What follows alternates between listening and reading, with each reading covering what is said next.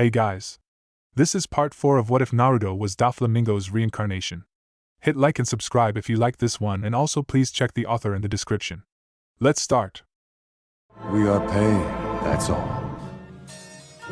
We are God.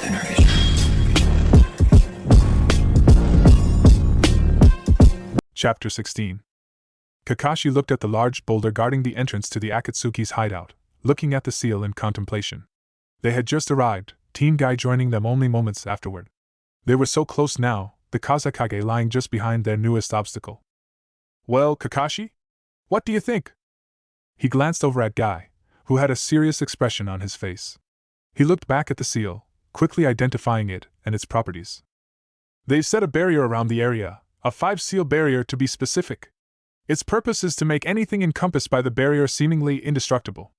If we want to get in there, we need to find the other 4 sealing tags, and remove all 5 at the same time.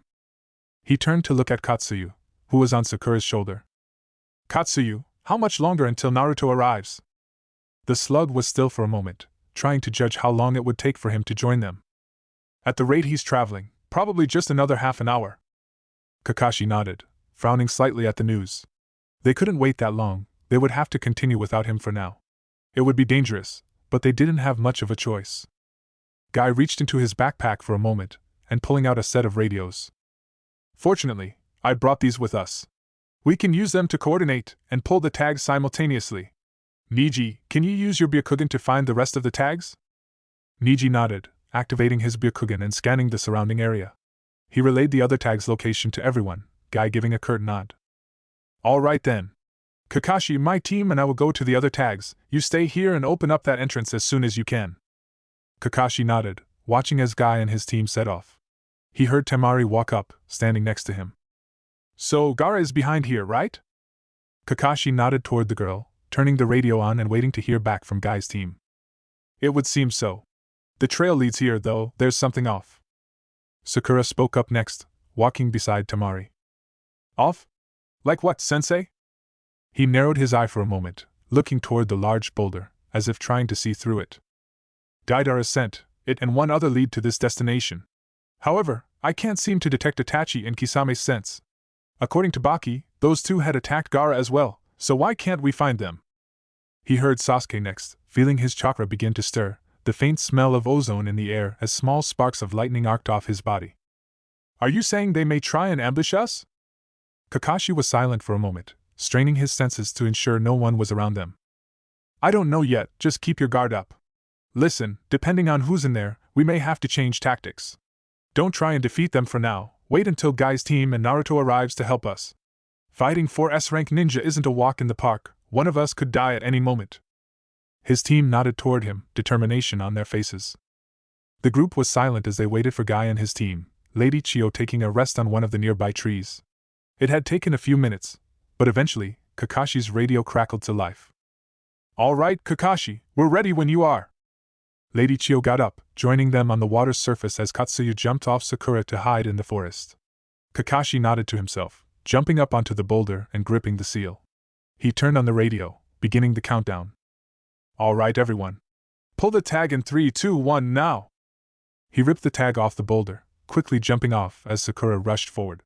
She sent a heavy fizz toward its surface, the boulder quickly exploding inwards, clearing the way for them to enter the cave. They jumped through the cloud of dust, swiftly entering the cave, preparing for a battle. Gaara was there, laying on the ground unconscious, most likely dead.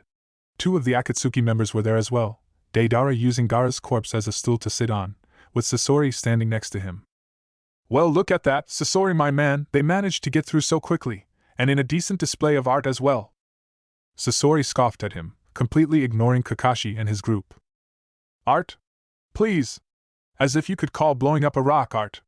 But enough of this, I've done enough arguing with you for one day. Let's just get out of here and join back with everyone else. Deidara snickered toward him, standing up and finally addressing them. So, this is the group that managed to take down Itachi's clones so quickly. Gotta say, I was expecting more, maybe someone taller, but oh well. Kakashi grit his teeth, eyeing the situation. They seemed to be alone, which was good. All they needed was to buy time for Guy and his team to get here and take them down as swiftly as they could. Gaara, however. Deidara seemed to see him eye Gaara's body, a wide grin on his face. Oh, him? Yeah, he's been dead for a little bit now. It's such a shame you were so close. Oh well, what can you do? He ducked suddenly, dodging a slice of wind that was sent hurtling toward him. He looked over to see Temari, tears in her eyes as she slowly lowered a leg to the ground. You! I'll kill you for this! Sasori let out a dry chuckle at her words. You! Kill me? Don't be so arrogant, girl. You couldn't kill me if you trained for the next 100 years. Deidara, on the other hand. Hey, what happened to not wanting to fight anymore, huh? Shut it, Deidara. Temari began to rush forward, her twin fans in hand as she did so. Kakashi watched with concern as Deidara simply grinned at the display, his next words sending alarm bells in his head. Looks like she wants to fight us, Sasori, my man? Such a shame too, she'll need to get past Orochimaru's new toy first. Kakashi's eyes widened, looking upward and seeing a figure on the ceiling of the cave. He pulled his headband upward, revealing his Sharingan, and pulled out a spool of ninja wire. He threw it, wrapping it around Temari's waist and pulling her back. Everyone! Get behind me right now! His team did as they were told, bewildered looks on their faces at his outburst. He didn't blame them, it wasn't often that he would snap out orders like that. Even so, the situation called for it now more than ever. He turned on the radio. Guy, we need you back here imminently. How much longer? There was a brief pause, Kakashi hearing his own heartbeat as the figure dropped onto the ground, facing away from them. Yeah, about that. We ran into some trouble, it's gonna take a bit to get over there. Damn it. Kakashi turned the radio off in frustration, feeling a bead of sweat travel down his face as he eyed his new opponent. He heard Sakura speak as the figure turned around. Is that? This was bad, really bad. Guy and Naruto needed to get here immediately, or else they might not last for very long. He pulled a kunai out, holding it in front of him as their new opponent spoke. Kakashi, you've grown a lot, haven't you? I must say, despite the circumstances, it's really nice to see you again. The figure smiled, and Kakashi couldn't help but flinch, seeing their face again after nearly 16 years. He nodded back toward him. Yeah, it's nice to see you too, Minato-sensei. Virgo watched as a figure climbed out of the ground, slowly morphing to become an exact copy of himself. The two stood there for a moment eyeing each other. It was an interesting technique, like the one that the Akatsuki used to send copies of their members to delay them. The copies seemed to be perfect, with no differences in their appearance, but what about their strength? He dashed forward, throwing a high kick at his clone, his copy following suit. Their legs impacted, a shockwave running through the forest as the ground beneath them buckled slightly. Impressive. The technique copied the victim's strength, and it seemed to somehow copy their fighting style as well. But he lowered his leg, stepping forward and sending a fierce punch next. His clone repeated his actions, their fists moments away from clashing. Virgo covered his fist in hockey just before they clashed, watching earnestly as the clone's fist seemed to crumple as they met. The copy jumped backward, its right hand ruined from the impact. So, it seemed it couldn't copy his hockey, giving him a distinct advantage over the technique. Kakashi sounded as if he were in trouble, so he had to defeat this copy quickly and help the rest of his team get back to them. He rushed forward, pulling out his bamboo and swinging at the clone. It seemed the weapon was copied as well, the clone pulling out his own and trying to block his strike. He infused his weapon with hockey, smashing through the fake weapon and striking the copy directly, sending him into the forest. He rushed after him, stopping once he saw several trees being cut down, the clone sending out a blade of wind toward him. He raised his weapon, slamming down and dispersing the blade once it got close. He resumed his chase, reaching the clone who had sent a swift punch after him. Virgo dodged it, striking out with an elbow to its face. The clone dodged as well, jumping backward and slamming a palm to the ground. Walls of earth raised around him, a ceiling appearing as the walls met above him, confining him completely. Spike began sprouting from the walls, rushing toward him soon after. Virgo ran toward one of the walls, knocking away any spike that neared him. He raised a fist, smashing through the wall and escaping the prison. He brought his arms up to block the tree being swung toward him, the clone replacing the bamboo with an uprooted tree. He stopped its momentum, gripping the tree tightly and pulling, dragging the fake closer to him. He lashed out with a punch, the clone bringing his arms to block the attack, reinforcing them with earth chakra. The combination of earth chakra and haki was far superior, tearing through the fake's defenses and driving him into the ground. Virgo placed a foot on the clone's chest, holding him down and creating a spiked gauntlet of stone on his right hand. He covered it in haki, slamming it down onto the copy's face with unstoppable force. The clone went limp, disappearing soon after, leaving Virgo free to help one of his teammates. He shifted his head side to side, cracking his neck as he turned on the radio.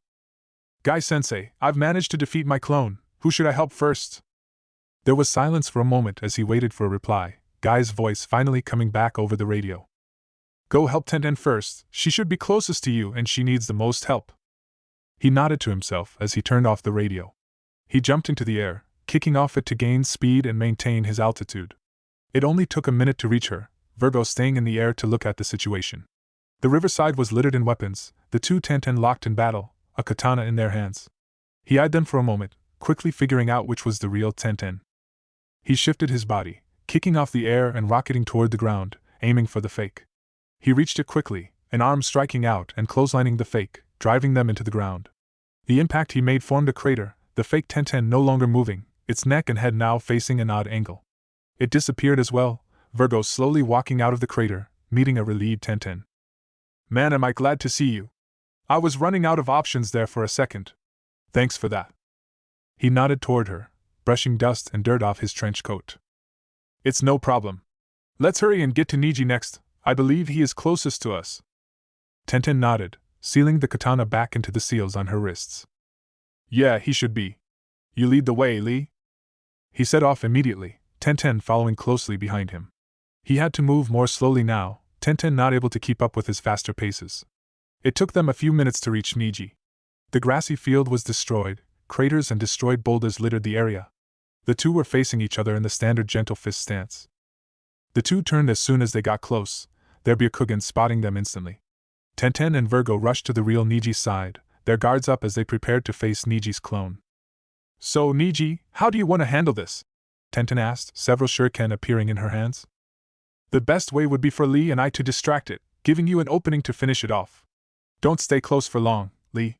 It can use the gentle fist, and we can't afford to have any of our chakra points closed during this mission. He nodded, waiting for Niji to begin their attack. He didn't wait long, Niji rushing toward his clone, quickly ducking underneath the gentle fist strike. Virgo followed him, sidestepping another strike and grabbing the offending arm. Tenten threw her shuriken, the fake quickly ducking down to try and dodge the attack. Virgo lashed out with a kick, knocking him back upward, with Niji grabbing his other arm to keep him still. The shuriken landed, piercing the clone's body in several vital areas.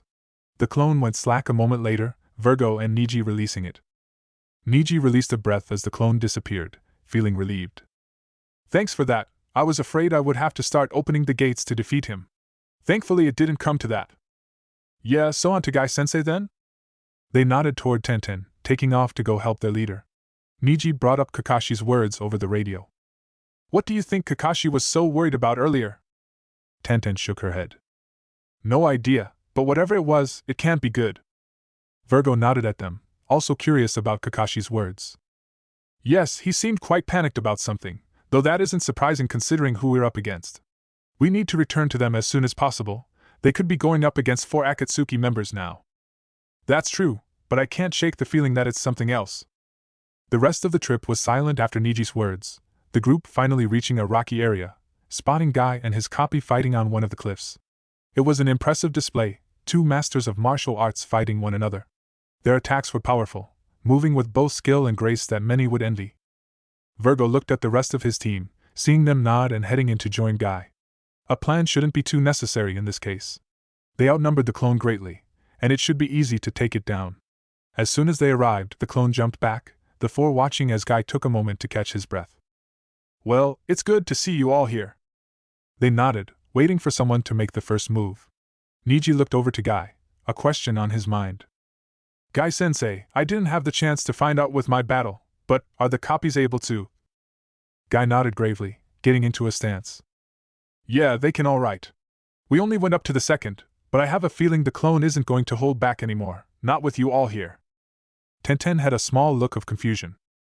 Huh, what are you guys talking about? There was an explosion of energy, the group putting their arms in front of their face to block out the heavy wind. The stone around them began to crack and crumble, not able to handle the energy being released. Virgo eyed the clone, seeing its skin begin to change into a fierce red. Guy was quick to explain. The 8 inner gates, these things can open them if the target can as well. Judging by the energy released, it just opened the 5th gate. The clone rocketed off the ground, the cliff shattering beneath them due to its strength. It rushed at them, Virgo jumping off the air to meet it. Daffy rocketed through the air, the wind rushing past his face as he traveled. He looked to Katsuyu, who was holding onto him from his shoulder. How much longer, Katsuyu? She was silent for a moment before speaking. You're almost there, Naruto, just a couple more minutes. He nodded, gritting his teeth. This was taking far too long for his liking, and he could only wish that he could move faster. Still, he couldn't do anything else at this point. He retreated into his mind for a moment, resuming the conversation that he was having with Kurama. So tell me, what's the deal with Pain's eyes? Why were you so curious about them? The large fox was quiet for a moment, sitting up as it contemplated how to tell its tale. Long ago, there existed a great sage, who wanted to bring peace to the world and end all conflict. To do this, he spread knowledge about an art he called Nishu. It was this man, the sage of the six paths, who taught humanity about chakra. Daffy raised an eyebrow at his words, curious about what Kurama meant. And? What does this have to do about Pain's eyes? Kurama huffed for a moment, before continuing. Because Naruto, the sage, held those very same eyes himself.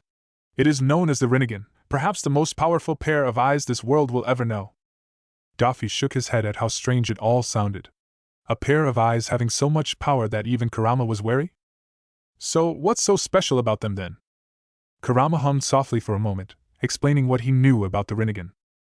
Your new enemy is not entirely in the wrong, for thinking himself as a god. Those who possess the Rinnegan and able to wield its power are said to have control over life and death itself. Tell me, what greater proof is needed to call yourself God? Daffy snorted lightly. Oh yeah? All I could see was that it let him push things around, nothing too special really. Perhaps not, but those eyes are far more powerful than that. They gave the sage unbelievable power. For proof, you simply have to look at us tailed beasts. Daffy narrowed his eyes at that, taking on a tone of seriousness. What do you mean by that, Kurama? The two stared at each other in silence, Daffy waiting for Kurama's explanation. It was the sage that had created us, millennia ago. It was through him that we were given shape and form, through him were we given life. Naruto, you are facing someone incredibly powerful, someone who might possibly be stronger than even myself. As you are now, I am not sure you can defeat him. The two looked at each other in contemplation, thinking about what to do. So, what are you suggesting we do? The fox took a deep breath, exhaling a moment afterward. Naruto, the truth is we need to work together. You must learn to wield my chakra. Your body has reached its absolute peak, the control of your chakra and elemental manipulation is one of the best in the world at this point. The fact is, you have gotten almost as strong as possible by your own strength. But it may not be enough. Daffy narrowed his eyes at Kurama, frustrated. You know that we've already tried this, Kurama. I barely got to a one-tailed state before starting to lose control. Kurama nodded sagely toward him. Yes, that is true, but that changes nothing. The fact is that you must learn to control my chakra. You have to let go of the hatred inside you. Daffy was silent, not answering, making Kurama sigh. Look, Naruto, I've been a part of you your entire life. I remember sensing your presence inside of your mother, Kushina. I don't know where this hate comes from, I don't know how you can rid yourself of it. But ever since I've known you, I haven't seen a single thing you haven't been able to accomplish. I used to hate humans with all my being, and yet here I am now, working with one. That's because of you. Kurama. I know you can do this, Naruto. We can do this. I will wait for as long as it takes. Our fate is intertwined, Naruto, ever since the day of your birth. I truly believe that you will be the one to bring this world together, even if you show no desire to do so. Daffy was silent, trying to think of something to say. Why? Why are you saying these things to me? I've never said anything about wanting peace or bringing the world together. So, why is everyone relying on me to do just that? Kurama grinned toward him. Because, Naruto, He stopped, his head turning, as if peering out into the distance. The sudden change surprised Daffy, who questioned him urgently. What is it, Kurama? The fox looked back toward him, a grave expression on his face. There's a problem, Naruto. Naruto! He snapped out of his trance, awakening to reality. He turned to Katsuyu, who had called his name. What is it, Katsuyu? I've got news from my copy with Sakura. Kakashi and his team have made contact with the Akatsuki. Daffy nodded, his heart beating wildly. Good, and Gaara? Katsuyu was silent, hesitant almost. I'm sorry, Naruto. It seems we were too late. By the time Kakashi and his team arrived. Daffy stared forward, continuing to make his way to Kakashi and his team. There's something else, Naruto. What is it? He felt Katsuyu flinch at the tone of his voice, continuing after some hesitation. Kakashi and his team ran into Deidara and Sasori, 2 members of the Akatsuki. They were about to engage when someone else revealed themselves. Enough, Katsuyu. Just tell me who it is already. She continued, her voice betraying her panic. It's your father, Minato Namikaze. He is there and engaging Team Kakashi. Minato? His father was here too. Orochimaru. The snake was beginning to become troublesome. He had already shown the ability to revive the first Hokage, but now the fourth as well? He needed to be dealt with. But that didn't matter right now, he had to focus on fighting a reanimated fourth Hokage. The reanimation technique was truly fearsome, summoning unkillable warriors who possessed limitless amounts of chakra. Only the summoner could stop them, the only other option being to seal the person away. Minato, however, would make this difficult. Daffy and his strings were more than able to seal away Minato if he needed to, but Minato was a seal master as well, and he would no doubt recognize his attempts. Combine that with his ability to teleport instantaneously, and infinite stamina. This would be yet another difficult fight. Just down there, Naruto! He looked over, already seeing smoke and debris rise into the air. His haki could sense them, and Daffy wasted no time joining the fight. He rushed in, a manic grin on his face, hiding the rage boiling deep inside. Gaara, just you wait. I won't let them get away with this unscathed. He dived down, stopping just before hitting the ground in front of Kakashi, a Rasengan in hand, clashing with his father's. You were right, Jiraiya-sensei, this shinobi world is filled with far too much hate. Minato looked down sadly as he prepared to battle his former student. It saddened him greatly, knowing that even death did not allow some escape from the conflict of this world. He had tried everything he could to escape the reanimation technique, but to no avail. Orochimaru had a very powerful will and chakra to go with it. His attempts to defy his orders had always been unsuccessful. And now, here he was, helping 2 terrorists fight his former student and his team. He couldn't help but feel proud at Kakashi, seeing his students beside him. The other 3 were strong, he could feel the strength of their chakra, and he was impressed. His thoughts were interrupted as Kakashi spoke to his team. Everyone stay on the defensive. We have to wait for Team Guy and Naruto to arrive here to back us up. Did he say Naruto was coming? That was surprising. In all honesty, he wasn't sure how he felt about that. This wasn't how he imagined his first meeting with his son would go, nor did he think he would be fighting against him like this. Even still, he couldn't help but be a bit happy about seeing his son all grown up for the first time. He felt his body begin to move, Orochimaru's orders about to begin. He didn't bother fighting it, knowing there was no use. Instead, he warned Kakashi, calling out to him. Kakashi, be careful, I'm starting my attack soon. Kakashi nodded, Deidara speaking up from behind him. Ha ha ha! Isn't this just great, Sasori my man? We get to just sit back and read-dash. Shut it, Deidara. You know our orders. We're to retreat immediately, while the fourth covers our escape. Ugh, you are such a bore, Sasori. Fine, whatever. Let's get going then. Deidara quickly created a clay bird, the 2 hopping onto it and preparing to take off. He watched as one of Kakashi's students prepared to attack the bird, lightning being charged into his hand. Minato acted quickly, throwing 2 of his signature kunai. One was aimed in front of Deidara's bird, now in the air and speeding toward the entrance. The other, at the cavern wall, just beside Kakashi and his team. Minato flashed to the kunai in front of Deidara, his hands a blur as they sped through hand seals. Sealing formula spread into the air, creating a barrier of space-time, just as a bolt of electricity fired from the boy's hand. Guiding thunder! The bolt hit the barrier, being teleported away to the other kunai that he had placed on the cavern wall. Kakashi was paying attention, it seemed, already grabbing his team and jumping backward, out of the cave. The bolt fired out toward them from his kunai, missing them as they left. Deidara and Sasori flew out of the entrance as well, Minato grabbing his kunai out of the air and following them swiftly. They began to fly away, leaving him alone with Team Kakashi. Kakashi, what should we do? The pink-haired girl asked. Kakashi was silent for a moment before answering. Minato-sensei, what orders were you given? He smiled at his student, who seemed to be as clever as ever. My orders were to protect the Akatsuki members as well as the 5th Kazekage's body. It would seem that, if you want to retrieve him, you'll have to deal with me first. If I get overwhelmed, my orders are to begin to retreat, so try your hardest to take me down. Kakashi nodded, looking back to his team. We need to get Gaara's body back and, if possible, pursue Deidara and Sasori. We can't let them get away. The team nodded, and Minato twirled a kunai in his hand. Kakashi, I'm attacking again, watch yourself. Minato rushed toward Kakashi, appearing in front of him at incredible speeds. Minato threw a punch towards the man, Kakashi grabbing the punch and redirecting it expertly. The pink-haired girl attacked next, swinging a powerful punch toward him. Minato sensed the enormous amounts of chakra stored in her fist, lightly throwing his kunai past her. Just before the punch struck, he teleported, forming a Rasengan as he turned, slamming it into her back.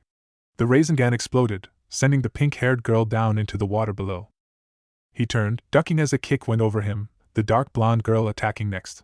He placed a hand on the water, springing upward and landing a kick onto the girl's chin, driving her into the air. He threw the kunai behind him, just behind Kakashi and the other boy. He formed seals with one hand, watching as the dark-haired boy blew a fireball toward him. He flashed to his kunai, grabbing it with one hand. He released his technique, a powerful force of wind being launched at Kakashi and the boy. They jumped, getting off the river and onto the ground beside it. There was a burst of water, both from his technique slamming into the river and from the pink-haired girl, bursting from the surface. He prepared for her approach, waiting to counter his next move, until he heard what sounded like a small explosion. He looked up, see the dark blonde girl jump through the air, racing toward him. She kicked at the air, forming a near-invisible blade of wind. He threw his kunai down toward Sakura, teleporting to it in a flash. She seemed to predict his move, already throwing a punch toward where he would teleport to. He brought up an arm, preparing to block the technique. He didn't see the chakra around her fist change until it was too late. Rather than an explosion of force like he anticipated, her fist speared through him, the chakra scalpel allowing her to cut through him effortlessly. He raised a leg, pushing her away from him as he grabbed the kunai with his remaining arm, waiting for his arm and chest to regenerate. The other girl was coming toward him now, dashing through the air with her fans. He threw his kunai at her, teleporting towards it with his Rasengan drilling toward her. Just before he was able to strike, something grabbed at him, pulling him away from the girl and toward Kakashi and his other student. Lightning crackled in their palms, waiting for him to get close. Minato generated lightning in his own body, springing off of the boy's fist to dodge the attack, his own lightning stopping theirs from harming him. Normally he couldn't make lightning course through him like that, not training himself to do so. With his current body though, he didn't have to worry about pain or harming himself. His arm had finished regenerating, but his kunai was at the bottom of the river now, him being separated from it as the old woman had pulled him away. The team grouped up, waiting for someone to continue the bout. His chakra intensify, the environment around them seeming to be overcome with an invisible pressure. Kakashi, it would seem I can't mess around anymore. Stay on your guard. Minato quickly pulled out another kunai, the last one he had on him. He threw it, quickly going through hand seals as it approached Kakashi's team. Ninja art, shuriken shadow clone jutsu. The single kunai quickly multiplied into hundreds, Minato rushing in and grabbing two within his hands. The pink-haired girl reacted quickly, forming a wall to block the hail of steel. He called out to his enemy once again, trying to warn them. Be careful! I marked one of you earlier with my seal, the one with the dark hair. He teleported to the mark he had created, throwing the kunai into the air as a pair of Rasengans spun in his hands. He grimaced seeing that Kakashi and his team were caught off guard, slamming the two orbs of spiraling chakra into the boy. He stilled suddenly, trying to absorb the attack. The pair of Rasengan exploded, the force sending him deep into the forest. Sasuke! Kakashi called out, Minato grabbing his two kunai once again.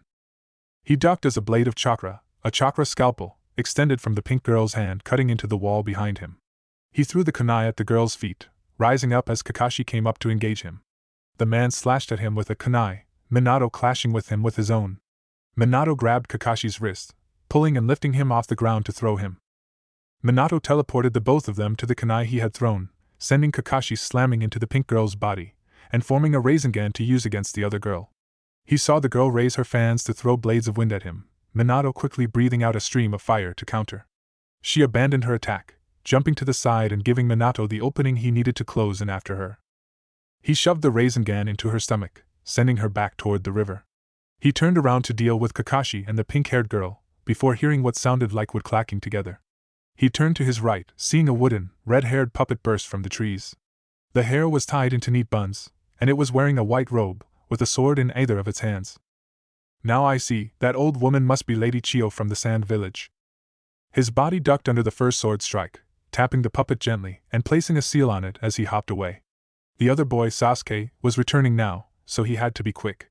He rushed forward, landing a midair kick onto the puppet and driving it backward. He placed a finger to the ground, a pulse of chakra being sent out into the earth. The pulse came back, revealing Lady Chiyo's location. "Lady Chiyo, I need you to retreat.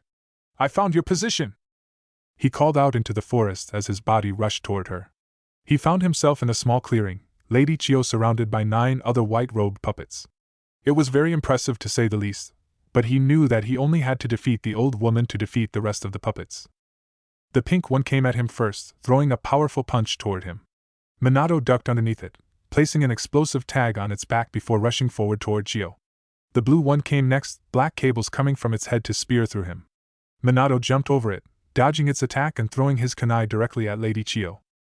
One of her puppets, one with purple skin and golden horns, batted the kunai away from her, Minato teleporting to it anyways, now only a few feet away from Lady Chiyo.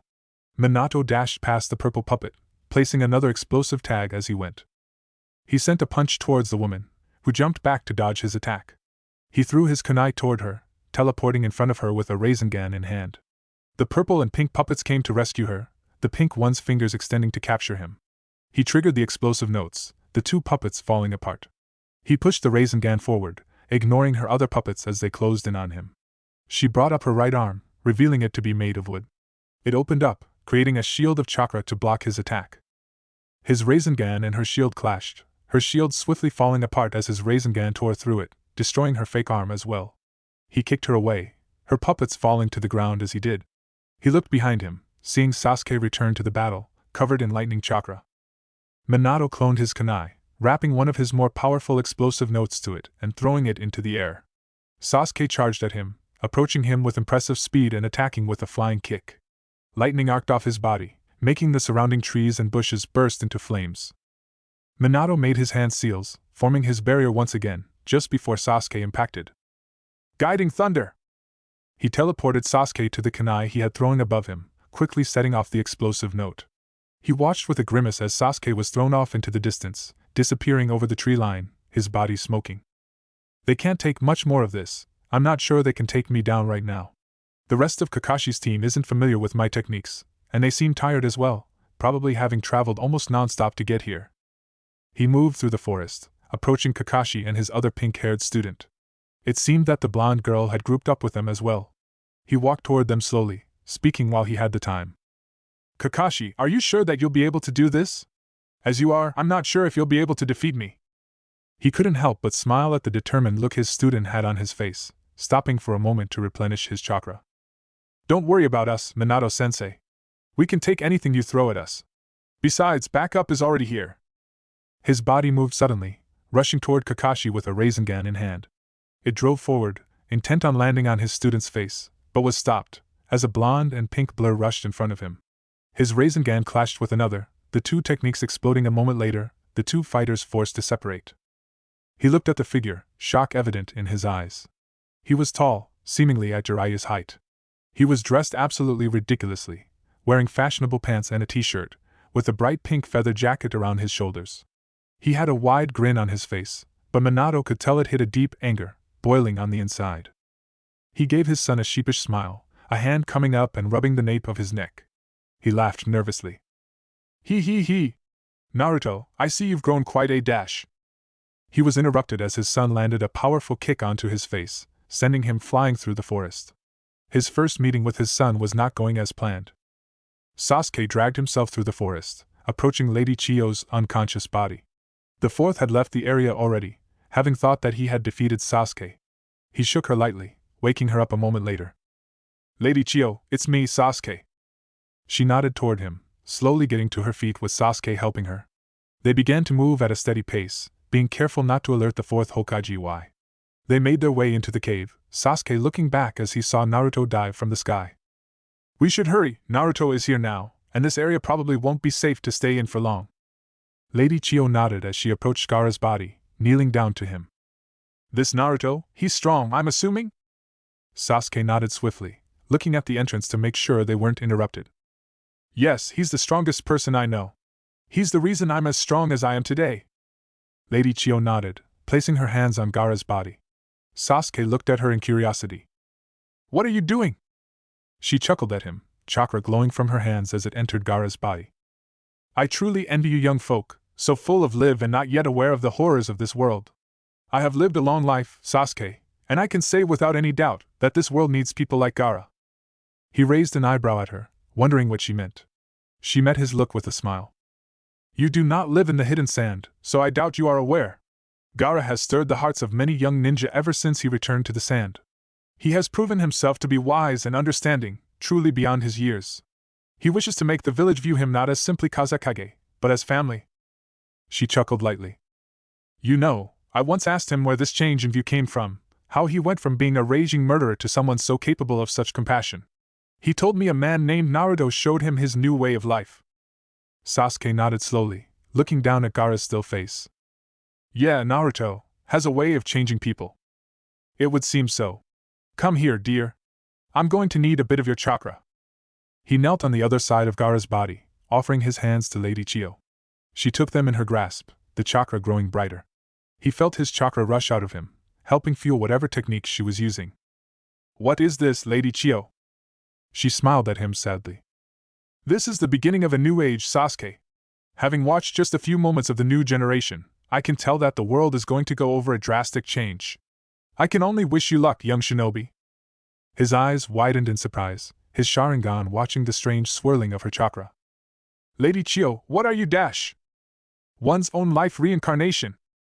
He watched as the remainder of her chakra entered Gaara's body, Chiyo falling limply to the side.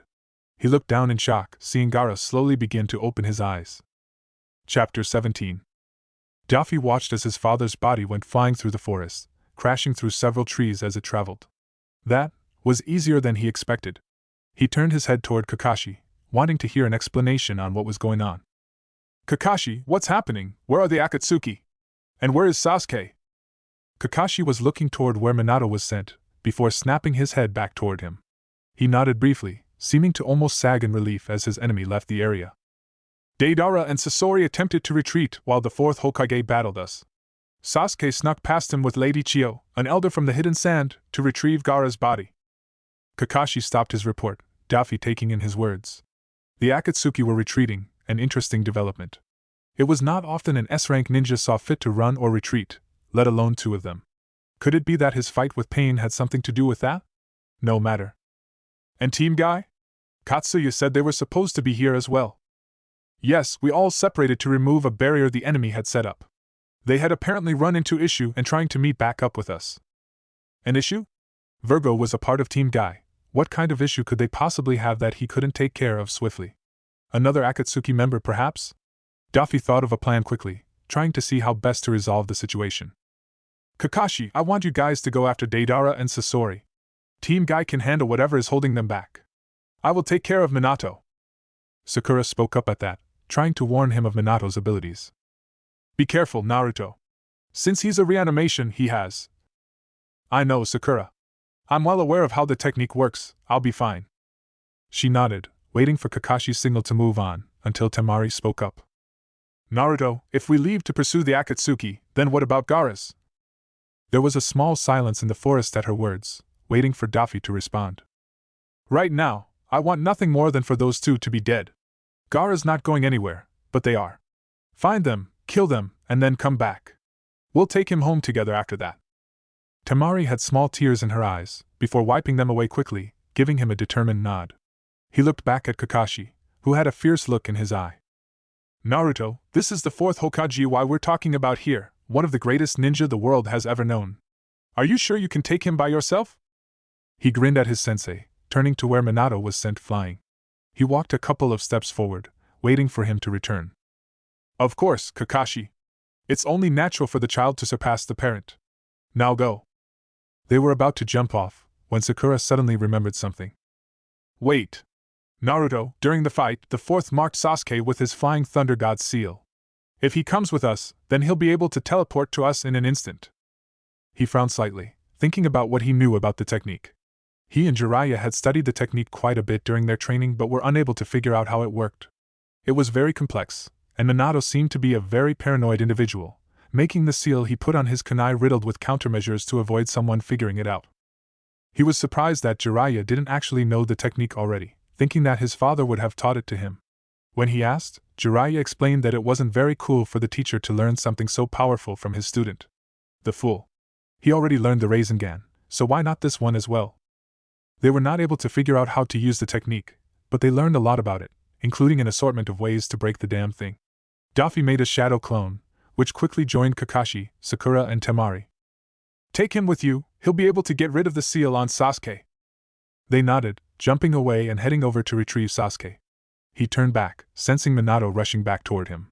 He suppressed a sigh, his haki trying to predict his movements. It was like his fight with pain, but not as bad. During that fight, he couldn't predict his moves at all, but it was different here. With Minato, it was like they were fuzzy, hard to see and feel. A result of him being under someone's control, perhaps? Minato was visible now, flying through the forest and launching a powerful kick toward him. Daffy lifted his leg, blocking the kick with his shin, grinning at his father. Minato gave him a sad smile. That's not really a good way to greet a father, you know? His grin widened, pushing Minato's leg away from him and punching toward Minato with his left hand. His father caught the punch with both hands, his kunai spinning in the air. Well, if it makes you feel better, I treat Jiraiya the same way. Minato disappeared, teleporting to his kunai and now in the air, a Rasengan in hand and rushing toward his face. Daffy quickly destroyed the seal that Minato placed on his hand, using his strings to pull him out of the way and swiping his hand, sending several strings at his father. Minato teleported just before the strings hit him, appearing on the other side of them to dodge them easily. Daffy watched with interest, finally seeing the technique that the entire ninja world praised. So, it not only lets him teleport his position, but he can even instantly change his orientation and teleport in a small area around the kunai. Minato threw the blade toward him, a mistake in Daffy's eyes. He grabbed the kunai out of midair, quickly destroying the seal on it, watching in amusement as his father stumbled slightly, not teleporting like he had expected. Minato smiled. Well, growing up with Jiraiya probably wasn't easy, but it's nice to see that he at least taught you a few things, and not spending all his time peeping on women. He frowned at his father's words, figuring them out a moment later. Minato thought that. He thought Jiraiya would take him in, that he wouldn't be growing up alone. It made sense, he supposed. From Jiraiya's words, Minato seemed to be a son to him, and the feeling probably went the other way as well, with Jiraiya feeling like a father to Minato. Yes, he's a fool, but a knowledgeable one. Daffy felt something inside him crack as Minato laughed, slowly pulling out a regular kunai. Minato charged at him, swiping a wind-enhanced kunai toward him. Daffy jumped back, surprised at Minato's speed as he followed him, rushing in to slash at him. Daffy slapped at Minato's wrist, redirecting the kunai and putting a hand on Minato's chest. Ever white! A mass of strings unfurled, wrapping around Minato quickly, forming a cocoon around him. It was completed only a second later, trapping him completely. Daffy relaxed for a moment, then perked up suddenly, looking toward where Kakashi and everyone else were. His haki had just sensed something, one aura disappearing and another emerging. Gaara! His instincts flared suddenly, quickly turning around to see what was happening. Minato was there, slamming a Rasengan into his chest. Daffy grimaced, trying to slash at Minato with his strings, but the Rasengan exploded before he could. The force of the explosion sent him flying back, quickly using his strings to stop his momentum and land on his feet. He looked back toward Minato. Gaara was alive, and that was good, but he couldn't get distracted in this fight. Minato may not have the sheer power and strength that Pain had, but he was still very skilled, and a tricky opponent to face. Daffy placed a hand on his chest, strings with green chakra running through them gently wrapping around his internal organs, repairing the damage they had sustained. The Rasengan was a rather hard counter to his haki. It wasn't the initial impact that did the damage, but rather the internal damage it caused, getting around his haki. He stood up straight, Minato picking up his tri-pronged kunai, the familiar seal being recreated on its handle. Sorry about that, you captured me before I could warn you. When you were born, I placed a seal on the back of your neck, so I could teleport to you if I needed to. You might want to get rid of it. He scowled slightly, placing his hand on the nape of his neck and sending his chakra to get rid of the damn thing. Minato continued. And yeah, you're right. Jiraiya-sensei was never the smartest man, but he's a good man nonetheless. Daffy raised a palm toward him, chakra coursing through his arm. Minato saw the action and swiftly threw his kunai toward him. Overheat! The beam of flame sped through the air, Minato teleporting to his kunai and appearing in front of him. Daffy jumped backward, kicking toward his opponent with a surge of strength. Storm leg! A blade of compressed air traveled toward Minato, who quickly teleported around it, the blade traveling onward and slicing through the forest. He saw Minato make several hand signs, a flicker of lightning appearing a second later. Lightning style, false darkness. A beam of lightning flashed forward toward him, Daffy jumping to the side to dodge the attack. He gathered his chakra, placing his hands on the ground. Ever white! Strings spread along the ground, traveling deep into the forest. Minato teleported to a tree branch to avoid them, Daffy standing up to observe his father. He was a tricky opponent. He wasn't as powerful as Pain, that was becoming obvious, but his speed made him difficult to hit and fight. If he could hinder his movement, and attack from multiple directions, then he should be able to stop him. I have to say, Naruto, I'm impressed. I've never seen techniques like these before. If you like that, then you're gonna love this. Flap thread. The sea of strings began to move, quickly forming spears and darting out to stab through the former Hokage. Minato moved quickly, teleporting around the spears to avoid them. Daffy jumped up, the spears continuing to attack. He rushed his father, quickly grabbing the kunai out of the air when he attempted to throw it. Minato grabbed him suddenly, using him to spring off into the air to continue dodging the attacks, or he tried to. As soon as he touched him, Daffy unraveled, revealing a string clone that quickly wrapped around Minato's body. The real Daffy slowly rose out of the sea of strings, quickly creating a shell of strings around his body. He waited for a moment, making sure that Minato didn't have another seal somewhere to teleport to. He released a heavy breath, the strings receding but still maintaining the shell around his father and dropping the kunai. He was beginning to tire. Recreating his awakening techniques gave him access to powerful attacks, but it was very chakra taxing. He had already spent quite a bit of chakra fighting Pain, and he was glad he didn't have to waste even more fighting Minato. He approached the shell, pulling out a brush and ink from his pouch to create a seal. He could simply use his strings, but it wouldn't be as strong, and it would be better to use ink to ensure nothing went wrong. He began writing, a bit conflicted as he did so. A part of him was just glad that this was almost over, Gaara still alive and all of them able to return home. Another was hoping to speak to his new father. Minato was proving to be an interesting man, and much different than Donquixote Doflamingo. Minato was strong, and his words had shown that he was a man that trusted his family. When Daffy was first born in, he knew that the village had hated him, feared him even. He knew the cause as well, Kurama. They all knew that he was the Jinchuriki of the Nine Tails, and they hated him for it. Minato wasn't a naive fool, who thought that the village would simply revere him and welcome him with open arms. No, Minato had thought that Jiraiya would take him in. That he wouldn't be alone for almost all his childhood. It wasn't much, but it was far more than Donquixote Doflamingo had ever given him in his eyes. Still, at the end of the day, Minato Namikaze was dead. Getting to know him wouldn't change that fact. While he wanted to know more about the man that had given him his new life, he knew that it wouldn't mean anything in the end. He wasn't some child who wished to meet his parents for the first time, he was a fully grown man that had already had his own parents, watched one of them die, and killed the other. He had no use for Minato at this point in his new life. But still, Daffy looked in surprise as the shell suddenly shifted, Minato fighting against it. He grimaced, focusing his haki and enveloping the shell in it, turning it black. He didn't want to do this as it made it harder to draw the seal, but it would have to do. His eyes widened seeing the hardened shell crack, Daffy jumping away from it. It exploded a second later, revealing Minato with a fist outstretched, a sheepish smile on his face. Sorry about that. I wish I could make this easier on you, honestly I do. I hope Jiraiya taught you a lot more, because now we're gonna get more serious. Daffy grimaced, looking at the orange pigment that colored his eyelids. He could feel it as well, his own training allowing him to know exactly what this was. He and Jiraiya were never able to master it, but it seems his father was a different story. Jiraiya, when I see you again, I'm going to kill you. Of all the things you've told me, you never said he had mastered Sage Mode. His father rushed forward, the ground collapsing underneath him, the new level of speed surprising him. A fist rushed through the air, Daffy ducking underneath it and launching his own. He was stopped as soon as he tried to throw the punch, an invisible force striking him in the face. He was sent flying backward, his chakra trying to move to destroy the seal that Minato had placed on him. He wasn't fast enough, Minato appearing above him with a Rasengan in hand. Daffy brought up his arms, reinforcing his entire body with haki, earth chakra coursing through him to increase his durability as much as possible. There was no way he could avoid that. Sage Art, massive Rasengan! The enormous sphere came down, slamming him into the ground. It exploded a second later, the surrounding forest quickly disappearing. Demon Bamboo! His haki coursed through him as he clashed against the clone of his sensei, the powerful kick it had unleashed being stopped by him bamboo. The meeting created a massive shockwave, the nearby rock faces shattering due to the pressure. Virgo frowned at that, seeing the strength that his enemy was putting out. He pushed, sending the clone away as he dropped toward the river below, joining the rest of his team. He turned toward them, curious to see what they wanted to do as the clone began to rush after them. Guy spoke quickly, already thinking of a strategy to use against him.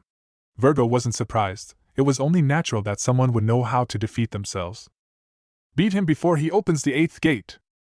An excellent strategy. His sensei was truly wise. They couldn't let the clone get to the 8th gate, so they had to beat him as quickly and efficiently as possible. The clone had already reached them, the four jumping onto solid ground nearby, Tenten letting her own thoughts known. Yeah, no shit. They landed, watching as the clone slowly walked out of the water, approaching them. The water evaporated like steam, only adding to its foreboding appearance. They took up a stance, Niji wanting to further expand on their plan. Yes, I think that's rather obvious, Sensei. The question is how we go about doing that. You're not exactly the easiest person to take down, and if we expend too much energy, we won't be able to help Kakashi's team effectively. That was true as well. Guy was already a powerful fighter by himself. Had the power of the 8 gates, and he was almost unstoppable. Virgo decided to speak up first, thinking about what to do. There are 2 options in this scenario. We can do as Guy says, and defeat the clone as quickly as possible, expending as much energy and chakra as needed to do so. Tenten nodded, watching nervously as the clone approached. Why yeah, and the other? The other is we simply draw out the 8th gate and try and survive. Neither of those are good ideas, Lee. Niji and Guy hummed in thought, ignoring the clone as he kept approaching. What do you think, Guy-sensei? What should we do? Guys, he's getting close. I'm not sure, Niji. I mean, I know the 8th gate is strong, but I don't know how strong I am when I open it. Never really got a chance to practice it. Niji nodded sagely, a hand cusping his chin. That's true, but with how strong the 7th gate is, the 8th is no doubt at least as strong as that. Okay, seriously, he's almost. True, but. The clone finally rushed toward them, a devastating punch coursing through the air. Virgo moved forward, his bamboo held in both hands as he held it in front of the fist, stopping it cold before it could reach Guy, who continued speaking. Maybe it would be better to just run away. I mean, how long could he chase us down for? Tenten, it seemed, finally had enough and decided their strategy for them. All right. That's it. From now on we're just gonna kill the damn thing and get out of here, got it? There was silence as Virgo continued to hold off the clone of Guy, the real one, and Niji swiftly nodding and turning to help him. Niji attacked first, his hands glowing with chakra as he rushed around behind the clone. 8 trigrams, 128 palms. The flurry of attacks digs into the clone's back, Guy himself rushing upward to deliver his own attack. A powerful kick lands on the side of its head, just after Niji lands the final hit. The clone was sent flying away, but was quickly wrapped in a spiked chain, Tenten grabbing a hold of it and reeling it back with a surge of strength. Virgo focused his chakra and haki, swinging his bamboo at the clone as hard as he could as it flew towards him. Just before it got close enough, a swell of chakra unfolded, the chain breaking and a heavy wind blowing through the area. The ground buckled as the clone opened the 6th gate, seeming to kick off the air as it went up into the sky. Interesting, it can use one of the 6 powers by sheer strength alone, not needing any technique or formal training. However, it isn't as good as at the technique as someone with that training. Virgo launched himself into the air, following the clone as fast as he could. It had the 6th gate open now, meaning it was stronger and faster than before.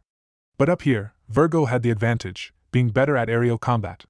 He swung his bamboo at the clone, who swiftly jumped higher into the air to avoid. They dropped back down, a leg stretched out to land a devastating kick. Virgo grabbed the leg, shifting his weight to throw the clone back toward the ground. The clone sped through the air toward the earth, where Niji was waiting for him. Virgo quickly sped out of the way, watching as Niji began opening several of the gates himself. 8 trigrams air palm. An explosion of air pressure fired out from Niji's hand, slamming into the clone. An explosion rang out in midair, the gentle clouds in the sky separating and dispersing as a powerful shockwave struck them head-on. Virgo landed on the ground, watching as the clone guy fell from the sky, limp. Niji quickly fell to one knee, panting. Virgo and everyone else rushed to his side, helping him to his feet. Niji looked over to them, a small smile on his face. Sorry about that, it looks like opening the gates still takes a lot out of me. I'm not as good at it as you are yet, Guy-sensei. Guy smiled toward him, giving him a thumbs up and his signature grin. Don't worry about that, Niji. Opening the 5th gate is no easy task. Even I wasn't able to open easily at your age. Tenten shook her head at them, a small frown on her face. You know, you two are way too reckless. Why can't you be like Lee and just fight without ripping your bodies in half in the pros? She was interrupted by an explosion of chakra and pressure, the team looking over to see the clone slowly get to his feet. It was surrounded by a blue mist, its eyes having a look of complete enragement, surprising given his thoughts about them being mere puppets. It looked like things were starting to get serious, Tenten voicing his thoughts. Okay, that is not good. Seriously, just how tough is this thing? Now what are we gonna do? Guy shook his head, taking his stance while putting Niji behind him. I'm not too sure. I've already opened the 6th gate today, and I don't know if I can open the 7th to match him right now. Niji needs rest from opening the gates as well. What about you two, anything that you've been holding back? We will probably need it. Tenten shook her head, waving her hands wildly. Hell no! What am I supposed to do against that? They turned toward him, Virgo giving a curt nod. Yes, I suppose I can fight a bit more seriously. I was hoping to wait until we met up with everyone else, but it seems I waited too long. I will try and end this as quickly as I can. Guy nodded, stepping back and bringing Tenten with him. All right, we'll support you when we can. I don't know what you're planning, but give it a try. Virgo nodded, his haki and chakra coursing through him as he slowly walked toward the clone. Haki began covering his entire body, earth chakra running through him to further enhance himself. He felt his team jump back as the clone rushed toward him. The clone threw a powerful punch, Virgo throwing away his weapon and meeting it with his own. They clashed, a shockwave of force bellowing outward. Virgo felt his ears pop as the force of their attacks created a small vacuum, the air rushing back in a second later. The clone tried to pull its fist back in, but Virgo didn't let him, grabbing its wrist and pulling it closer. A fist was sent flying, crashing into the clone's stomach. The clone retaliated, a powerful punch of its own flying into Virgo's chin. His head tilted upward slightly, a bit of blood dripping from his mouth as he bit the inside of his cheek. Virgo reared his head back swiftly, slamming his forehead into the enemies, slamming his foot down at the same time. Spikes of stone erupted from the ground behind the clone, with the copy swiftly recovering from Virgo's blow, releasing his hold on him and flipping up and backwards, dodging the attack. It kicked off the air once again, rushing back toward him, and Virgo readily greeted him. The clone lifted a leg into the air, bringing it down toward Virgo's head. Virgo brought one arm upward, blocking it, and his other hand stretched to his side, gathering chakra. The earth responded to his chakra, rising and gathering around his fist. It formed a serrated spear, soon turning black as his haki covered it completely. He gripped the spear tightly, stabbing forward at the midair clone, slicing through the air. The clone sprung off Virgo's arm and back into the air, dodging the spear as he sped away, but he wasn't done. Rather than stop, the spear began to extend, and then began to chase the clone as he fled, pursuing him endlessly. Virgo shifted a foot, the land around him responding. 3 large walls of earth formed, soon surrounding the midair ninja. They were slanted slightly, coming together to form a roof above him. The walls formed hard spikes, Virgo concentrating intently to make sure each spike was imbued with his haki. The clone saw what he was doing, turning to meet the spear head-on. He waited for its approach, and as soon as it did, he smashed his fist into the flat of the blade, attempting to stop it. Instead, the blade continued onward, pushing him further into the colossal walls behind him. Virgo saw his chance, forming a hand sign with his other hand. The spikes on the walls extended suddenly, surrounding the clone in a storm of death. Before they could impact, the clone leaned to the side, rolling around the blade of his spear and dashing straight toward him.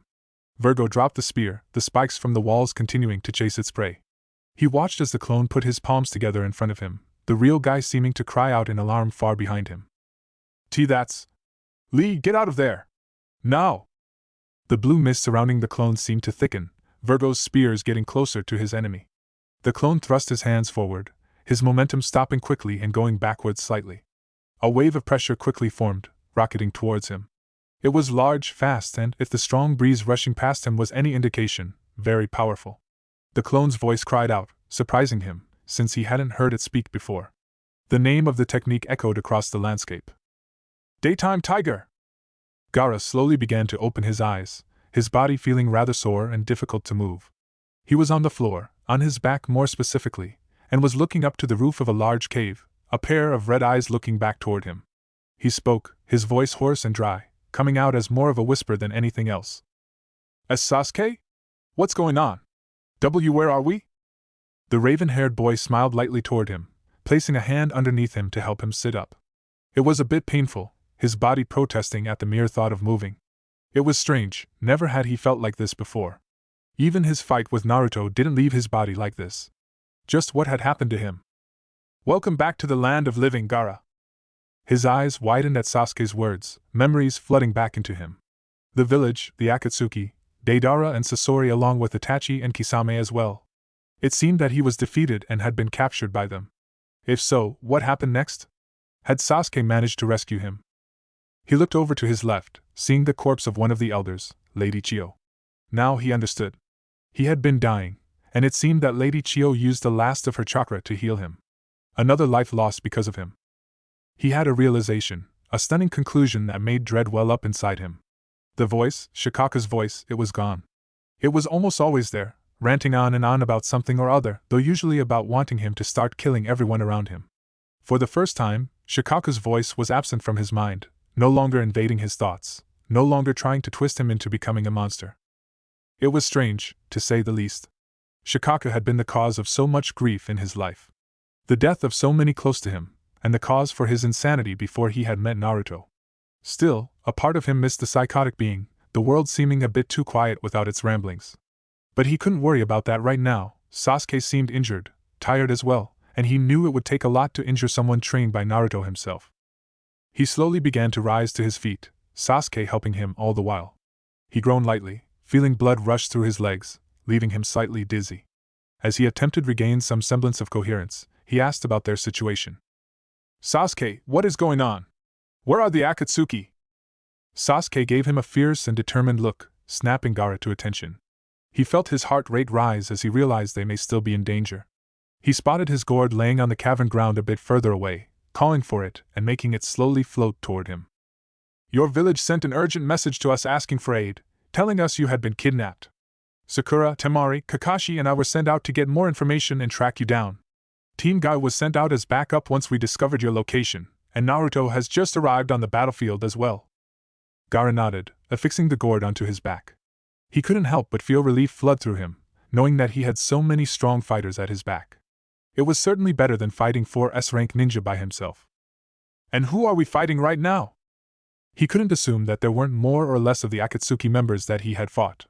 He had assumed that there was only one in his first bout with them, and he had paid the price for that, ending up having to face 4 instead. He didn't know what to expect this time, and he hoped that Sasuke could shed some light on the situation. That's a bit complicated. He looked toward him questionably, wondering what he meant. Sasuke sighed, continuing his explanation. Team Guy is currently fighting an unknown enemy and haven't been able to meet up with us yet. When we arrived here, only Sasori and Deidara were here, Itachi and Kisame were nowhere to be found. He nodded toward him, feeling his chakra begin to slowly course through him. And Sasori and Deidara? Who is fighting them currently? At the moment? No one. The two fled almost immediately and left someone to fight us off to cover their retreat.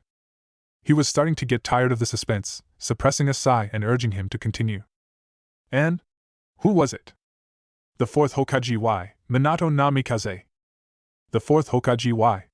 That was dangerous. But how exactly was he here anyway, and why was he fighting against them? Sasuke seemed to know his confused look, explaining quickly. Orochimaru brought him back with a forbidden technique and has seemed to have joined the Akatsuki. The 4th is being controlled by him, and his body is virtually indestructible and has almost unlimited amounts of chakra. He's a difficult opponent. Luckily, Naruto has arrived and is probably fighting him right now.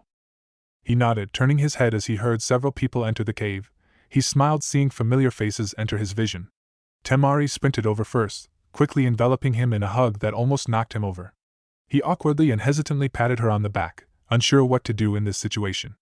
The rest of Team Kakashi joined them soon after, Temari letting him go with a smile on her face. Thank you, all of you, for your help.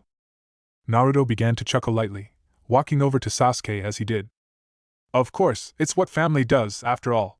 I'm glad to see you're all right, Gaara. He nodded, a little bewildered at how tall Naruto had grown. He had read about it in Temari's letters, but seeing it was surprising. Not too long ago, he was only a couple inches taller than him, but that didn't matter right now. Naruto was inspecting Sasuke's hand, the boy questioning him a second later. Naruto, what are you doing? He gently tapped a part of Sasuke's hand, letting it go and stepping back. Minato placed one of his flying thunder god seals on you. I was just removing it. Sasuke nodded toward him, Gaara asking about their next move. So what now, Naruto? He was silent for a moment before speaking, a serious expression on his face and his voice stern as he spoke. Now I want you to go and track down Deidara and Sasori. It wasn't very long ago that they left according to Kakashi, so you should be able to catch up if you move quickly. Gaara shook his head toward him, disagreeing with Naruto. No, if Deidara is using that bird to travel, then we will have difficulty keeping up with him. It's fast, and you all seem to be rather tired. It would be too difficult. Naruto seemed to grin toward him, jumping out of the cavern, everyone else following him. Gaara looked back to Lady Chiyo, promising to come back for her. They walked along the water, Naruto looking up at the sky. Kakashi, what direction did they go? Kakashi hesitated for a moment before pointing, Naruto seeming to concentrate for a moment. He grinned suddenly, pulling an arm backward. He thrusted the arm up into the air suddenly. He called out the name of the attack, Gaara recognizing it from their own battle during the Chunin exams. Fulbright.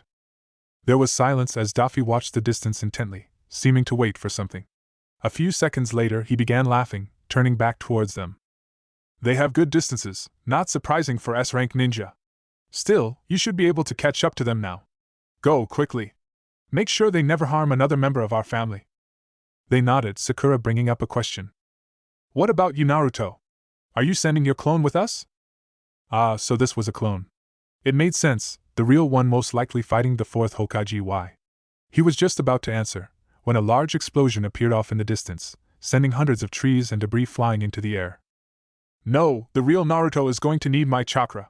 We already had to fight a powerful member of the Akatsuki, so I'm going to need all the chakra I can get. They nodded, the clone disappearing soon after.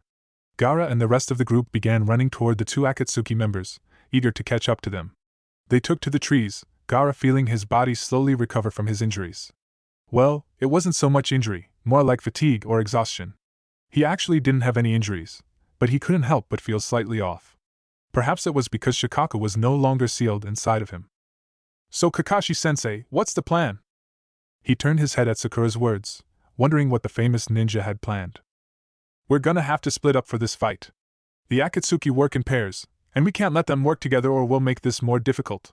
We'll take advantage of our numbers and split into teams.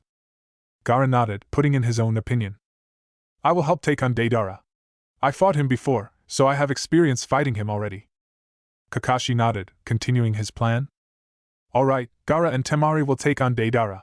He's already injured, so he should be the easiest to take down. Sakura, Sasuke and I will take on Sasori. Any questions? There was no reply as they kept moving forward, somewhat of a strategy formed in their minds. It took them a few minutes, but they had eventually reached their crash site. They didn't seem to be traveling very quickly, probably confident that the fourth would cover their escape. Deidara, you imbecile! The two were arguing with each other, standing in front of bird that was sliced in several pieces. Me?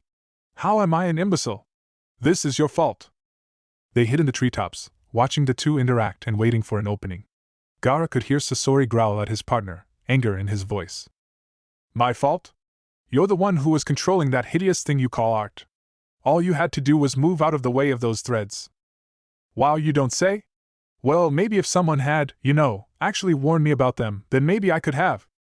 You're lucky I was feeling generous enough to pull you out of the way in the first place, otherwise you would have lost more than an arm. And what idiot loses both their arms in less than a week? Gaara looked over, seeing Kakashi nod and signal them to begin the attack. Gaara moved first, his sand flying out of his gourd and toward Deidara, trying to separate the two. The two Akatsuki members jumped back, but Gaara was able to latch onto Deidara's ankle, whipping him to the side, and throwing him deeper into the forest, away from Sasori. He and Temari rushed over to him as Deidara kicked the sand off him, Kakashi and his team rushing down to fight Sasori. He and his sister stood before Deidara, who seemed a bit surprised to see him. Okay, so what the hell? How are you even alive right now? He ignored the man, his sand spreading out to form walls all around them. It surrounded all of them, forming an arena of sand, Temari taking out her large fan to fight their foe. Deidara began chuckling, the bag on his side, slowly sliding down and falling on the ground. He kicked the bag upward, the clay inside rising into the air, Deidara taking a large bit out of it. Man, he said between chewing. This really isn't my week, is it? First I lose one arm to you, then Sasori makes me lose the other, and now I have to fight the two of you, by myself, with no arms and almost no explosive clay. His lips smacked together loudly, Gaara feeling large amounts of chakra being formed. The ground began to crack as Deidara began channeling more and more chakra. Well, you know what? Screw you. I know I'm not gonna win against you, so instead I'll show this world what true art is. Ha ha ha! Gaara's eyes widened, seeing what he was planning. He gathered his sand, the walls suddenly rushing inward and collapsing onto Deidara, who didn't even attempt to escape. Gaara formed a tight fist, trying to crush the man to paste. The orb of sand began to expand, large spheres began bubbling to the surface. Deidara's voice could still be heard, traveling through the grains of sand trying to end his life. True art dash! He turned to Temari, who wasn't sure what was happening. Temari! Get out of dash! Is an explosion! Sakura eyed the Akatsuki member with curiosity, her guard up and ready for any of his attacks. She relaxed her breathing, getting ready with yet another fight with an S-rank ninja. Honestly, she couldn't wait until this was all over and she could go home and take a nice, long bath. But until then, she had a job to do. So, this is who they send after me? How disappointing. Hurry up and come at me already. I have places to be, and I hate to keep people waiting. They hesitated, analyzing their opponent carefully. From what she knew, Sasori of the Red Sands was supposed to be a puppet user. The only problem was, where was the puppet? She eyed the tree line around her, trying to spot any discrepancies that may clue her into a trap, but she found nothing. Was he just going to fight them head-on? Well, get on with it. You're starting to annoy me. How many times do I have to tell people I don't like to be kept waiting? A tick mark appeared over Sakura's head, starting to get tired of the man's complaints. She rushed forward after him, throwing a kunai ahead of her as she did. Before it could land, a long, metallic limb came from behind Sasori, knocking the kunai out of the air. It was some kind of tail, with a pointed tip visibly dripping with poison. It rushed toward her, Sakura jumping and twisting into the air to avoid it.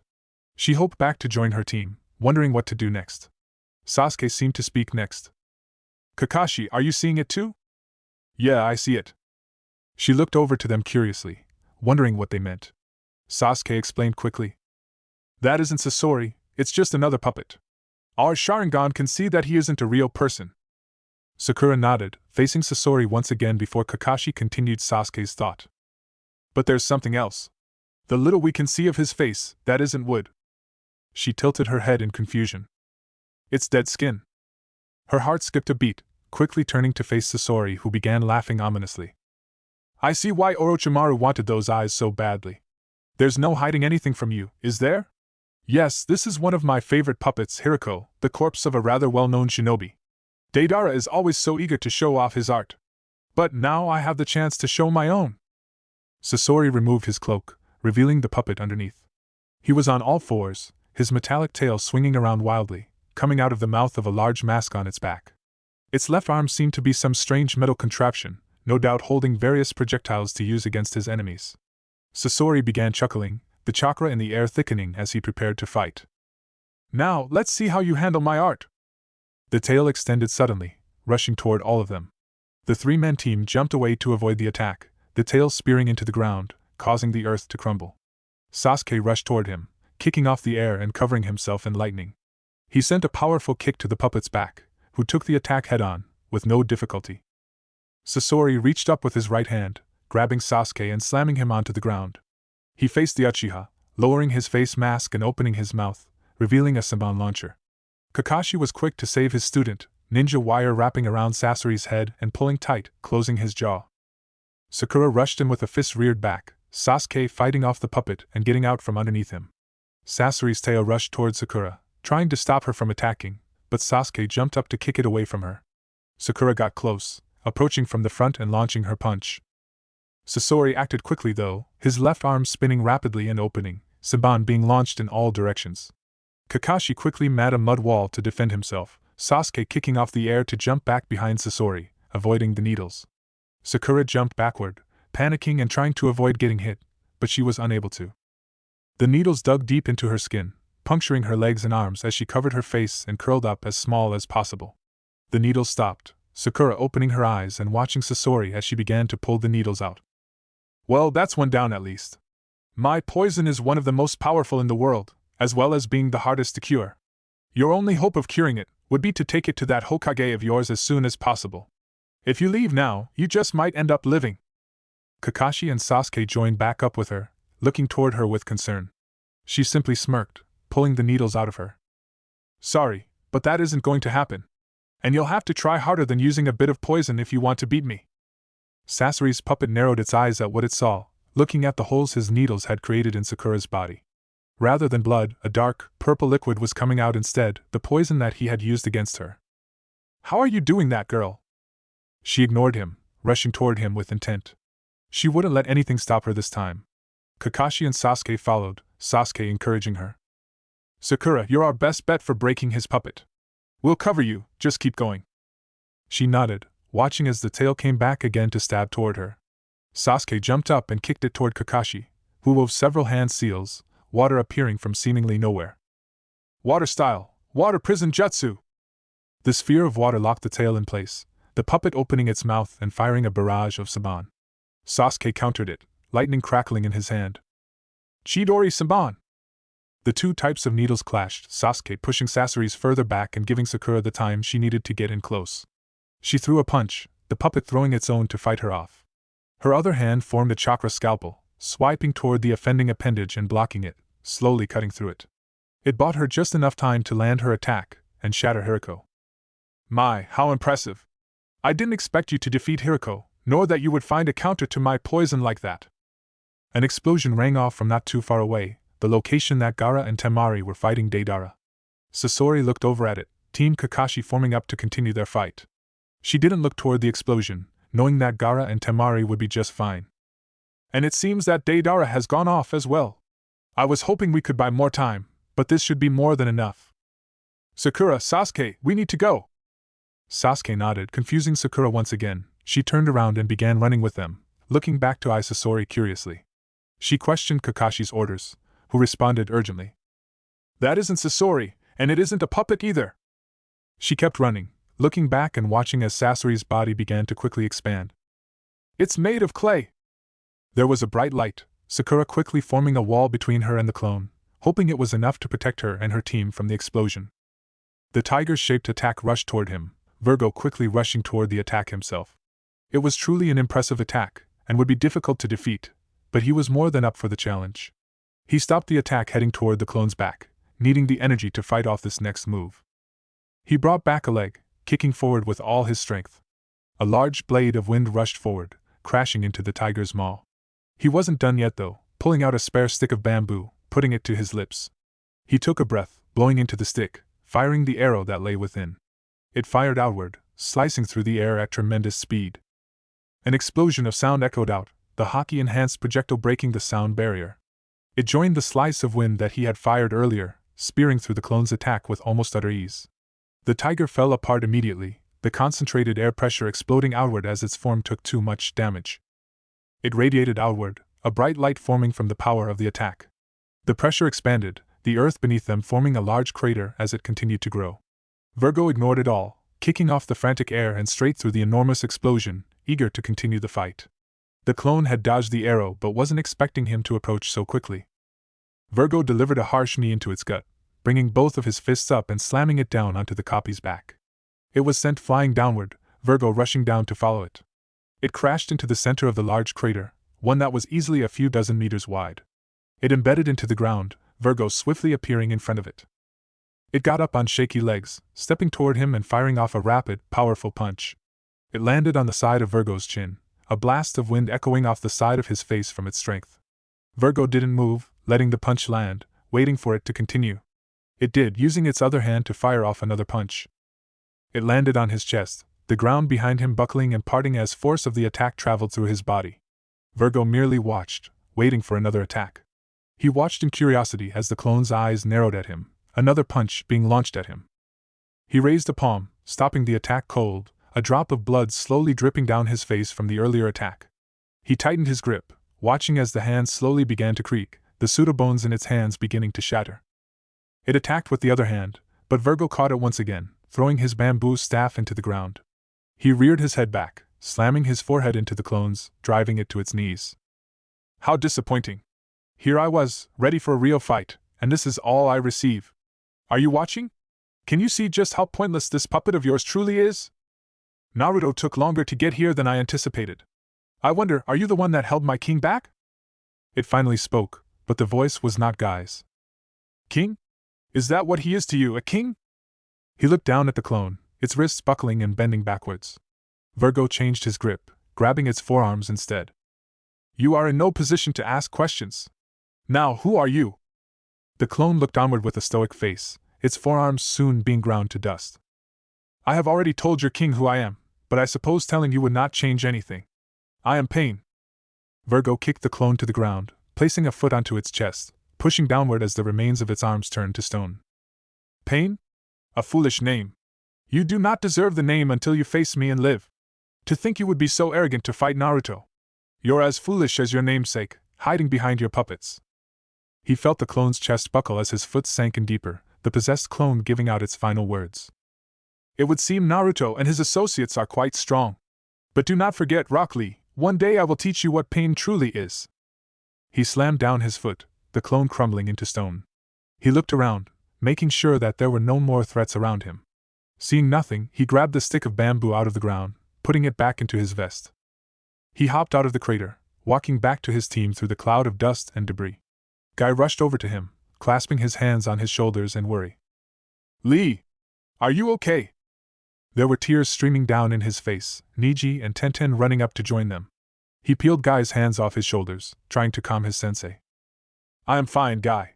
We should get moving though, Team Kakashi might need our help. The tears stopped, explosions ringing off in the distance. They looked toward them for a moment, before looking back toward each other. Guy turned on his radio, trying to reach Kakashi and his team. Kakashi, it's Guy, come in. They waited for a few seconds but were met with silence. Niji gave his opinion, trying to decide their next move. If Kakashi is where those explosions sounded off, they might be out of range of the radios. We should go and check it out. They nodded, jumping to go and check out the situation. Virgo shifted his eyes slightly, seeing Guy give him a strange look. The green-clad man looked away a moment later, continuing to join Kakashi. Daffy jumped out of the crater, his body smoking, a small crack in one of the lenses of his sunglasses. He was not happy. The attack that Minato had used hurt. He landed on the ground, erasing the seal Minato created on his face from before. His father stood there for a moment, a slightly shocked look on his face. Wow, I'm surprised you took that so well. I mean, I'm happy about it, don't get me wrong. He ignored the man, raising a finger toward him. Lightning style, bullet string. A spark of electricity, and the bullet raced toward his father, who swiftly ducked under the attack. He fired several more, his father expertly dodging around the attacks, starting to rush forward to attack him. Daffy clenched a fist, grabbing the strings that trailed behind the bullets, making them close around his father. He reached up and grabbed his headband, marking it with his seal and throwing it to his side, around the various threads. He teleported to it, dodging the attack and continuing to rush toward him. Daffy took the small collection of strings, making them unravel and the ends in the forest raced toward Minato's back. He channeled his chakra, Rasengan forming on the ends of the strings and chasing the blonde Hokage. His father seemed to sense the attack, ducking under one of the orbs and flipping over the next. It didn't matter, he was within range. Demon strings, spiraling threads! The various Rasengan exploded, the strings inside them that he was creating expanding outward to shred the Kage to pieces. The chakra cleared, Minato no longer there. Daffy grit his teeth, turning around as his father rushed him from behind. He had his kunai, probably picking it up after breaking through the shell of strings that he created, remaking the seal on it. Minato threw a punch, Daffy ducking underneath it and attacking with his own. He was stopped as an invisible force slammed into his face, snapping his head backward. Damn it! This must be what that old frog was talking about, using the natural energy of the world to attack your opponents. It's strong too, I can't afford to keep getting hit by those. He jumped back, Minato following him and launching another punch. Daffy deflected the attack, flinching as the invisible force slammed into his stomach anyways. He kicked at the man, trying to gain some room. Minato caught his foot, using his sage-enhanced strength to pull him closer and send a kick toward his face. Daffy raised his arms to his face, trying to block the attack. It crashed into his arms, the strength of the attack increasing when that invisible force slammed into him, breaking his guard and striking his face once again. He was launched backward, feeling blood begin to drip down his chin. He landed on his feet, eyeing his father as he began to slowly walk toward him, putting his headband back on. Daffy grinned, wiping the blood away from his chin. He took it back. Minato might be even stronger than Pain. He didn't use flashy and powerful attacks that could reshape the land, but he didn't need them. With Sage Mode, he was a complete monster, too fast and strong for almost any fighter to have a chance of defeating without their own unique abilities. He had his haki, but Minato's undeath seemed to be messing with his observation haki, and his armament haki was being matched with the perks of Sage Mode. He took a deep breath, concentrating intently. He needed to calm down and focus. His chakra fell for a moment, before slowly intensifying as Minato began to rush toward him. Daffy narrowed his eyes, waiting for Minato's next move. He was moving quickly, the damaged ground beneath him being displaced by his movement. He kept concentrating, waiting for an opening, focusing his haki as much as he could for any advantage. Minato threw his kunai toward him, Daffy watching as if it were moving in slow motion. Minato would teleport to his kunai, forming two Rasengan in his hands. Minato would push them forward, kicking his kunai to the other side of Daffy and teleporting again to catch him off guard. The world snapped back into focus, stunning Daffy for a moment. What was Dash? Minato teleported to his kunai, appearing in front of him with two Rasengan in his hands. Daffy watched with a sense of déjà vu, turning to his left as his kunai began flying to his side. Minato teleported again, trying to catch him off guard. Daffy saw it coming, his hands reaching up and grasping Minato's wrists, stopping him cold. He covered Minato's wrists in strings, kicking him backward and grabbing his kunai out of the air. Minato was sent flying backward, Daffy grabbing the strings he attacked to his wrists to pull him back toward him with one hand. The other was raised in the air, quickly forming a Raisen Shuriken, throwing it at the airborne blonde. Wind style, Raisen Shuriken! Minato grabbed his headband once again, throwing it to the side of him and opening his hands. Guiding lightning! A seal appeared in the air, his Raisen Shuriken being absorbed by it, and reappearing near Minato's headband, heading for Daffy instead. He heard the crackling of lightning, Minato sending electricity down through his strings to electrocute him. He dropped the strings, both fighters jumping away as the Raisen Shuriken exploded outward, further scarring the land. They ran at each other once again, Daffy throwing his strings into the air to rain down onto Minato. Fulbright! Minato began dodging the rain of strings, Daffy forming a shadow clone. The two began weaving signs, casting their techniques less than a second later. Fire style, Dragon Flame Jutsu! Wind style, Great Breakthrough! The two techniques fused together, forming an unstoppable inferno that raced toward Minato. The clone dispersed, Daffy needing the chakra as he prepared his next technique.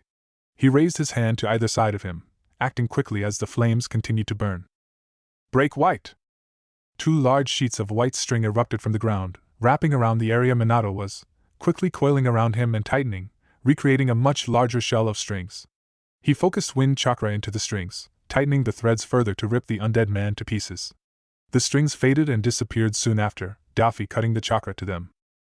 Minato was standing there, his body bearing hundreds of cuts, ash slowly filling in the wounds as he eyed him. The two stood there, either one making a move. Minato did first, speaking rather than attacking. You don't know how happy I am, Naruto. Being here in front of you, seeing how strong you've become, seeing the man you've become. I can't express how happy that makes me. But... Daffy didn't speak, didn't reply, waiting for Minato to continue. But you don't know how sad I am either, knowing that I didn't have a hand in any of it. Daffy started at his father with a grim frown, Minato instead bearing a torn, sad smile. You know, when your mother said she was pregnant, I threw myself into my training. I studied and trained constantly, wanting to know anything and everything that I could. Do you know why? Daffy hesitated before asking, his voice hollow as he stood before the man that gave him life. Why? Minato laughed. It was filled with joy and sadness, one that Daffy knew didn't belong, one that shouldn't be coming from the one known as Minato Namikaze. Because when you came into this world I wanted to make sure that there was nothing I couldn't teach you, nothing I couldn't protect you from. I wanted to give you everything I could, everything that Kushina and I didn't have. But as you can see, things didn't really go as planned. Silence took over the forest again, the only sound being the creaking and snapping of wood as the debris settled around them. You know, I can't tell whether you're angry with me, or just indifferent toward me. I can't really blame you though. In the end I failed you, Naruto. My very first day as a father, and I failed. Minato seemed to take an unneeded deep breath, and Daffy knew that if the man was physically capable, he would probably be crying now. There are several sand ninja approaching us right now, probably trying to save the Kazekage. Orochimaru is going to call me back soon. He knew what Minato wanted. He wanted him to say something, to say anything really, but what was there to say? Daffy wasn't a child longing to see parents, he was a near 60-year-old man, someone who had seen both heaven and hell at a young age. The time for a set of loving parents was far beyond him. And Naruto, I just want you to know that it's okay. You can hate me as much as you want. I'm the reason we had to leave you in Jiraiya's care, and I'm the one that made you the Nine Tails Jinchuriki. But forgive your mother, okay? She had nothing to do with it, it was all my idea.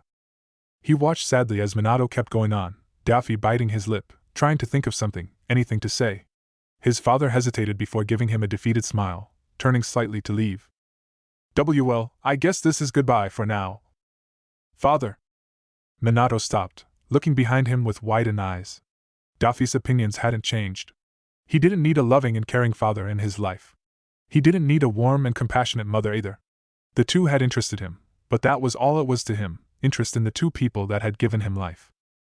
But, like it or not, the two were family, and Daffy took care of his family. He may not need a loving and caring father, but Minato needed a strong and caring son, one that he could be proud of. He may not need a warm and compassionate mother, but Kushina needed a kind and caring son she could happy for. He gave Minato the sincerest smile he could muster, idly hoping that it would be enough. He didn't know how to do this, he was never exactly a model child in either of his lives, but right now, he could try his damnedest to be just that. He always made sure to give his family what they needed. I'm glad I got to meet you, Father. He watched as a smile spread across his father's face, disappearing a moment later. He heard footsteps as troops from the hidden sand began to arrive, one of the jonin with the face mask across the side of his face asking him what had happened. He didn't answer, forming a throne with his strings and taking a seat, his mouth set in a firm line. He leaned back in the chair, thinking about what had to be done. Orochimaru, the next time I see you, you're dead. He looked down his nose as Team Guy approached, helping carry Team Kakashi back with them. Gaara and Temari seemed to be in good shape, but Kakashi, Sakura and Sasuke were a bit worse for wear. The important thing was that they were all alive. The Sand Shinobi began to cheer at the sight of their Kage, soon rushing to surround the redhead. They clamored around him, singing their praises and yelling about how happy they were to see he was okay. He couldn't help but grin at the uncomfortable look Gaara had adopted, not used to such things. Minato, don't worry, I'll free you from that worm's grasp, just you wait. After the crowd had settled down, they recovered the corpse of Lady Chio, the woman that had saved Gaara's life, and began their return to the hidden sand. Gah! This sucks. You hear me, Sasori? This is the worst. Quit your babbling and keep moving. We're late. The two moved through the rainy weather, heading back to the hidden rain village. You're not the one who had to expend a bunch of chakra creating those clones. Seriously, do you know how much chakra those things take? Besides, you barely did anything. Sasori grunted, continuing their walk into one of the hidden entrances to Pain's tower. If you remember, I had to waste one of my puppets, one that you must have used horribly if it was defeated so easily. They reached the end of the hallway, opening a door that led to a small room, a lobby with several couches and tables set up. Hey, it isn't my fault you designed the thing, so it was hard to use. You can't blame me for that. Sasori's eyes narrowed in irritation, his head whipping over to face Deidara just as they entered the next room. Alright, that's enough. He stopped speaking, his head turning as he looked into the room. There was a large table in the middle of the room, several chairs on either side, with just one on the very end. Their leader, Pain, was sitting there, with his partner Conan standing beside him. The rest of the Akatsuki were there as well, all taking a different seat. Deidara and Sasori grabbed a seat as well, waiting for Pain to begin this little meeting that he had called. It was very strange, since before they had always chosen to meet remotely, instead of meeting in person like this. Now that everyone is here, we can begin.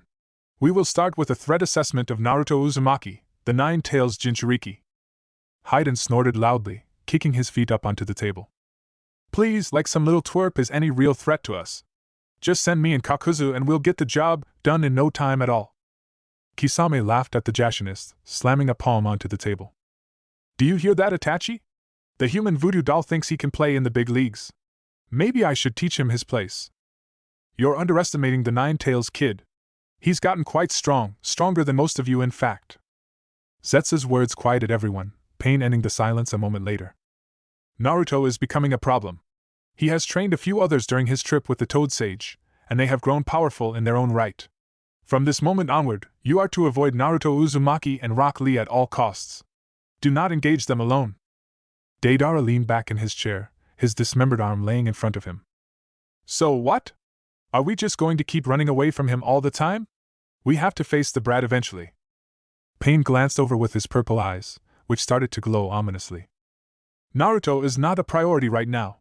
He must be sealed into the statue last. But when that moment comes, the whole of the Akatsuki will gather to fight the Hidden Leaf. Itachi raised an eyebrow at that, leaning in with sudden interest.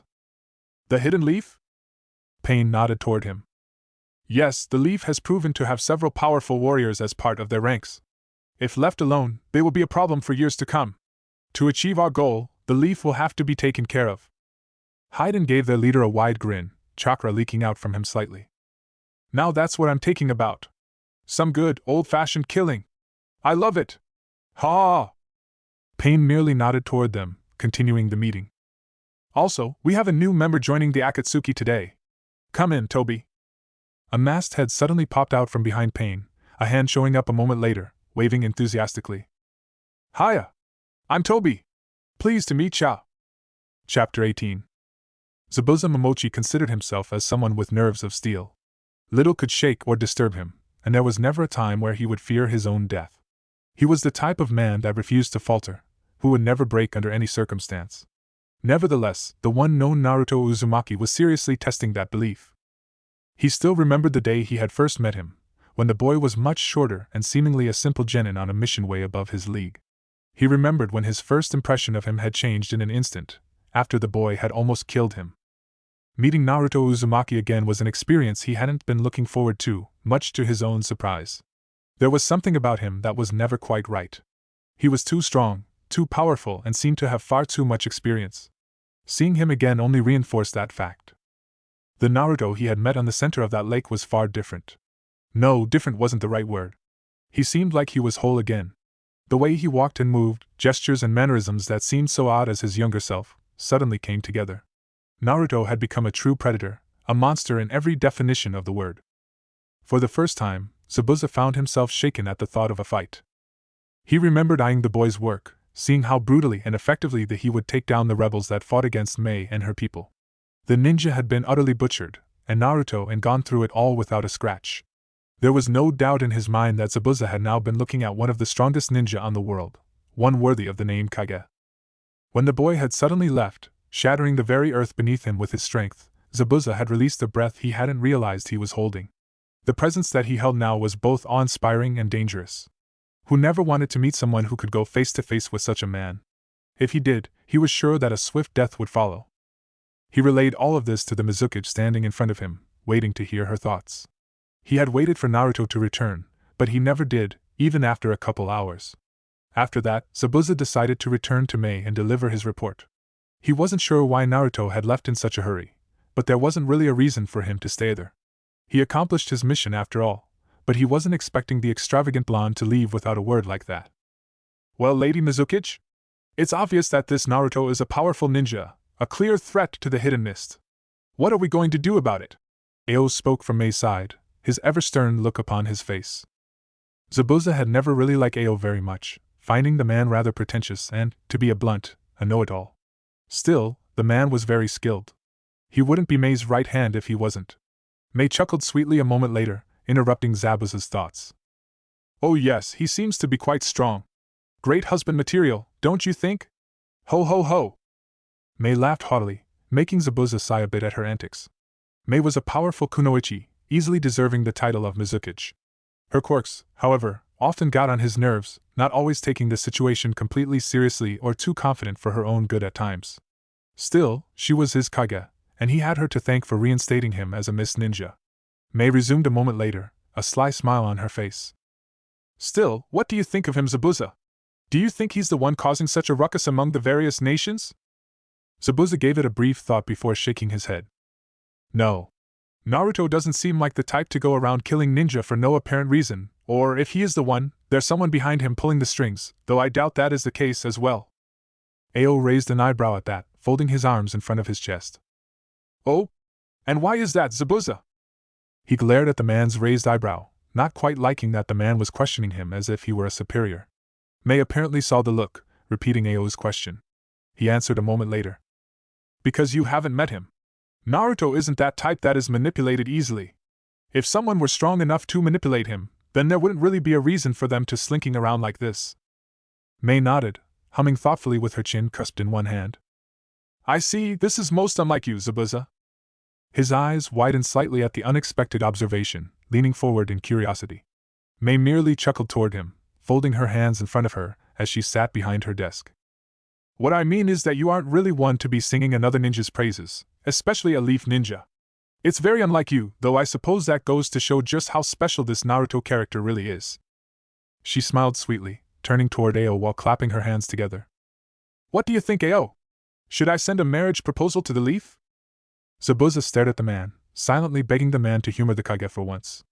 Ao gave a thoughtful look, actually considering her words before shaking his head. I don't think that is a good idea, Lady Mizukichi. Naruto is 16 or 17 years old, making him far too young for you, and you far too old for him. Instead, perhaps we show. Zabuza sighed, his fingers pinching the bridge of his nose as the pressure in the room suddenly increased, just as he anticipated. Ao, shut up or I'll kill you. Zabuza was quick to continue the conversation to somewhere actually helpful, while Ao was suddenly silenced. Besides that, what are you going to do, Mei? Someone is trying to raise tensions between the villages, and we are still recovering from the civil war. It isn't the hidden leaf, and the sand is still trying to consolidate after the death of Raza. That leaves the stone and cloud. Mei nodded, leaning back in her chair. Yes, the fact is if another war broke out right now, we wouldn't be in a good spot. That leaves us with no other option. Ao had seemed to recover finally, giving his Kage a curious but wary look. Mei merely smiled, tilting her head and folding her arms in front of her. We ally with the Hidden Leaf Village! The office was silent for a moment, Ao being the first to voice his rejection. Lady Mizukichi, you can't be serious! Zabuza was with Ao on this one, much to his displeasure. An alliance with another village was a monumental decision, one that couldn't be made lightly. Creating one was a sure way to disrupt and change the balance of power, and both villages were almost guaranteed to try and find a way to be the one on top. If the Mist tried to ally with the Leaf would be the ones on top. The Hidden Leaf had no need for such an alliance, the Mist being the ones compromising to make things work. If they weren't careful, they could find themselves at the Leaf's beck and call, utterly reliant on them. That wasn't even considering the political ramifications of such a thing. There were many that would not be happy. He's right, Mei. Besides, do you really think that the Hidden Leaf would ally with the Blood Mist Village? Mei gave him a sharp glare, making him stand a bit straighter as her voice became quiet, almost a hiss. You know we aren't like that anymore, Zabuza. He nodded, not backing down in the slightest. That's true, but the rest of the world doesn't know that yet. The Leaf would be taking a major risk in everything. They have a lot to lose with little to gain. Offering an alliance would just be a show of weakness. Ao nodded, continuing after Zabuza to convince her to reverse her decision. Along with that, the village would never agree with it. There would be tension between us for years to come. Even if we were to establish an agreement, it would never last. Mei sighed heavily, seeming to slump in her chair before sitting up again, leaning over the desk. Look, you two, I'm not making this decision lightly. You don't think I know all that already? The fact is that we're in trouble here. Just think about this for a second. Right now, we're as weak as ever. We've lost so many clans to the bloodline purges, we're still building our military back up and we're seeing signs of conflict on the horizon. She was silent for a moment, letting he and Ao absorb her words. The fact is we won't survive long if there are ninja like Naruto Uzumaki on our heels. You've made it clear, Zabuza, that the Hidden Leaf is beginning to swell in strength. I don't doubt that this Naruto will be the next Hokage, and when that happens, do you want to be on his side or against him? Zabuza was silent, Ao shaking his head toward her. You're making this decision based on a single ninja? Even if he is a powerful shinobi, there is no guarantee that he will be Hokage, and there is no guarantee that he wouldn't betray us at the earliest convenience. Mei shook her head slowly, trying to drive home her point. It doesn't matter, Ao. The fact is that we won't last long by ourselves either way. We already know that the Cloud is building up their military, and I doubt that Onoki wouldn't be doing the same. Right now, our only hope is to have faith and trust that the Hidden Leaf will be able to help us, that Naruto will be able to help lead the Hidden Mist to a better future. Ao seemed to be at a loss for words, Zabuza thinking carefully about what she was saying. She was right in many ways. The Mist was at a record low for shinobi forces, they had lost their tailed beast, and their clans were either scattered or dead. If they were to go head-to-head with another village, Zabuza doubted they would do well, perhaps even be defeated entirely. He looked into her eyes with determination, looking for any hint of hesitance or doubt. Is this what you think we should do? Is this the path that you want the hidden mist to take? He felt Ao turn toward him in surprise but ignored him, waiting for Mei's response. She nodded curtly to him. Absolutely. The office was silent for a moment, Zabuza eventually breaking eye contact and letting out a heavy sigh. All right then, we'll do it your way. Ao sputtered slightly, something that was quite unlike the usually calm and stern man. Zabuza, you can't really be support. Oh, be quiet, Ao, I've had enough of your rambling today. The woman made her decision, so shut it. Ao's mouth snapped shut, Mei giggling silently at the two of them. It wasn't an easy decision for him to make, supporting this alliance of hers. But he had tried to save the hidden mist once already, and he had failed completely. Because of that, the demon brothers were dead. Because of him, Haku was dead. He may not have done the deed, but if he wasn't trying to do it all himself, if he had simply gone with Mei and let her take the reins, Haku would be right here with him, living in the village that he had wanted to save. He was done trying to be the hero, he wasn't suited for it. Mei had liberated the mist once before, and Zabuza was willing to trust it to her once again. He turned around, walking toward the door to leave the office. He stopped once he had gotten there, turning his head toward the Mizukage. I'll start spreading the word to the other officials then. I trust you'll be writing a letter to the Hokage? Mei nodded toward him, a small smile on his face, a stark contrast to the deep frown on Ao's own expression. I swear, back in my day a Kage would listen to their advisors. Nowadays. Shut up, Ao. Shut up, Ao. Zabuza walked out of the room, his thoughts a whirlwind as he pictured the future of the hidden mist. There was a lot at stake here. So many risks, but the reward for it all could be just what the hidden mist needed, even if it didn't know it. He thought back to the tall blonde that he reacquainted with. Naruto Uzumaki, huh? I wonder, what else do you have in store for this shinobi world of ours?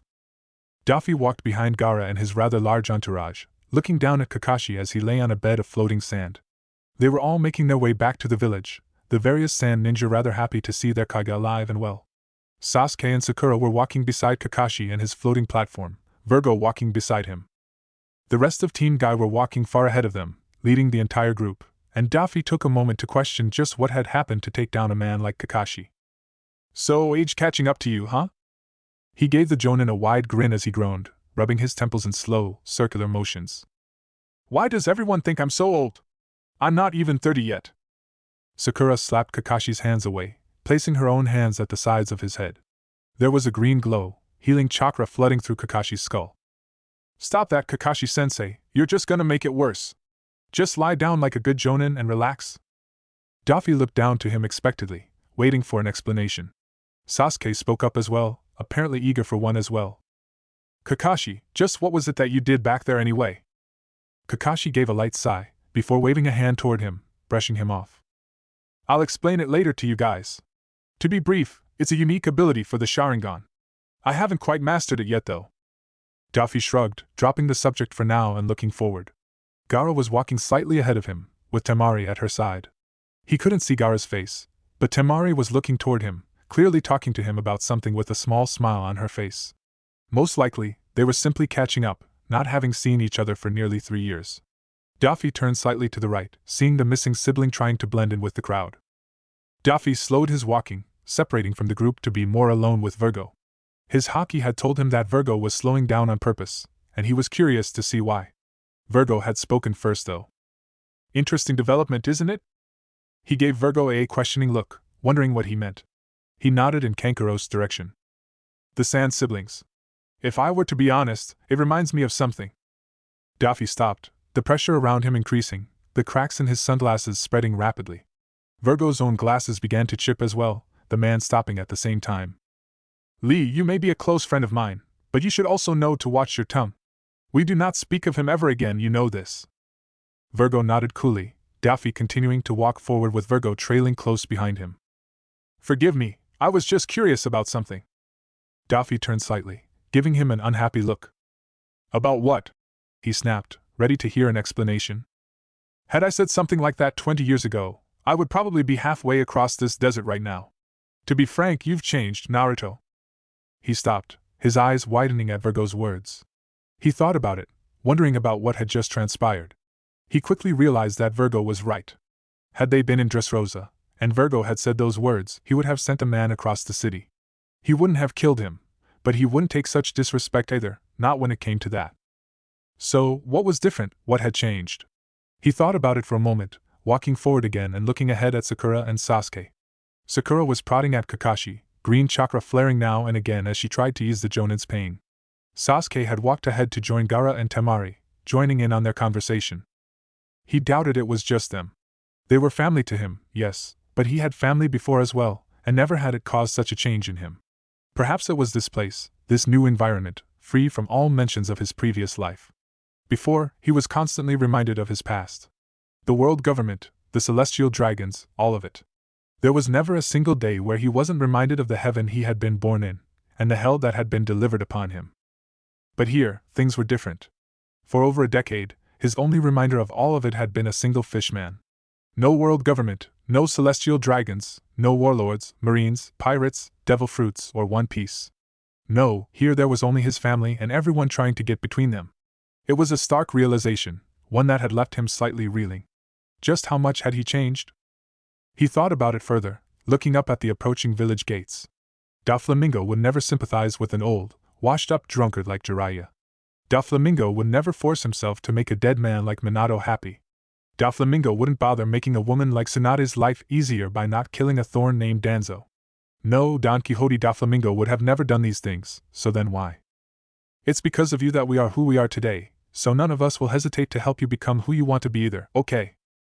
He slowly reached into the pouch on his leg, palming the worn book that lay within. Were they the ones doing this? Had they really changed him that much? He pulled his hand out of the pouch, seeing Sakura turn around to look for him. He looked up, seeing that they had reached the village gates. He sped up to meet up with Sakura, getting there just as everyone began to stop, making a path for Gaara to enter the village. Gaara began to walk ahead, Daffy, Virgo, Sakura and Sasuke following him with Kakashi's bed of sand following close behind. Temari hung back and started walking beside himself, Team Guy waiting at the village gate. Gaara continued to walk, the sand ninja forming a path for them as they began to cheer. He looked ahead, seeing both ninja and villagers waiting at the gate, eager to see their Kage's return. Gaara stopped, turning around to look at Daffy and his group. They stopped in front of him, Team Guy walking over to join them. Gaara tilted his head upward, raising his voice as the crowd began to grow quieter. Everyone, I must thank you all for greeting and celebrating my return. But I must make it clear that without the help of the Hidden Leaf and Lady Chio, I would not be here today to stand before you all. He was silent as he waited for his words to roll over the crowd, Daffy placing his hands in his pockets with a wide grin spreading across his face. It was interesting watching Gaara at work, reminding him of his own time as king of Dressrosa. The Hidden Leaf has proven today that they are our closest allies. Despite everything, they risked their most powerful ninja to save my life.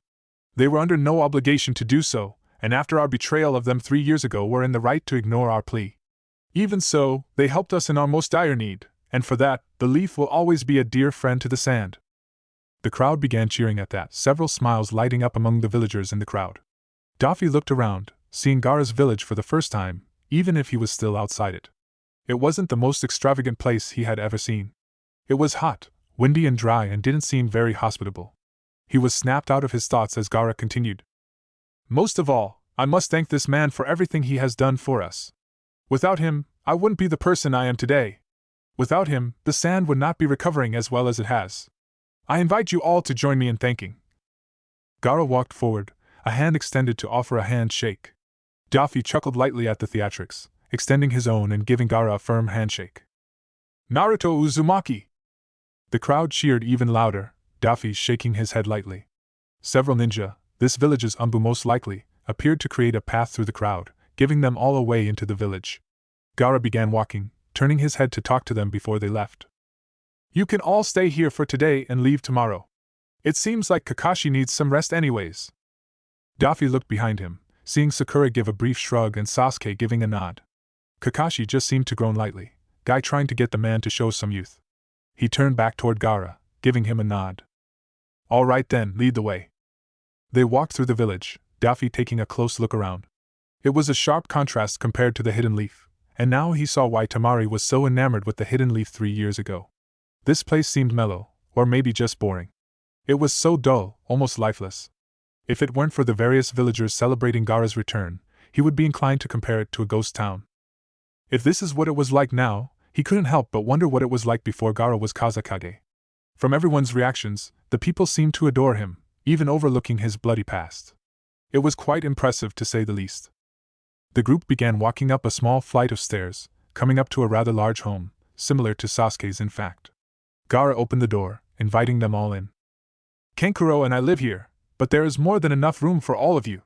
There are always several Umbu around, so feel free to ask them for anything you need. Daffy stepped aside and let everyone walk in ahead of him, looking into the sky and checking the time. It was getting late, the sun already beginning to set. That was good, because he was quite honestly exhausted. Fighting both Pain and Minato back-to-back while traveling non-stop had taken a toll on his stamina, but a quick night of rest should be more than enough to get him back on his feet. He walked into the home, looking around the house. It was quite modern and far more hospitable than the small, dinky apartment that he was living in back in the Leaf Village. He wasn't very surprised though. Gaara was the Kazekage, and he was the son of the fourth Kazekage before that. It was only natural that he would be living rather comfortably. They walked through a hallway into a large living room. They all began to sit down on the couches within, Daffy kicking his feet up and resting them on the coffee table in front of him. They all relaxed for a moment, basking in relief at a successful rescue. The reprieve was interrupted as Kakashi began to slump forward, Guy trying to get him to sit still. Gaara gestured to one of the Umbu, who was quick to come to his aid. Take Kakashi to the hospital. He seems to be rather injured. The Umbu nodded, about to take him before Sakura intervened. No, that's okay, I can take care of him. He just needs to rest is all. We'll lay him down in a bed and let him sleep for the night. The Umbu looked to Gaara for orders, the Kazekage nodding at Sakura's words in agreement. He grabbed Kakashi and began walking him down another hall, probably towards spare bedrooms in the rather large house. The silence came back, but it didn't last long. Gaara quickly showed that he was not one who liked to sit idly by, and immediately wanted to form a consensus about the Akatsuki issue. Well? What do you all think? What are we going to do about the Akatsuki? The room was silent, Gaara waiting for someone to speak first. Daffy waited as well, wanting to hear what everyone else had to say first. Sasuke spoke first, leaning forward in his seat. They're strong, all of them, but they aren't invincible. If we stick together, we can team up against them and take them down one by one. We just need to track them down. Sakura shook her head at that, joining in on the conversation. Yeah, but they clearly know that, Sasuke. As soon as we confronted them, they began to retreat. They aren't going to let us take them down one by one. They aren't idiots, these are some of the most dangerous people in the world. Niji joined in next, wanting to know more about the situation. Before that, we need to know something. Lord Kazekage, we know that the Akatsuki are criminals, and that they are a threat to the hidden villages, but that doesn't explain their actions. Why were you kidnapped? What are the Akatsuki after? Gaara looked toward the Byakugan prodigy, nodding toward him. Yes, I suppose I should make it clear to everyone here. The Akatsuki are not simply a terrorist organization. No, they are far more dangerous than that. From what we've been able to gather, they are looking to capture the tailed beasts contained within the hidden villages. I was captured because I was the Jinchuriki of the one-tailed beast, Shikaku. Tenten gave a small look of confusion. A Jinchuriki? What's that? Gaara explained, his monotone voice echoing off the walls. A Jinchuriki is someone who has had a tailed beast sealed within them. Honestly, I thought you would be more aware of it, given that it was the leaf that had started creating them. Often, a Jinchuriki is used as both a weapon and a deterrent for war. Guy nodded sagely, his chin cusped in his hand. Yes, the first Hokage's wife was the first Jinchuriki, the practice quickly spreading after he had gifted the tailed beasts to the other villages. Sasuke continued, absorbing the new information. Alright then. If we want to track down the Akatsuki, then we need to track down the other Jinchuriki then. Niji nodded, clearly in deep thought. True, but there is a problem with that. If these Jinchuriki are so important, then finding their identities is going to be rather difficult. Not to mention that the other villages are most likely not going to trust us getting too close to them. Sakura nodded, leaning back into the couch. Yeah, we'll need to gain the trust of the other villages to even start doing this. I don't think that's going to end very well. Tenten sighed audibly, rubbing her forehead. I miss the good old days when it was just normal training and normal enemies. Now we got terrorists and magical-tailed beasts and all this other stuff. There was a look of realization, Tenten sitting up straight. Wait a minute! You said the leaf started creating the Jinchuriki, right? So, then who is our Jinchuriki? There was a sudden silence, Guy suddenly having a look of nervousness on his face. Gee, I wonder. He grinned as the rest of Team Guy and Kakashi looked at him, Temari having a peculiar look on her face. Wait, you guys didn't know? Sakura gave her an incredulous look. Temari raising her hands up in self-defense. Hey! I thought it was obvious! You guys seriously thought someone as strong as Naruto just kind of appeared out of nowhere? Sasuke sighed, pinching the bridge of his nose.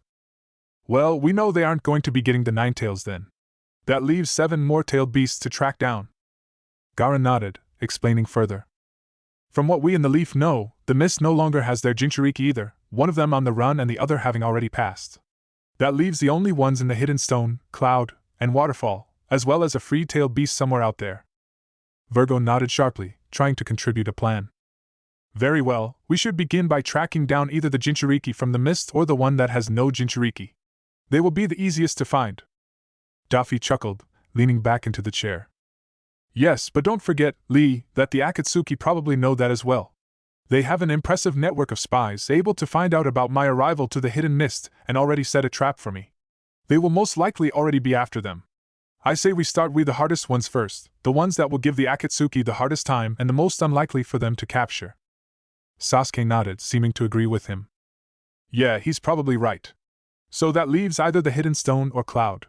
The 2 villages we aren't exactly on good terms with. Heh. Don't worry so much, Sasuke. You should know that I can be very persuasive. Sakura gave him a doubtful look, quickly looking toward Gaara. I hope we can trust you to try and sort things out before we have to send Naruto in. He really should be our last resort. Gaara gave a small smile, replying to her quickly. I will try my. He was interrupted as the door opened, Kankuro stepping in a second later. He stopped as he looked at all of them, his eyes widened in surprise. Oh, I thought you guys would be asleep by now. I'll come back later. He walked back out, the room feeling a bit colder as he left. Daffy clapped his hands together, gathering everyone's attention. Well, that's enough for tonight. It's getting late, so we should get to bed. We need to head back to the Leaf tomorrow, after all. He stood up, placing a hand on Temari's shoulder. She nodded in understanding, and Daffy walked to the hallway that the Umbu had taken Kakashi to. There were several doors on either side, Daffy choosing one and walking inside. It was a small bedroom with 2 beds on either side of the room. Daffy walked toward one of the beds, sitting down and taking a breath. He heard footsteps in the hall, and glanced toward the door, listening as they came closer. The door opened, Virgo walking inside and occupying the other bed. The 2 sat in the dark room in silence, Virgo reaching into his jacket. He pulled out a new pair of sunglasses, replacing the broken pair that was on his face. He grabbed another, an exact copy of Daffy's. He tossed it over to him, Daffy grabbing it out of the air. Daffy slowly took off the cracked pair of glasses, replacing it with the spare that Virgo had given him. He placed the broken pair in his pouch, taking that off as well and placing it on the nightstand by the bed. He looked up toward Virgo, who had a blank expression on his face. So I've changed, have I? Virgo nodded a moment later. It would seem so, though I don't find it that surprising. It would seem that death can give you a new perspective on life. I suppose in some ways I have changed as well. He raised an eyebrow at the man, curious at what he meant. Oh? And how so? Virgo turned his head, looking out the nearby window and into the darkening sky. I find myself a bit more attached to this new family of yours. It's strange, really. Perhaps it's because I was away for so long before, but I find this new group rather endearing. Daffy couldn't help but snort at the word, not expecting to hear it from him. Endearing? I never thought I would hear that word from you. Virgo merely nodded in agreement, looking back toward him. Neither did I. Like I said, it seems I have changed as well. But even so, there are some things that will never change. You are still my king now and always. No matter who you become, or what path you take, that will not change. Daffy gave a small grin at the man, looking out the window himself to look at the sky. It was slightly different than in the Leaf. The sky was clearer, the stars seeming to shine brighter. Temari never mentioned the night sky in the hidden sand, but maybe she never really noticed it. He got into bed and laid down, closing his eyes. Good night, Lee. He heard Virgo grunt in agreement, a rustling of bedsheets following. His Haki felt everyone else settling into bed, and Temari leaving the house as well. He closed his eyes, hearing the dripping of water as he appeared in front of Kurama once again. He looked up toward the large fox, who was laying down with his head resting in one of his hands. Naruto. Is there something else you needed? He nodded, placing his hands in his pockets as he questioned the fox. Yes, there's still some things we need to discuss. The fox huffed, the water rippling beneath his feet as Kurama shifted, sitting upward. Very well. Then let's continue our conversation. Where do you wish to start? He looked the fox in the eye, his lips forming a neat line as he began the conversation. The Akatsuki, we need to know where the Jinchuriki and the tailed beasts are. Are you able to locate them? The fox hummed thoughtfully, before answering. As of now, no, I cannot. My ability to sense the outside world is limited while the seal is in place. This includes being able to speak to the others. If it were removed, I could speak to them and locate them, but not before that happens. Daffy gave him a questioning look, curious about something. The seal allows you to access my senses to see some of the outside world, but nothing more, right? The fox nodded, Daffy continuing. Then how was it you were able to sense Minato before I could? There was a look of realization on its face as Kurama nodded toward him. Right, that. You see, Naruto, I am currently not at my maximum strength. When your father sealed me inside of you, he most likely feared that your infant form would not be able to contain my full strength. Because of this, he split my power in half. One, inside of you, and the other in himself. That power still remains inside of his body even now, a power I was easily able to sense. Wait, but that would mean… He stopped, thinking about what Kurama had said. There were two serious implications to that. The first was that Minato was holding back for some reason, possibly able to draw on Kurama's power. But that wasn't the most worrying. So, what you're saying is that the Akatsuki already have half of your strength already? Kurama nodded, Daffy deep in thought. Kurama, if you were to compare yourself to the other tailed beasts, how strong are you? He didn't hesitate to answer. Even at half my strength, I don't doubt I could fight all of them at once and come out the victor. He grit his teeth at the information. This was a problem, a big one. Minato was strong, the Akatsuki were strong, and with Kurama's power, who knew what they could do? Not even mentioning that they had Shikaku and who knows who else. How likely would it be that they would be able to use your strength? Kurama gave a thoughtful look, answering his question soon after. With both Pain's Rinnegan and Itachi Sharingan, they would most likely be able to put an illusion over my other half and have full access to its strength. Why Minato never used it I do not know. It could be possible they are not aware I am sealed within him, but with how intelligent that snake has shown himself to be, I doubt that very much so. There had to be a reason why Minato never used that strength. If he had, Daffy wasn't sure what would have happened. He still had other moves and techniques to use, but Sage Mode had proven to be a powerful weapon. That, along with Kurama's chakra, would probably be too much for him by himself. Do you see it now, Naruto? You must learn to. I know, Kurama. I know. He took a breath, eyeing the seal that lay upon the large gate. He knew that the paper was just a representation, that the true seal wasn't so easy to unlock. The seal required a key, one that Jiraiya held. If he wanted to unlock it, he needed to convince Jiraiya that he could handle Kurama's chakra. He never told him that he and Kurama were working together, doubting that the man would understand. It seemed everyone thought of the tailed beasts as just that, beasts. Masses of chakra and harbingers of destruction. Still, he needed to grow stronger. Sage Mode was proving difficult, and training like he normally did would only take him so far so quickly. He needed Kurama's help, just as he said. I will have Jiraiya unlock the seal when I see him again. We'll track down the other Jinchuriki and try and save the other tailed beasts. After that, we're going to tear the Akatsuki apart. Kurama chuckled lightly, laying back down. Sounds like a plan. I'll be waiting, Naruto. He was silent for a moment, before bringing up another question. Before, you said that there was a reason why everyone was expecting me to bring change to this world. What did you mean? Kurama grinned toward him, revealing sharp white teeth. I think I'll save that answer for another time. Who knows, maybe you'll discover the reason by yourself. The sewer began darkening quickly, Daffy being thrown from the seal and entering a deep sleep. Temari jumped along the rooftops, thoughts whirling around in her mind. She knew what she had to do, but she wasn't looking forward to it. She knew that she had hurt Kankuro, that she had betrayed her village. In her eyes, she had done what was right, putting her family above all else. Still, Kankuro clearly didn't see it that way. It didn't take her long to find him, sitting on the edge of a building and looking up at the night sky. She found herself slowing down, hesitating to meet him. Honestly, if Naruto hadn't suggested for her to go to him like this, she probably wouldn't have. She had no idea what to say, no idea what to do. Kankuro never wrote her, never tried to contact her, and according to Gaara never even talked about her. knowing that had hurt, but she didn't blame him. No, she admired her brother for his decision. She knew that it wasn't easy for him either. He had to choose between his family and his village, and he made his choice. Kankuro loved this village, saw it as family, and she could never blame him for that. She jumped on the rooftop, slowly walking up to stand behind him. He knew she was there, but he never said a word. She sat down beside him, looking up at the night sky with him. The moon was full, a pale glow shining through the wispy clouds, the stars dotting the night sky. The two simply sat beside each other, neither saying a word. She tried to think of what to say, but Kankuro was faster on the draw. You know, I used to hate seeing the full moon like this. You remember, don't you? She looked toward him, but he didn't meet her gaze.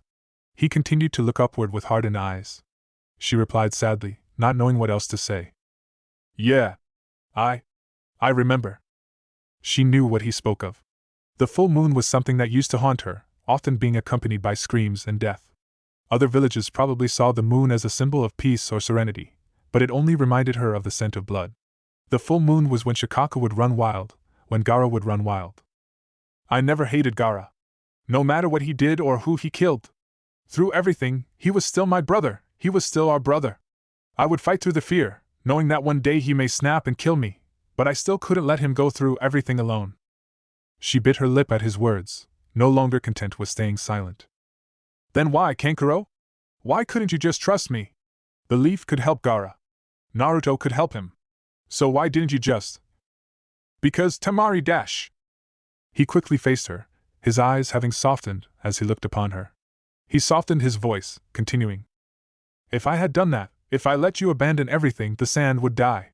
All our people, everyone we grew up with and everyone who trusted us to help them, they would lose everything. Gaara is important to me, and so are you, but sometimes there are things more important than family, and for me, this village is one of them. She looked down at the streets below in shame, absorbing his words. He was right, and in so many ways. She had abandoned all of this, every man, woman, and child. She had left them all to help Gaara. Without him, the sand wouldn't survive. She had known that, she had always known.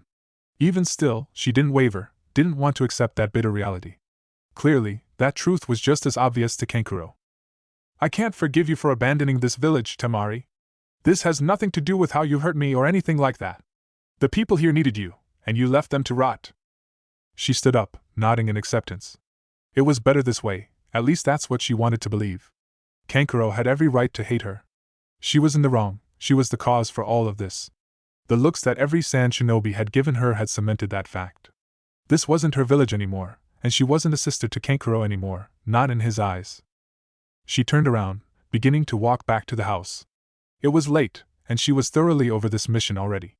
She was glad Gaara convinced her not to come back with him. He had been right all along. She reached the other side of the roof, and jumped off.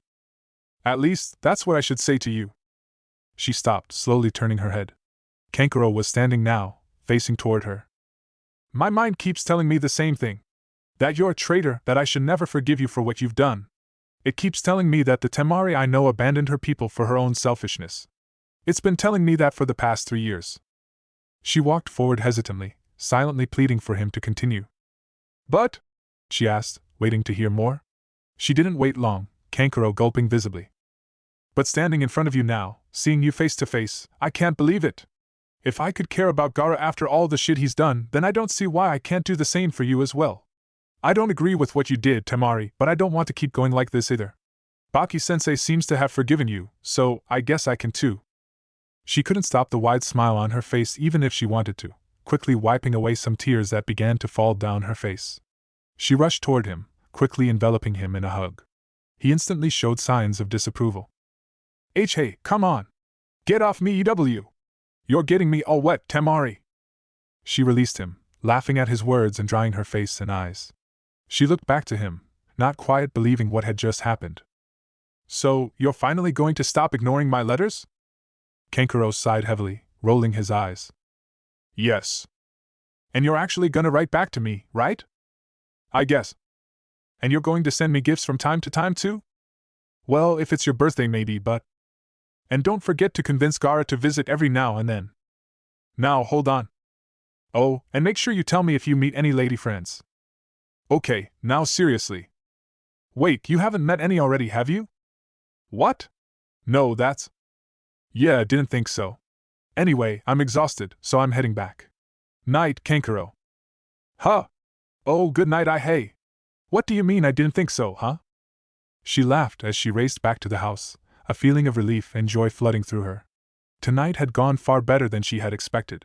She was glad that Naruto gave her that extra push. She wasn't sure she would have been willing to do this without it. It wasn't much, true, but it was enough, and it had done wonders. She reached the window of her old bedroom, waving to the umbu that spotted her approach. She opened it, stepping inside. It was dusty, but as neat as ever. She walked around the room for a moment, letting her rapid heartbeats slow from both the conversation and her rush back. She spotted a small potted cactus on her nightstand, surprised that it was still alive with no one to water it. That didn't take as long as I thought. She jumped slightly as she turned around, seeing Gaara standing in the corner of her room. She placed a hand over her chest, trying to calm down. Geez, Gaara. Just because you're a ninja doesn't mean you can sneak up on your sister like that. Gaara grunted slightly, Temari picking up the small cactus and presenting it to the young Kage. I take it you've been keeping this little guy alive? Never thought you had much of a green thumb. Gaara shook his head, walking toward her bed and taking a seat. No, actually. I never even knew you owned one. I haven't been in this room for a long time. Her eyes widened, gently placing the plant back down. I see, so Kankuro was. I take it things are better between you two now. She smiled, sitting down next to him and leaning back. Yeah. I guess things worked out in the end, huh? Even if it took a few years to get settled. Gaara nodded, agreeing with her. Yes, I suppose we should be thankful to Naruto for that. Even now, we continue to owe him more and more.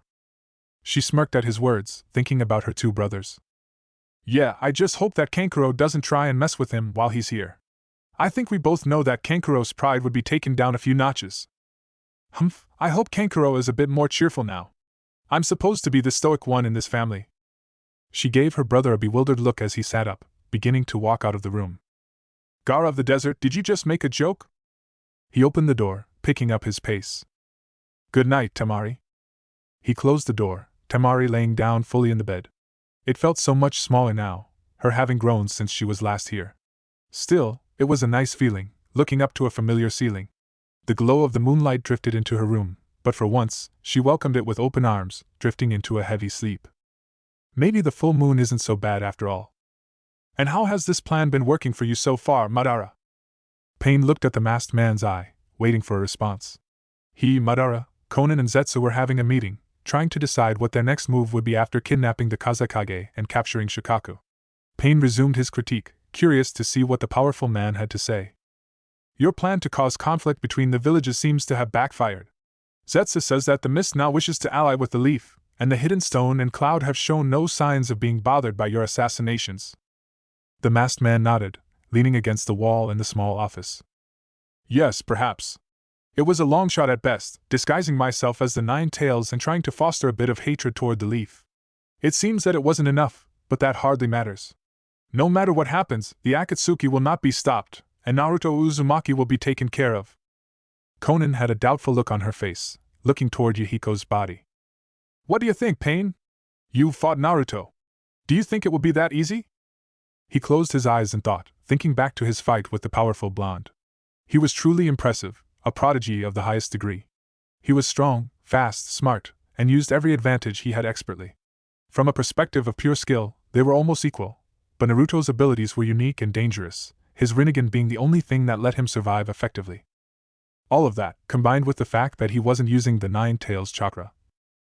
Naruto is a problem that must be taken care of soon, Madara. He is strong, dangerously so. If we allow him to grow stronger, we risk everything. I will not allow you to risk so much because of mere pride. He could feel Madara raise an eyebrow toward him, watching him kick off the wall. Oh? Pride? And just what do you mean by that, Nagato? His real body twitched slightly at the use of his real name, but he ignored it, continuing onward. Do not think you can fool me, Madara. You wish to fight the Nine Tails yourself, don't you?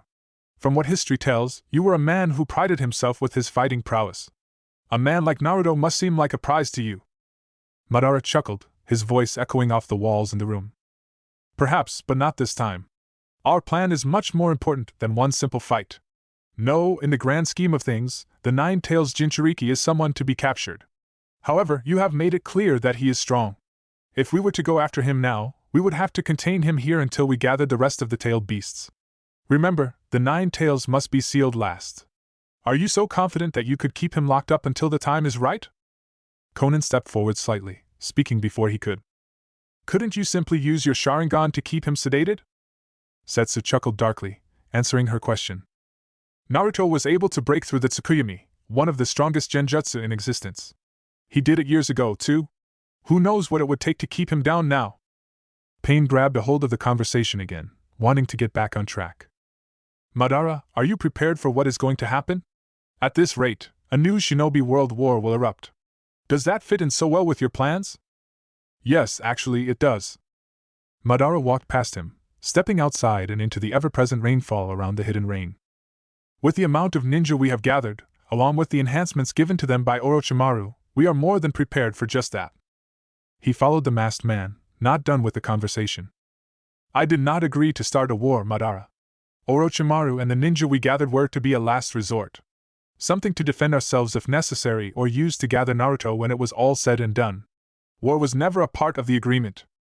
Madara turned his head, glaring at him with a glowing Sharingan eye. Do not be so naive, Nagato. What we are planning requires sacrifice. We must do what is necessary to achieve a greater goal. If it makes you feel better, think of it as a war to end all wars. A prelude to the peace that we shall bring about. He stared into that eye, his own Rinnegan glowing ominously. Very well, we will continue to go along with this for now. But know this, Madara. He turned around, walking back inside and approaching the door, preparing to leave. Should you even think about betraying me or the Akatsuki, I will not hesitate to rip out your soul from your body. I am the leader of this organization. I am the one in charge. Do not forget it. He walked out, thoughts swirling around in his mind. It was supposed to be so easy. He just had to gather the tailed beasts, and he would have a weapon able to suppress the nations into peace, creating the ultimate deterrent to warfare. He didn't like the idea of starting a war to achieve it, but he knew that there was little choice. Are you all right, Nagato? He stopped, turning around to look at Conan, who had a concerned look on her face. He didn't blame her. Madara was a powerful shinobi. They had fought briefly in the past, though no winner was decided. He was a legendary shinobi, one whose power was sometimes thought to be mere myth and legend. But he knew better. If they were to fight to the death, he wasn't sure who would win. I'm fine, Conan. Just thinking about what to do next. She nodded, changing the subject to his relief. Kakuzu and Hyden are leaving soon to gather the 2 tails while she is on a mission. Do you wish to send anyone else with them? He thought about it for a moment, wondering who to send. The previous mission had gone well, but only because of Itachi and Kisame's intervention. Even then, they had to use one of Orochimaru's puppets to ensure Sasori and Deidara made it back safely, Itachi and Kisame separating from them early on. I will visit Orochimaru to see if there is someone appropriate to send with them. I want the rest of the Akatsuki finding out everything they can about the other Jinchuriki and their village's weaknesses. She nodded, swiftly turning into paper and flying through the hallway to inform Kakuzu and Hyden. Pain walked to a nearby door that led to a balcony, quickly jumping off the railing and flying to the laboratory that they had created for Orochimaru. It was rather unassuming at first glance, a simple clinic that was set up nearby his tower. Underneath it, however, was another story entirely. He walked into one of the secret entrances behind the building, walking inside and descending the stairway. He came across a large hallway, a large steel door at the end. He walked in front of it, typing in the password on the keypad next to the door and opening it, stepping inside. He walked past the various electronics and vats filled with different colored liquids. He saw Orochimaru leaning over his desk, reading various documents scattered everywhere. He turned around at the sound of his footsteps, a sly smile on his face. Why hello there, Pain. Tell me, what is it you needed? It was odd, working with the snake again. He seemed different than before. When they had first met, the snake was hungry for power and knowledge, wanting to snatch it away from anyone and anywhere with no thoughts of the consequences. He was different now, like he had a better sense of purpose and direction. That didn't mean he liked the man, but he had his uses. Hyden and Kakuzu are heading out to retrieve the 2 tails soon. I want to send someone with them as insurance. The snake chuckled lightly, leaning onto the desk and folding his arms. I see, and you wanted to know what other toys I could offer, huh? Well, let's go take a look, shall we? He walked to another doorway, Pain following him. Orochimaru opened the door, walking inside. It was a strange room. It was mostly empty of everything but several large podiums, people standing on several of them. Well, people was the wrong word. They were just zombies really, immortal soldiers tied down by Orochimaru's will and chakra. He looked over to see the fourth Hokage standing on one of them, Pain walking up to him. Oh, him again? He was quite useful in your latest mission, but wouldn't it be a bit boring to use him again? He ignored the man as he looked the Minato in the eyes, the man looking straight back at him. Let him speak. There was a small flare of chakra, Minato gaining the ability to speak once again. Leave us, Orochimaru. Remember, I can tell if you're listening. The snake chuckled slightly, walking out of the room and closing the door behind him. Pain looked back to the fourth. It is interesting to see you in the flesh, fourth Hokage. Why? Tell me, did you enjoy your time with your son?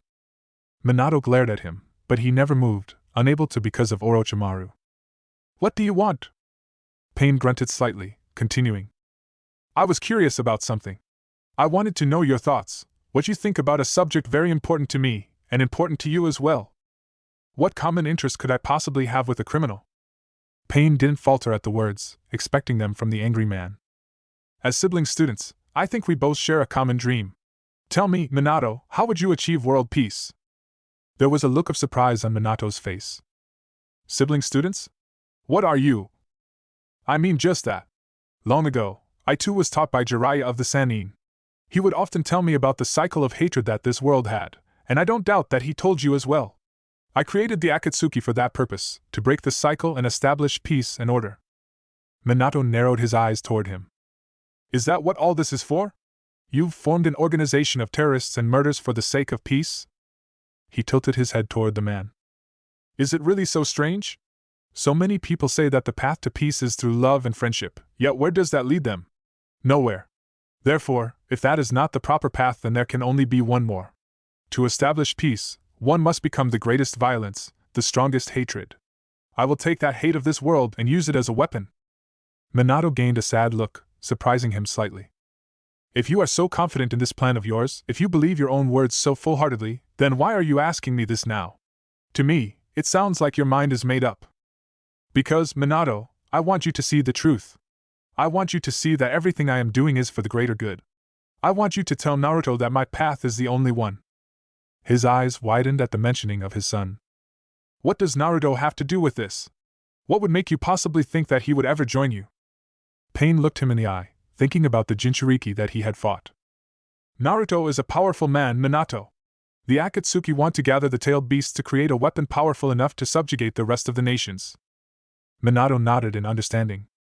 A deterrent then, similar to what the first Hokage had tried to do. His real body smiled at his words, Yahiko continuing to speak for him. Exactly, however, this obviously is not without risks. There is the chance we could fail, and there is the chance that the other nations will ignore this deterrent, blinded by their own hatred. Minato closed his eyes, reopening them a moment later. So what? What does this all mean to you? I want Naruto to see the world as I do. I want him to join me in our goal. With his strength and charisma, we would no longer need all the tailed beasts. I believe that Naruto could be the key to bringing the peace I have sought for so long. Minato stared at him in slight shock, not speaking for a moment. Pain continued anyway. As he is, Naruto does not care about our goal. He doesn't care for peace or bringing harmony in the ninja world. He is a simple man who cares for those close to him. Rather than hatred, he believes in justice, in vengeance. As he is now, he would only further the cycle of hatred. I've only cared about justice, about vengeance. If there is anything I can't forgive, it's those that hurt my family. Those that do, will know pain through these two things. He brushed away the memory of Naruto's words, looking into Minato's hardened eyes. All I am asking is for you to be the father that you always wanted to be. I will arrange for you to meet with him as much as I can. Show him that my way is the way to peace, for him to live happily with his so-called family. Minato finally spoke, his voice firm and defiant. And if I don't? Pain walked over to the door, grasping the handle. Then I will teach him the same lesson through pain instead. He opened it, walking out of the room. He threw a kunai behind him, hearing it land with a thud onto one of the podiums. Send that one with them, Orochimaru. I am going to be delaying their mission by a week. Use that time to get them ready and heal Deidara. He ignored the snake's chuckles, walking out of the laboratory. He didn't trust Madara. Madara clearly had other plans separate from the Akatsuki. He was hiding something.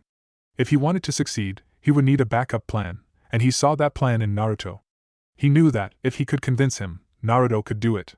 He could achieve what the Sage of Six Paths failed to do millennia ago.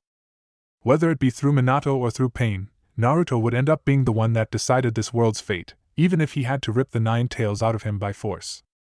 Daffy moved quickly as they rushed back to the Hidden Leaf Village. It was still early in the morning, and he was eager to get back. The goodbye to the Hidden Sand had been an interesting one, crowds of ninja and villagers saying their goodbyes, as well as Kankuro being there to see them all off, no longer hiding in the crowd. That meant Temari and her brother had seemed to make up. A good thing, he supposed. They had been traveling for a couple days now, Daffy having to slow down to keep up with everyone else. It wasn't a bad thing, really. They were in no rush and Kakashi still wasn't at 100%. Team Kakashi were close together, Kakashi finally letting them in on what had happened to put him down so much. It's called the Mangekyo Sharingan. He could see Sasuke's interest suddenly peak, Daffy taking interest as well. He watched as Kakashi's eye began to spin rapidly, changing forms suddenly. He knew what this was, having seen Itachi use the very same against him when he was with Jiraiya. It is an enhanced version of the regular Sharingan, and also grants a unique ability to the user.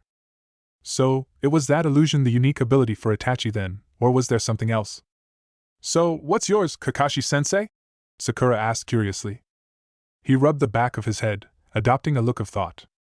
Well, it's a bit complex. Basically, I can create a hole in space-time wherever I'm looking, allowing me to absorb attacks or use it to attack opponents by sucking them into the rip. Sasuke seems to have a sudden realization. So, when that explosion broke through Sakura's wall, you used your Mangekyo to absorb the blast. Kakashi nodded in confirmation. Yeah. Unfortunately, I'm not very good at it, and it takes a lot of stamina. It probably wouldn't have been so bad if I used it on the epicenter of the blast, but with how far it had already traveled. Daffy nodded quickly, wanting to know a bit more. Yes, we get it, Kakashi. How do you unlock the Mangekyo, and how do you discover its abilities? Kakashi put a finger on his chin at that. Well, I have no clue. Sasuke seemed to falter slightly, Daffy quickly pulling him back up with a string, allowing him to recover. What do you mean you have no clue? You don't just suddenly get a powerful ability like that out of nowhere. Kakashi laughed nervously at Sasuke's accusation, trying to explain. Well, I don't really remember when I first activated it. I've been able to use it for a while, but like I said, it's very draining. The Mangekyo seems a little different than the regular Sharingan too. It seems to give you the knowledge about the ability it grants, though it feels a little vague. It took a lot of training to use it effectively, and even still it's hard to use. Daffy sighed but accepted the explanation. There is something else as well. Daffy looked over, surprised at the serious expression on his veiled face. Every time I use the Mangekyo, my vision seems to degrade slightly. It's a powerful tool but comes with severe consequences. Sasuke, I don't know how to achieve the Mangekyo, but if you do, be careful, alright? Sasuke nodded, Daffy seeing the village gate up ahead, finally arriving back at the village. Tsunade was there as well, waiting for them to return. Both teams stopped in front of her, Kakashi stepping forward to deliver the news. Mission complete, Lady Tsunade. The Kazekage was rescued and was returned to the Hidden Sand. Yes, I've already heard. Good work, all of you. You all get the next couple weeks off, so go relax. Naruto, come with me for a moment. Daffy raised an eyebrow, wondering what the woman wanted this time. She took off, heading back to the tower, and Daffy followed. They arrived in her office, Daffy about to ask what she wanted before he was beaten to it. I have news from the Hidden Mist. Ah, he had forgotten about that. He did leave Zabuza in the dust, didn't he? Heh. And what did they have to say, eh? She leaned back in her chair, throwing a piece of paper toward him. He caught it, reading it quickly. This is... Yep. I don't know what you did, kid, but whatever it was, it impressed the Mizukichi. They want to form an alliance with us. The letter's vague, of course, not saying whether it's just a trade agreement or a full military alliance, but it's big. He tossed the paper onto the desk, wondering what else she wanted. Is that all then? Tsunade sighed, leaning forward. Daffy stared into her eyes, waiting for her to continue. He already knew the answer. You are Naruto. Whether you like it or not, everyone knows that you're the one we must thank for this. You stopped the One-Tails during the Chunin exams, you're a close friend to the Kazekage, and now even the Mizukichi is. Get on with it, Tsunade. She sighed again, standing up and walking toward the pictures on the wall. Naruto, we both know that you are most likely the one everyone will want as Hokage. You're more than strong enough and you've proven that you have what it takes. What I want to know is, will you take the job if I step down? Daffy grinned lightly toward her. Thinking of retiring already? You really are getting old, aren't you? She chuckled, walking back to her desk and pulling out a bottle of sake. Maybe, but that doesn't change what I think. I lied to you earlier, you know. He narrowed his eyes, wondering what she meant. She took a deep drink, then continued. The miss never requested your aid, I offered it instead. Really? And why would you do that? She smiled, leaning back in her chair. You know, back when we had first met, Jiraiya told me that I should have some faith in you. He said that I should believe in you, just like he did.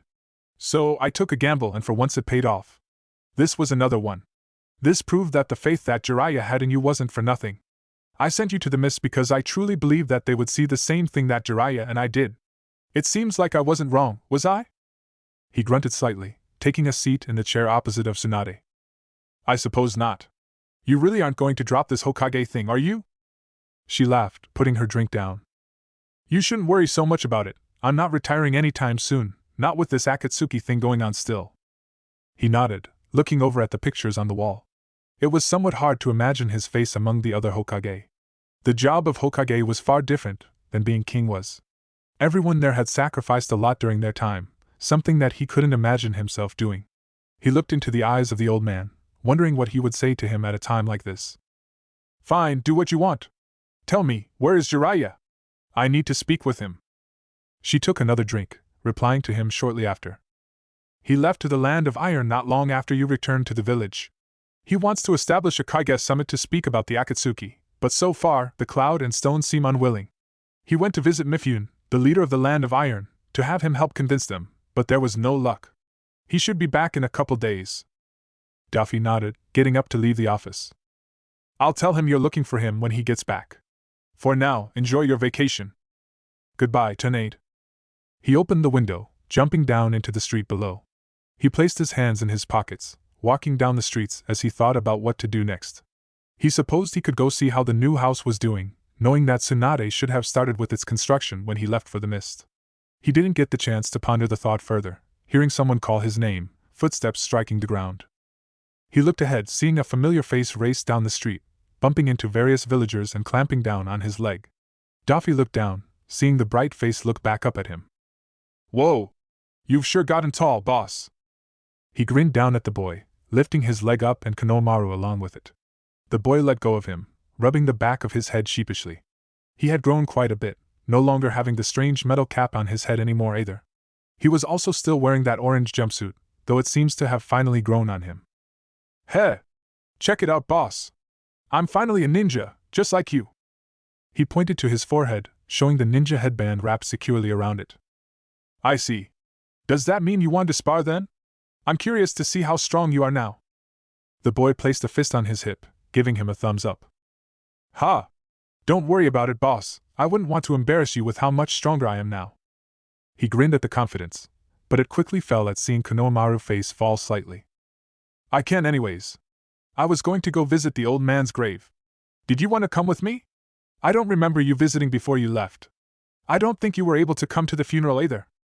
He thought about it for a moment, before nodding, gesturing for him to lead the way. It was true, he never did visit the third's grave. He avoided the funeral as well. It was a strange feeling, remembering the old man. He was never close to his grandparents in his first life, so Hiruzen Sarutobi had a role in his life he was not familiar with. His death had been something that weighed upon him, especially knowing that he could have saved him if he were stronger. Hiruzen was the first semblance of family he had in his new life, having been there before he found Virgo once again. He supposed he owed the man a visit, or if not, his grandson some company. They walked to the graveyard, Konohamaru seeming to improve in mood. He was talking about everything he was up to in the 3 years since he was gone. Daffy simply listened, idly nodding from time to time and laughing at the childish jokes he would make. They made it there soon enough, Konohamaru guiding him to the gravestone. It wasn't as extravagant as he would have thought, though he supposed Hiruzen was never that kind of man anyway. He wouldn't want an extravagant monument. Konohamaru knelt in front of the grave, praying. Daffy merely stood, looking down and watching as he did so. This wasn't something he was used to. He drowned his grief and nightmares in alcohol in his old life. Praying to a higher power was something he would never do. Still, that didn't mean he wanted Konohamaru to do the same. He waited patiently for him to finish, Konohamaru speaking after a moment. Thanks for coming with me, boss. Uncle Asuma was supposed to come with me, but he was busy today. He looked down at the boy as he continued to look down at the gravestone. It's not a problem, kid, don't worry so much about it. There was a silence again, the only sound being the footsteps of others as they visited the graves of family and friends. Hey, Naruto? He hummed lightly, waiting for him to continue. I want to be Hokage someday. I want to be like my grandpa was, someone that the entire village can look up to and respect. But you aren't strong enough, right? He nodded, looking up to him and continuing a second later. Do you think you could train me, boss? He raised an eyebrow, questioning the boy. Don't you have a Jonin sensei already? The boy scowled, crossing his arms. TCH, Ebisu is just a hack, he couldn't teach to save his life. You're a lot stronger than him, boss. He chuckled lightly at his words, thinking about it. He supposed he could train the boy, but he didn't really have the time to do so. Hehehe. Sorry, kid, but I don't have the time to train you right now. Besides, I don't think it would do much good. Konohamaru tilted his head in confusion. Huh? But why, boss? He smirked. I don't think you really need me right now. I think you can go far all by yourself.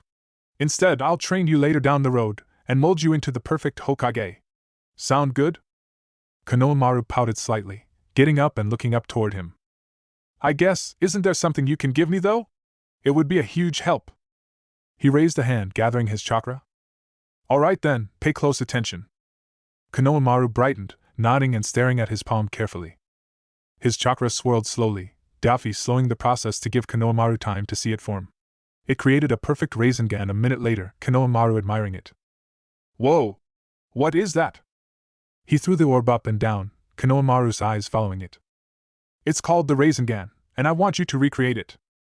Konohamaru nodded hurriedly. How do you do it, boss? He grinned, stopping his chakra and letting the orb dissipate. He placed his hands in his pockets, turning around to leave the graveyard. That's for you to figure out, kid. Good luck. Wait a minute, all by myself? You're kidding. Come back, boss. He quickly moved faster than the boy could see, reappearing on a faraway street. Konohamaru would figure it out. It wasn't a complex technique once you figured it out, and he was a smart kid despite his antics. He took a breath, reorienting himself and walking toward the Uchiha compound. He was eager to see how the house was coming now and hoped there were no more interruptions. He sighed as he looked ahead, seeing where he was. He landed back near the Hyuga compound, and he could see Niji and Hinata in front of the compound's entrance. Something was clearly wrong, and he couldn't help but be curious about what it was. He sighed, wondering when he would finally be able to get a break for once. He walked slowly up to them, seeing what was going on. Hinata was on the ground for some reason, almost hysterical, Niji trying to help her. He reached them, wondering what was happening. Something wrong, Hinata? Hayashi Hyuga sat in the chair of his office, waiting for Niji and Hinata to arrive.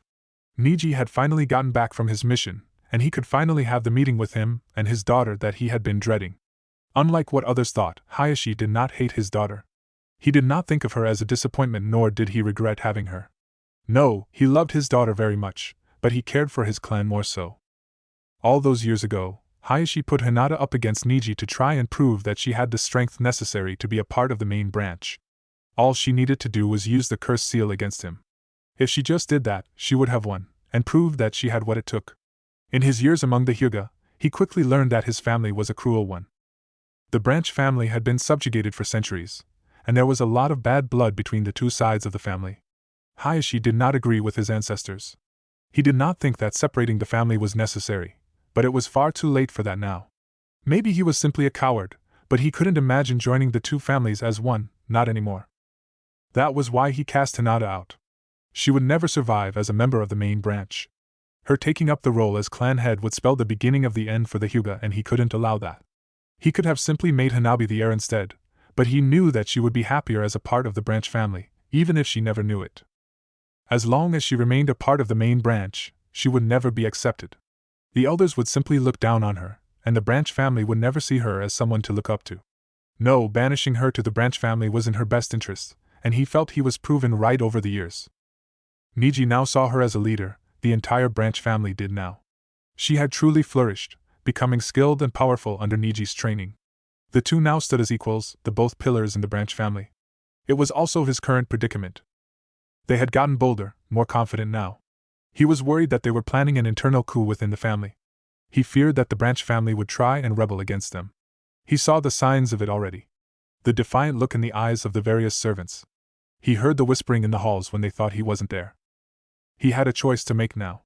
He had to bring the branch family under control again. It was a hard decision, because he knew exactly who to target. Niji was a strong and immovable ninja. Nothing he could do would ever hit the boy hard enough to make an impact. He had to find a way to destroy the branch family's morale, but he couldn't physically harm them either. Like how the Hokage would not interfere in the affairs of clans, the clan would not use practices that would impair their ninja's ability to do their job. Simply harming either of them would violate this, and he doubted it would be enough anyways. If he wanted to bring the branch family back down, he needed to get rid of their hope, and the only one he knew he could hurt enough to do that was Hinata. He hated this. He was tired of this clan, tired of its ways and traditions. But something told him that he needed to do this. The hidden leaf needed the Hyuga, and he couldn't let the village down. He heard footsteps approaching his office, quickly activating his Byakugan to confirm his thoughts. They were heading his way. He took a breath, readying himself for their arrival and deactivating his Byakugan. They walked in, their faces set impassively as they did so. Niji spoke first, walking in front with Hinata trailing behind him. "You wanted to speak to us, Lord Hayashi?" He nodded, gathering his words for a moment. "Yes, though I mainly needed to speak to Hinata. You can wait outside my office, it will only take a moment." Niji gave Hinata a look, before nodding, walking out of the room and closing the door behind him. The dull thud of the door echoed throughout the room, Hayashi wondering how to go about this. He knew it was a risk, one that even the elders had warned him about taking. Either the branch family would submit once again, or they would be riled up even further. There was no easy way to go about this. "Hinata, you seem to have been doing well among the branch family." His daughter nodded to him stiffly. "Yes, Lord Hayashi. I have gotten along with them quite well." He nodded back, trying to push the conversation along. "You have also gotten stronger under Niji's tutelage. You've become quite the example for the rest of the branch family to follow." She nodded hesitantly, not speaking this time. He tried to get her to speak, not wanting to deny her the right to speak her mind. "Is there something on your mind, Hinata?" She nodded quickly, clearly not comfortable being here. "Lord Hayashi, why did you wish to see me?" He raised his head slightly, absorbing the question and preparing an answer for it. It wasn't easy. "Hinata, it has become clear that you are becoming a role model among the branch family. The elders and I are also seeing that, because of this, the branch family is becoming more difficult to handle." She narrowed her eyes toward him in distrust, trying to figure out what he meant. "I don't understand what this has to do with me." He took a breath. "It is the decision of the elders and I that something has to be done about this. Therefore I have called you here." She stepped back, realizing what he had meant. "Hinata Hyuga, tell me, has the branch family been plotting to overthrow the main branch?" The look on her face told him everything. He knew that she probably never supported it. She probably had nothing to do with it at all. But that didn't matter. The fact was that the branch family was seeking to split from the main branch of the Hyuga, and he couldn't let that happen. "Lord Hayashi, He hated what he was about to do, but he needed to show that the main branch was still in charge. That was his duty as clan head. "Hinata Hyuga. 1 week from now, you will be undergoing an operation at the Konoha hospital. You will be made an example of what happens to those who defy the main branch family." "Operation? I don't understand, what operation?" He bowed his head slightly, not wanting to look at her face. "You will have your ability to reproduce taken from you, and any other Hyuga that shows signs of rebelling against the main branch will meet the same fate." "What?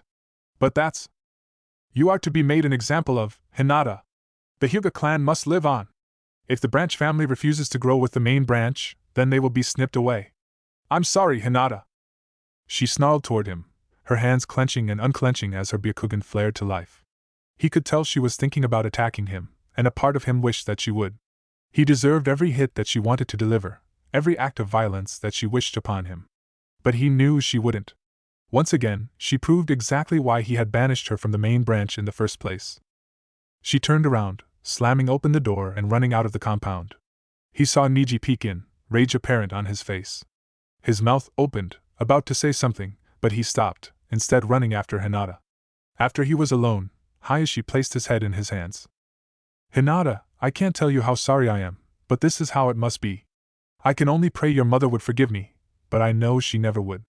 I wouldn't either. Niji ran after Hinata, trying to catch up to her. He couldn't believe what was happening. He had used his Byakugan to look into the room and read Hinata and Hayashi's lips. He wished that he never left Hinata alone in there. Just what was happening? Never did he think Hayashi would be capable of this. Never did he think a father could do this to their daughter. Something wasn't right. But he wasn't alone. He could ask someone else for help if he needed to. He knew for sure that Lee would be able to help, and if not, Naruto would be able to. Yes, he would go to Naruto and Lee as fast as he could to see if they could help. For now, he needed to get to Hinata and calm her down, and she had gotten a lot faster over the years. She was beginning to stumble slightly, Niji seeing her beginning to hyperventilate. She walked through the entrance of the Hyuga compound, falling in the middle of the road. To his relief, it was empty, and he was quick to get to her and try and get her back to her feet. He knelt next to her, trying to get her attention. Lady Hinata, please get up. Everything's going to be. Please. Stop calling me that. I'm not a lady, I'm barely even a Hyuga anymore. He reeled back slightly at her words, unsure what to say. Hinata. Why is this happening, Niji? I know father isn't a bad man, so why is he doing this? He was quiet, unsure of what to say. Something wrong, Hinata? He looked up, a shadow looming above him. Naruto was there, a small frown on his face as he stood before them. Hinata turned as well, lifting her head to look up at him. There were tears in her eyes, her face a bright red. Naruto? What are? She stopped before shaking her head quickly. No, I'm fine. Just go away. Naruto tilted his head curiously, an amused expression on his face. Really? It doesn't seem like that to me. Do you need help with something? Niji was surprised at Hinata's reaction to Naruto's words, a face of rage taking over her. Do I need help? What would you know about it, huh? She shifted slightly, facing toward him while still kneeling on the ground. How would you know what it's like, huh? You're an orphan, Naruto.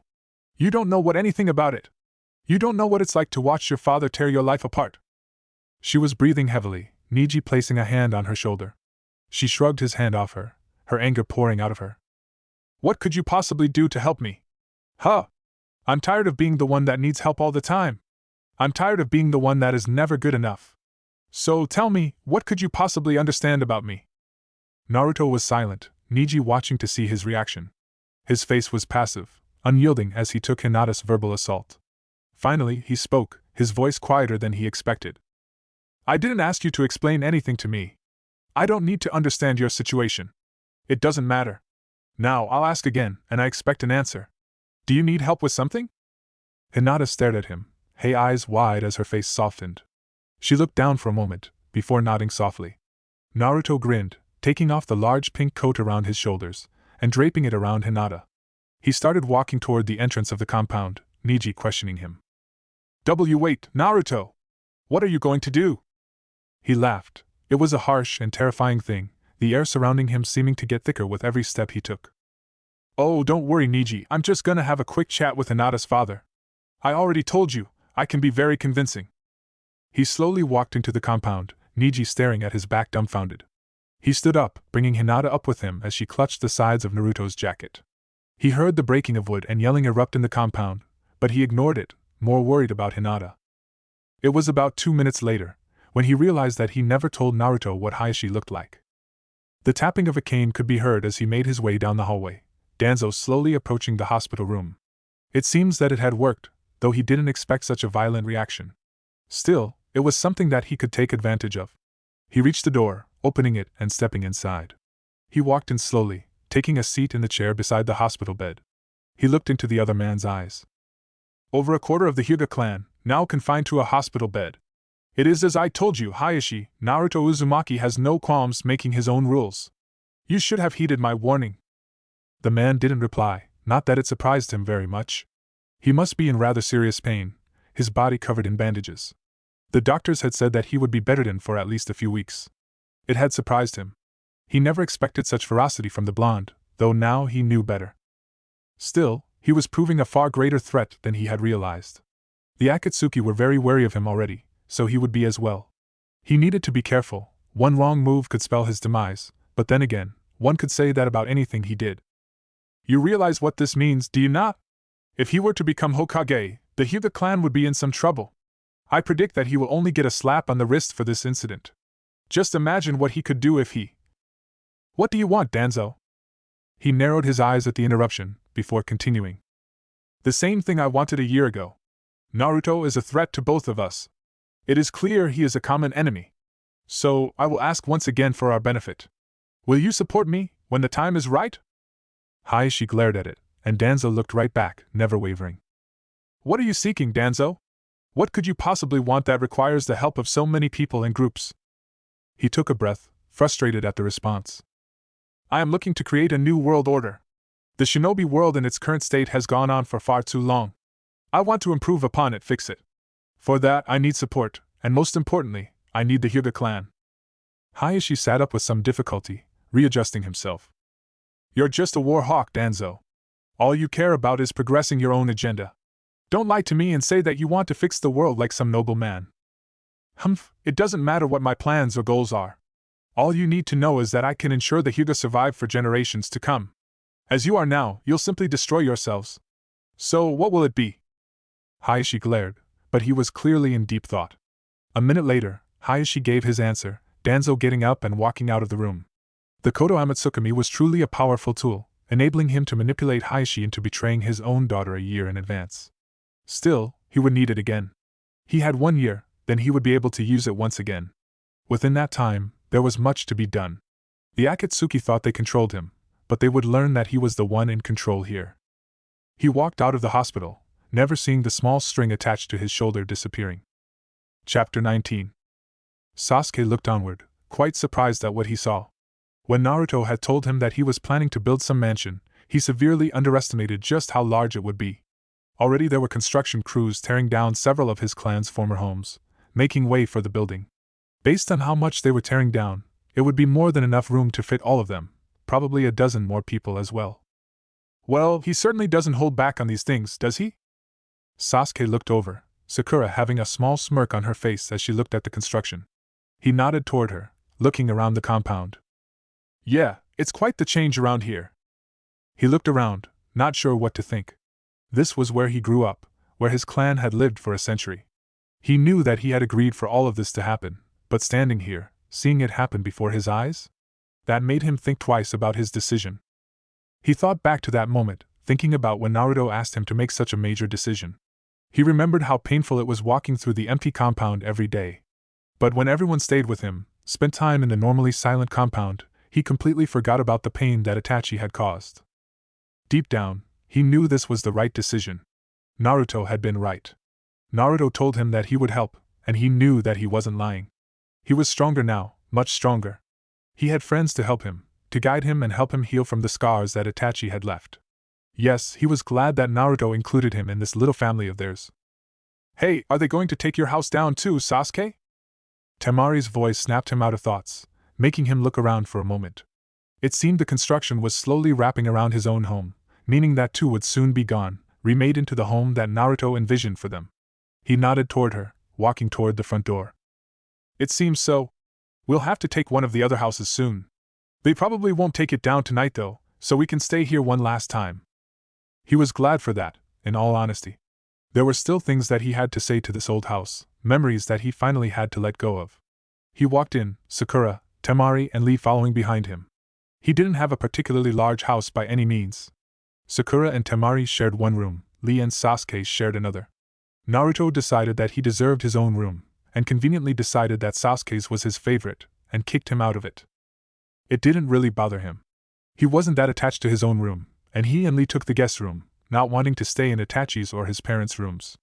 That left only one more room in the house, and with how Naruto just seemed to gather people around him, he understood why he wanted to build this new house of his. He walked in, heading toward his room quickly and throwing his bag onto his bed. He stretched, heading towards the living room and sitting on the couch, happy to be home and out of the desert. He looked up at the ceiling, hearing everyone settle in around him as he got lost in his thoughts. He had to wonder, what was it with Naruto and gathering people around him? It was something that he found rather strange. He was protective of them, possessive almost. He was easily angered by anyone even insulting them, having had a couple incidents during their trip. Was it because he was an orphan? He turned slightly, seeing Lee head into the kitchen, most likely to start making food. He was another one that was strange. Naruto and Lee seemed to have known each other for years, probably since childhood. Perhaps they were from the same orphanage. Still, they were radically different people, but they had two things in common. They were terrifyingly powerful. Naruto was a true prodigy, using his skill and stratagem to simply unravel his opponents effortlessly. And even if that failed, his strength and speed were seemingly unrivaled, able to easily trade blows with Jiraiya, even at the start of their training. Lee was a bit different. He was like a juggernaut, an unstoppable force with the strength and ferocity to match. Yet he always kept his cool, always unyielding no matter what he faced. He prayed he never saw the day those two seriously fought each other. Still, where did they gain this strength, those techniques? Where did the two even come from? Two no-name orphans becoming that powerful all on their own? Practically impossible. He thought about asking, it came up constantly during the trip, but he never did. After all, what did it matter? They were strong, they were powerful, but more importantly, they were family now. That was what Naruto saw them as. He knew that Naruto would go above and beyond for them, and after all he had done for him, Sasuke knew now that he would do the same. He sat up walking into the kitchen as Sakura called out for him. It seemed food was almost done. He sat down at the table, Temari setting down plates as Lee began to finish cooking. He looked at the chair at the far end of the table, knowing exactly who it was for. Naruto seemed to love sitting there, though he tried to hide it. He would catch him from time to time, not eating and simply watching them, that ever-present grin of his softening slightly. He sat at the chair next to it, looking up at the clock on the far wall. Naruto had been gone for quite a while, far longer than a simple mission report should take. He frowned, standing up again and walking toward the front door. I'm going to go find Naruto, he should have been back by now. Sakura turned toward the clock for a moment, before nodding and waving toward him. All right, but be quick about it. The food is going to get cold otherwise. He nodded, opening the front door and preparing to walk out. He didn't need to. He looked up, seeing Naruto stand before the door with a wide grin on his face. He sighed, he knew that look. He looked behind him, seeing Neji and Hinata standing behind him and seeming embarrassed. Hinata had Naruto's coat wrapped around her. Not bothering to ask, he stepped aside, giving them room to walk in and giving Naruto a deadpan stare. He simply laughed as he walked in, heading toward the kitchen. Heh heh heh. You're no fun, Sasuke. Aren't you even going to ask why they're here? He closed the door as Neji and Hinata walked in, quickly gathering 2 more chairs for the new arrivals. Knowing you, I'm pretty sure I don't want to know. He set the chairs down as everyone greeted each other, Sasuke being the last to get his food and take a seat. Hinata took his former seat, making Sasuke sit at the far end of the table. It was cramped with the 2 extra people, but they all managed. A couple minutes later, he couldn't hold in his curiosity. He set down his chopsticks and looked over at Naruto. So? Naruto looked up toward him, cocking his head to the side and feigning confusion. So what? He repressed a sigh, already regretting even trying to find out more. So, what happened after you left today? A light seemed to go off in Naruto's head, though Sasuke knew he was just messing with him. Ah, yes. So, first I went off to talk with Tsunade about the mission in Wave, then I spent some time with Konohamaru, that strange kid in the orange jumpsuit. After that, I walked around and ran into Hinata and Neji and invited them to have dinner with us, sent a quarter of the Hyuga clan to the hospital, and we also went shopping to look at furniture for the new. Sasuke's eyes snapped open, motioning for Naruto to stop talking. Wait, you did what now? He feigned ignorance again, merely cocking his head to the other side as he stared at him. Well, we're going to need new furniture, of course. As nice as your stuff is, Sasuke, I prefer something a bit more. Temari interrupted this time, also seeming to catch on. Not that. What was that about sending the Hyuga clan to the hospital? He grinned toward her, picking up a slice of beef with his chopsticks and taking a small bite. Well, I sent a bunch of them to the hospital. Or they should be there by now. I didn't take them there myself, of course. Sasuke put his elbows on the table, resting his face in his hands for a second before looking up slightly, staring Naruto in the eye, or glasses in this case. And why did you send a quarter of the Hyuga clan to the hospital? Naruto was about to answer before stopping, taking on a confused expression. Finally, he answered, laughing maddeningly. Heh heh heh. I have no idea. Sasuke groaned as Naruto continued to laugh, the slice of beef hanging out of his mouth. Neji shakily raised his hand up, thankfully being the one to offer some sort of explanation. Actually, that would be because of us.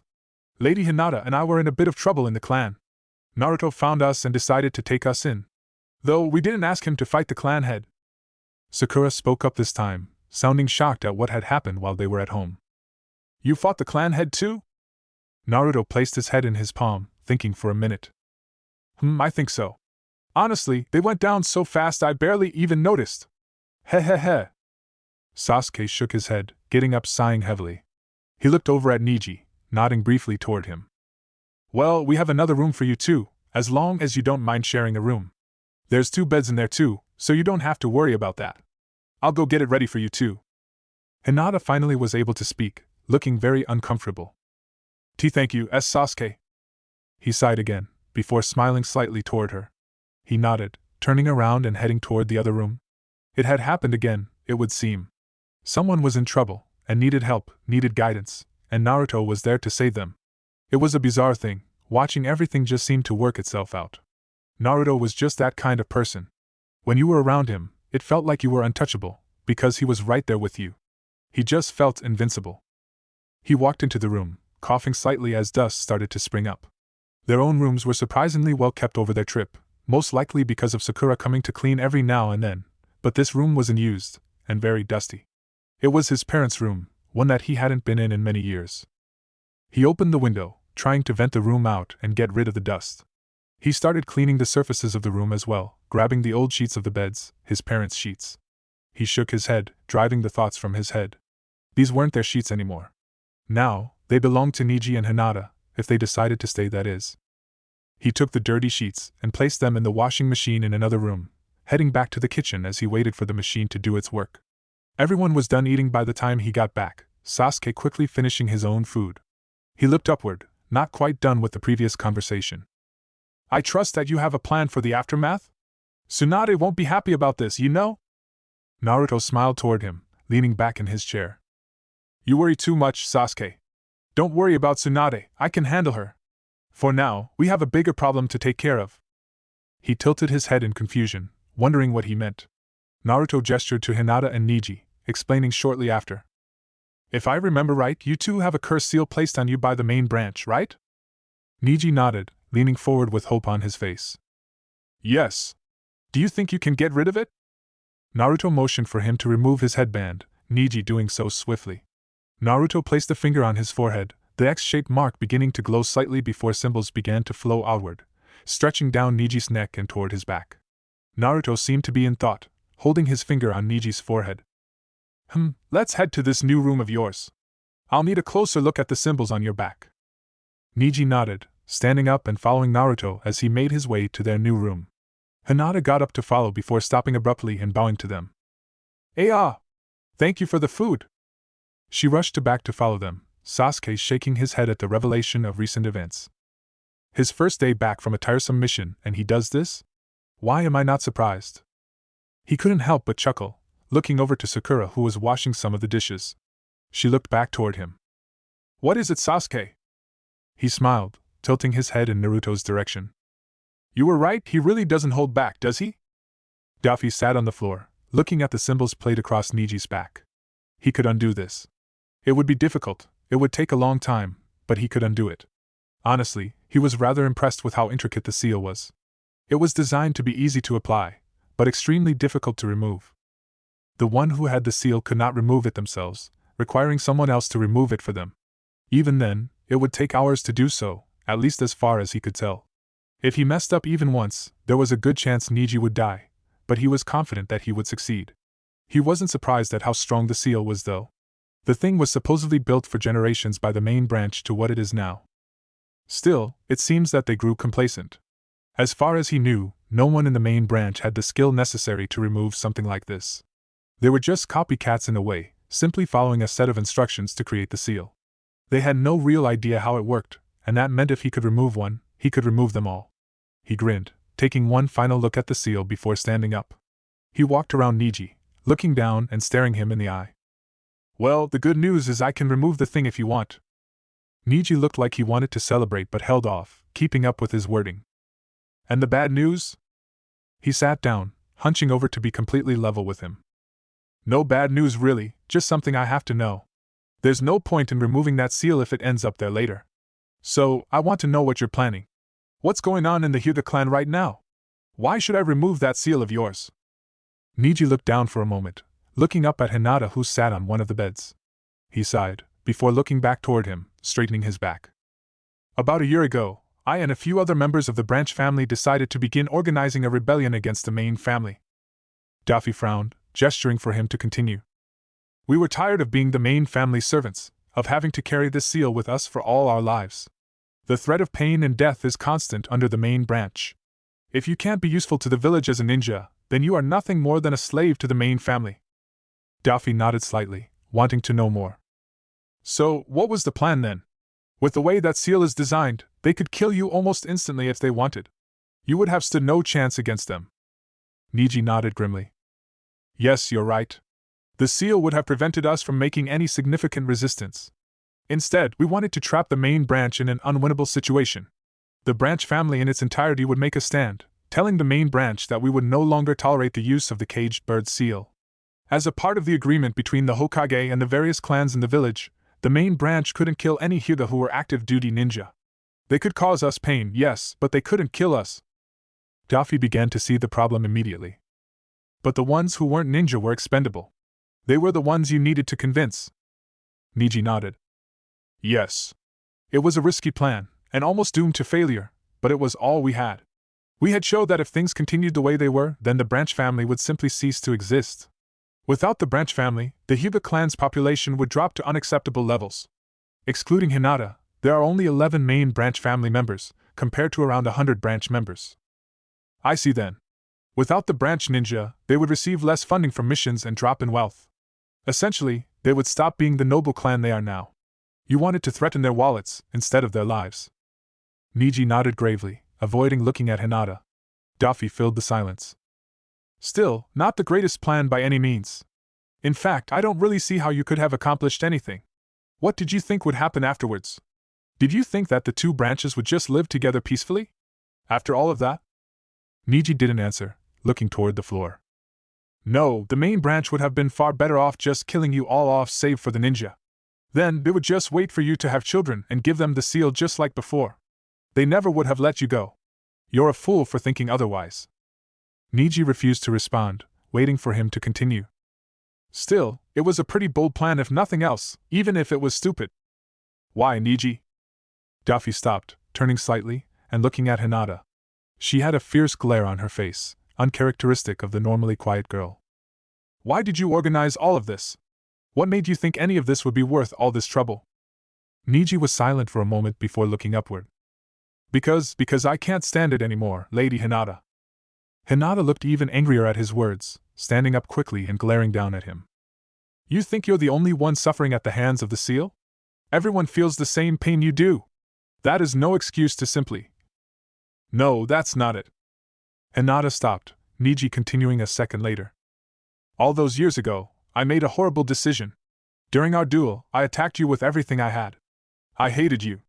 I wanted nothing more than to see you suffer the same pain I felt as a member of the branch family. I wanted you to understand exactly how I and everyone else felt. Niji took a breath, continuing. But it was only years later that I realized. You already knew that pain. Just like us, Hayashi subjugated you as well. You never had the seal, you were never a member of the branch family, but I knew that you understood us far more than my younger self ever realized. I wasn't tired of being a part of the branch family. I was tired of seeing you in the branch family. I was tired of seeing that seal on your forehead. That was why. The two were silent, Daffy seeing the chance to get his answer. So tell me, Niji, what are you going to do now? Niji took a breath, before gaining a determined look on his face. He faced toward him, his eyes seeming to burn with passion.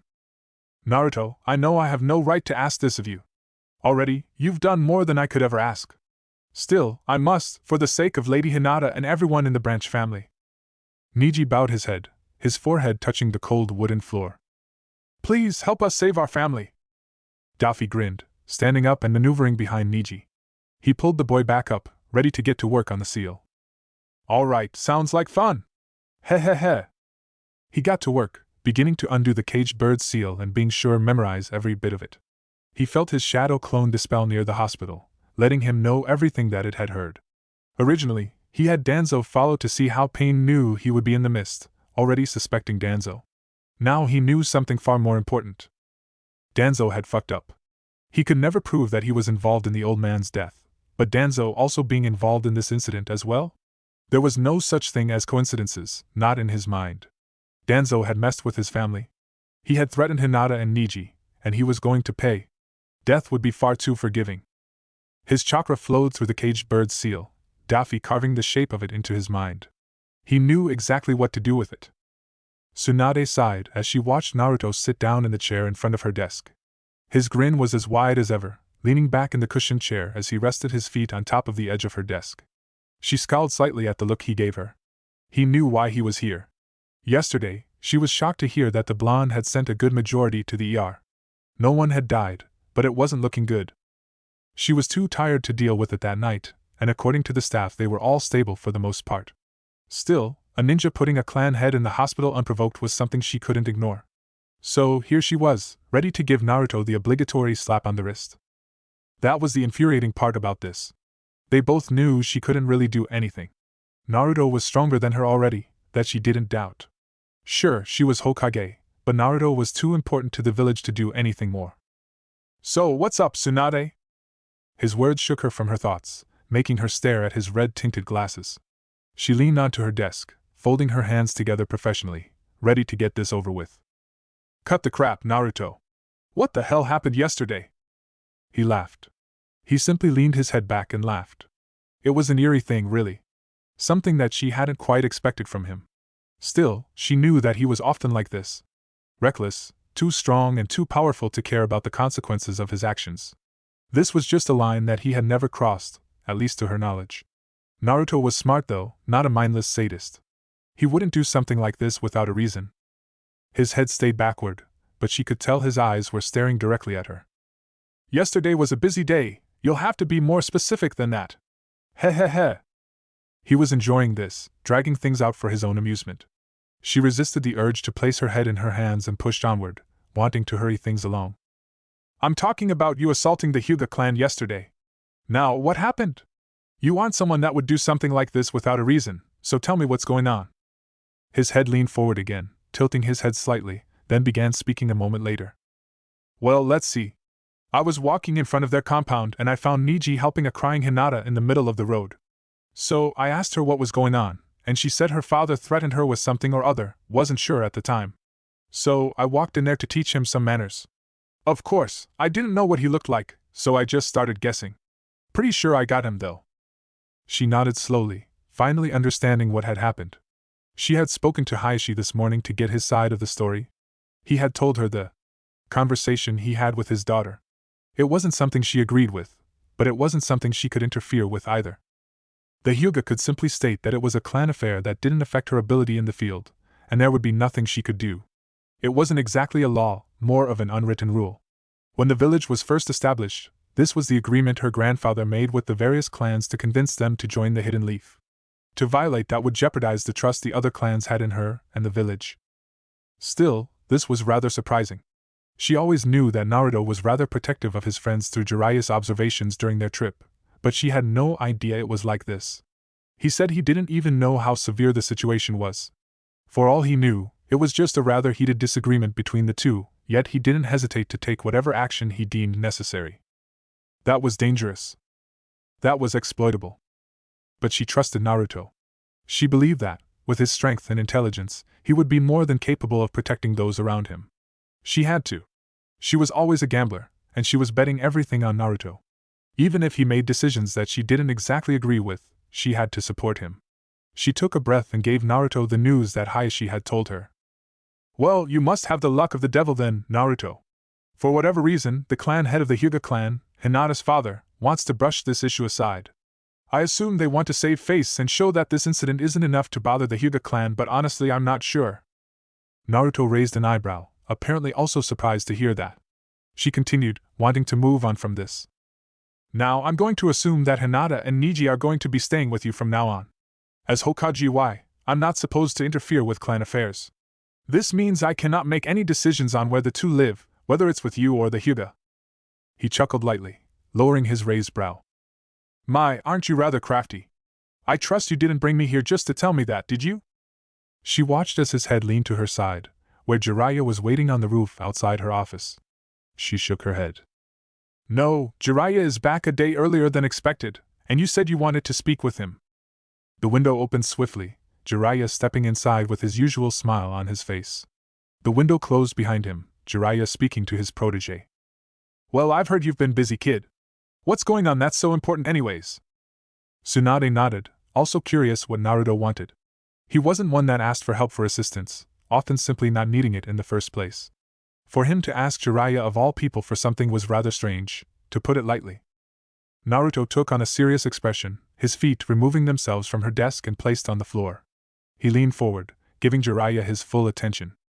I want you to unlock the Nine-Tails seal. Absolutely not. She stared slightly shocked at their interaction. The two met each other with stern expressions, either of them wavering in their decision. She decided to intervene before things spiraled out of control. Okay, hold on. Naruto, why do you want to unlock the seal? He was silent for a moment, continuing to look at Jiraiya before facing her. I've been talking to the fox. He said that he can communicate with the other tailed beasts if the seal is removed. He can find them. She understood now, voicing her thoughts. You want to find the other Jinchuriki and tailed beasts, get to them before the Akatsuki do. She turned to Jiraiya, already guessing why he had different thoughts about Naruto's plan. So, I'm guessing that. Jiraiya nodded, confirming her thoughts. Yes. During our training, we tried to get a handle on the fox's chakra. He couldn't do it. He barely got to the second tail before losing control, and even the first was difficult for him. Hell, drawing any of it was having effects on him. Opening it entirely? Out of the question. Jiraiya sighed, crossing his arms. Besides, what makes you think that the fox would even help you anyway? Naruto scowled, standing up.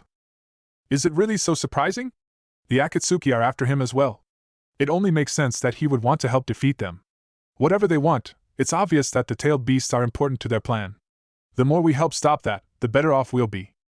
She looked toward Jiraiya, and she could see it. She saw the conflict in his eyes. Trusting the Nine Tails to help them wasn't something that was easy for either of them.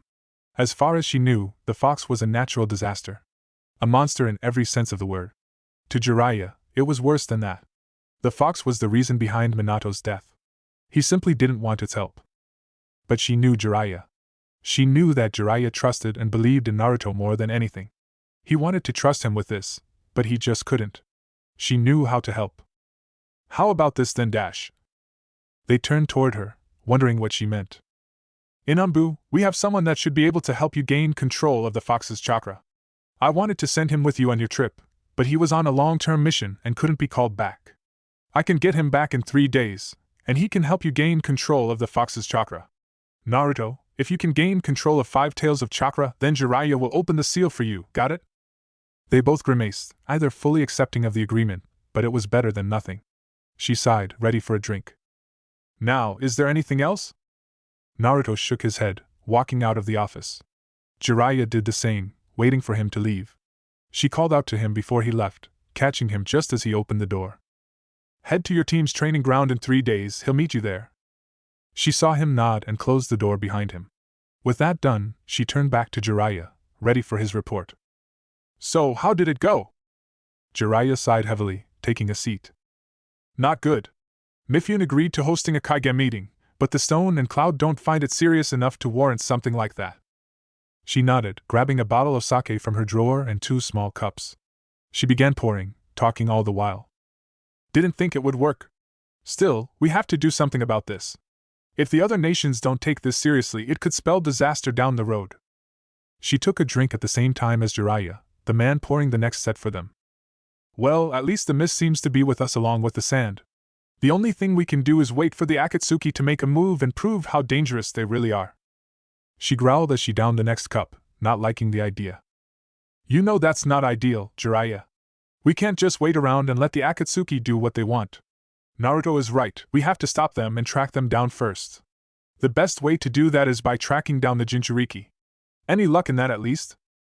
He nodded hesitantly, something that worried her. A bit. I've been able to gather that the 3 tails has manifested again in mist, though we don't know its exact location yet. The 6 tails Jinchuriki is still missing though. No luck there. The hidden stones Jinchuriki seem to be a mystery as well, no one seeming to know where they are. As for the cloud, The two tails left the village on a mission recently, though I don't know where. The Raikage's brother is still in the village. She nodded, counting in her head. And the last one, the 7 tails? He snorted loudly at that, taking another drink. Apparently she left the hidden waterfall a couple days ago. According to my sources, she was tired of being confined in the village all the time. No idea where she is honestly. Tsunade pinched the bridge of her nose, thinking about what Jiraiya had said. Even with his spy network, they only confidently knew the location of one other tailed beast, besides Naruto and Gaara of course. It wasn't good, but they had to make it work, they had no other choice. Gather everything you can on the 3 and 7 tails. A tailed beast can't hide for long, and the 7 tails Jinchuriki is young, right?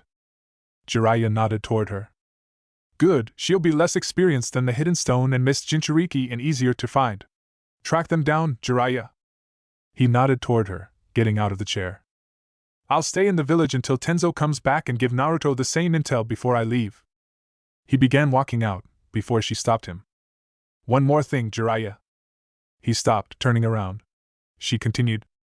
Gather more intel on the Akatsuki themselves as well. I trust you've read the report I gave you? He nodded, a grim look in his eyes.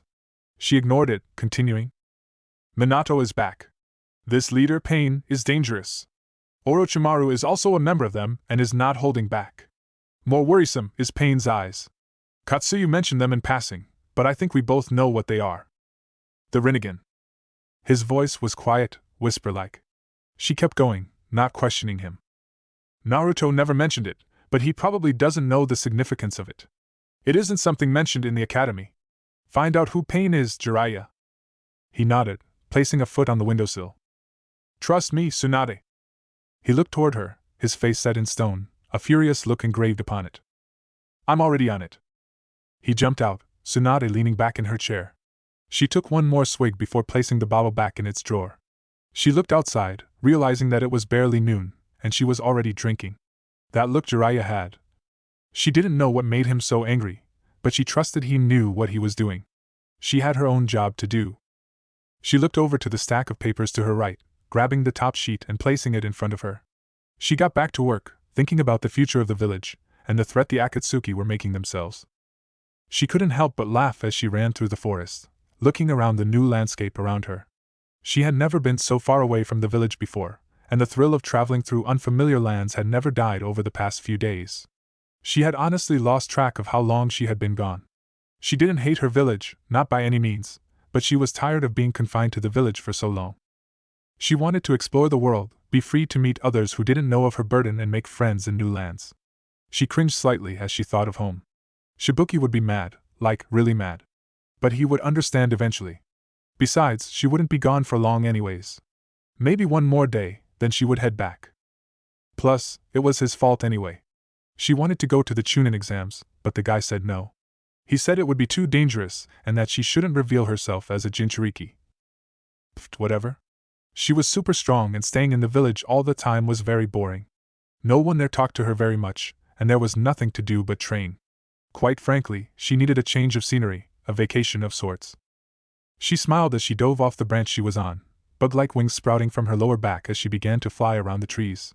She saw light, the trees disappearing from her sight as she gazed upon a wide, grassy field. The sun shone down upon it, the light giving it a magical glow. She felt the wind rush past her face, her smile widening. She looked down, shocked to see 3 people walking down a dirt path cutting through the field. She grinned, swooping down in front of them as fast as she could and stopping right in front of the 3. Boo! She grinned, but it fell slightly when she noticed that she didn't scare them. She shrugged it off though, hovering off the ground with her hands folded behind her as she introduced herself to the mysterious people. Hee hee! Hi there! My name's Fu. It's nice to meet ya. The 3 stood there, seeming slightly shocked at her appearance. She couldn't help but feel a swell of pride at that, knowing the effect her brilliance had on others. The one with the silvery hair turned to the other, seemingly bewildered. Hey Kakuzu, you seein' this shit? This ain't who I think it is it? She was slightly worried that he seemed to know who she was but shrugged it off when she saw the headband on the other.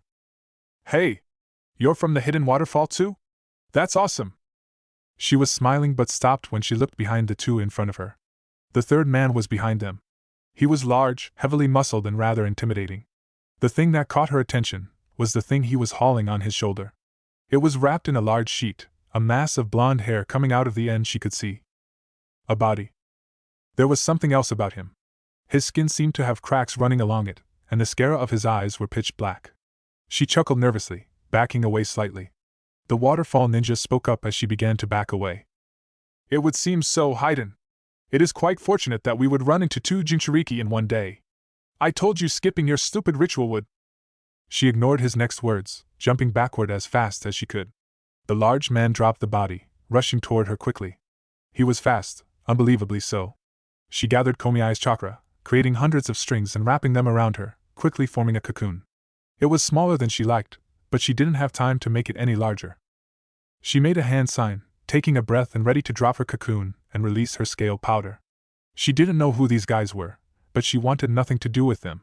Just as she was ready to drop the cocoon, a hand, covered in lightning, burst through the wall without resistance. The hand grabbed her, wrapping around her mouth and pulling, dragging her through her cocoon. The lightning coursed through her, her scream muffled by the hand around her mouth. She pushed the pain away, gathering more of Komiai's chakra. Red chakra began surrounding her, forming a cloak around her. She prepared to attack the arm grabbing her but didn't get the chance. A sharp knee from the man drove into her stomach, knocking the wind out of her. She couldn't breathe, but she didn't give up. Komiai's chakra began to peel at her skin, the familiar but painful stage 2 cloak beginning to manifest. The man didn't seem to care, using his arm and slamming her head into the ground underneath her. She felt the ground instantly cave under his strength. She could feel a crater quickly form around her, the once beautiful field being turned to dust. He lifted her up and slammed down once again. She felt rock and stone crumble as she was driven further into the earth. She was losing consciousness now. She felt her connection to Chomei begin to slip, the chakra she was borrowing begin to slip from her grasp. She could hear the tailed beast say something to her, but she couldn't make it out, her head filled with stars. She felt her limp body rise once more, and quickly slammed down one final time.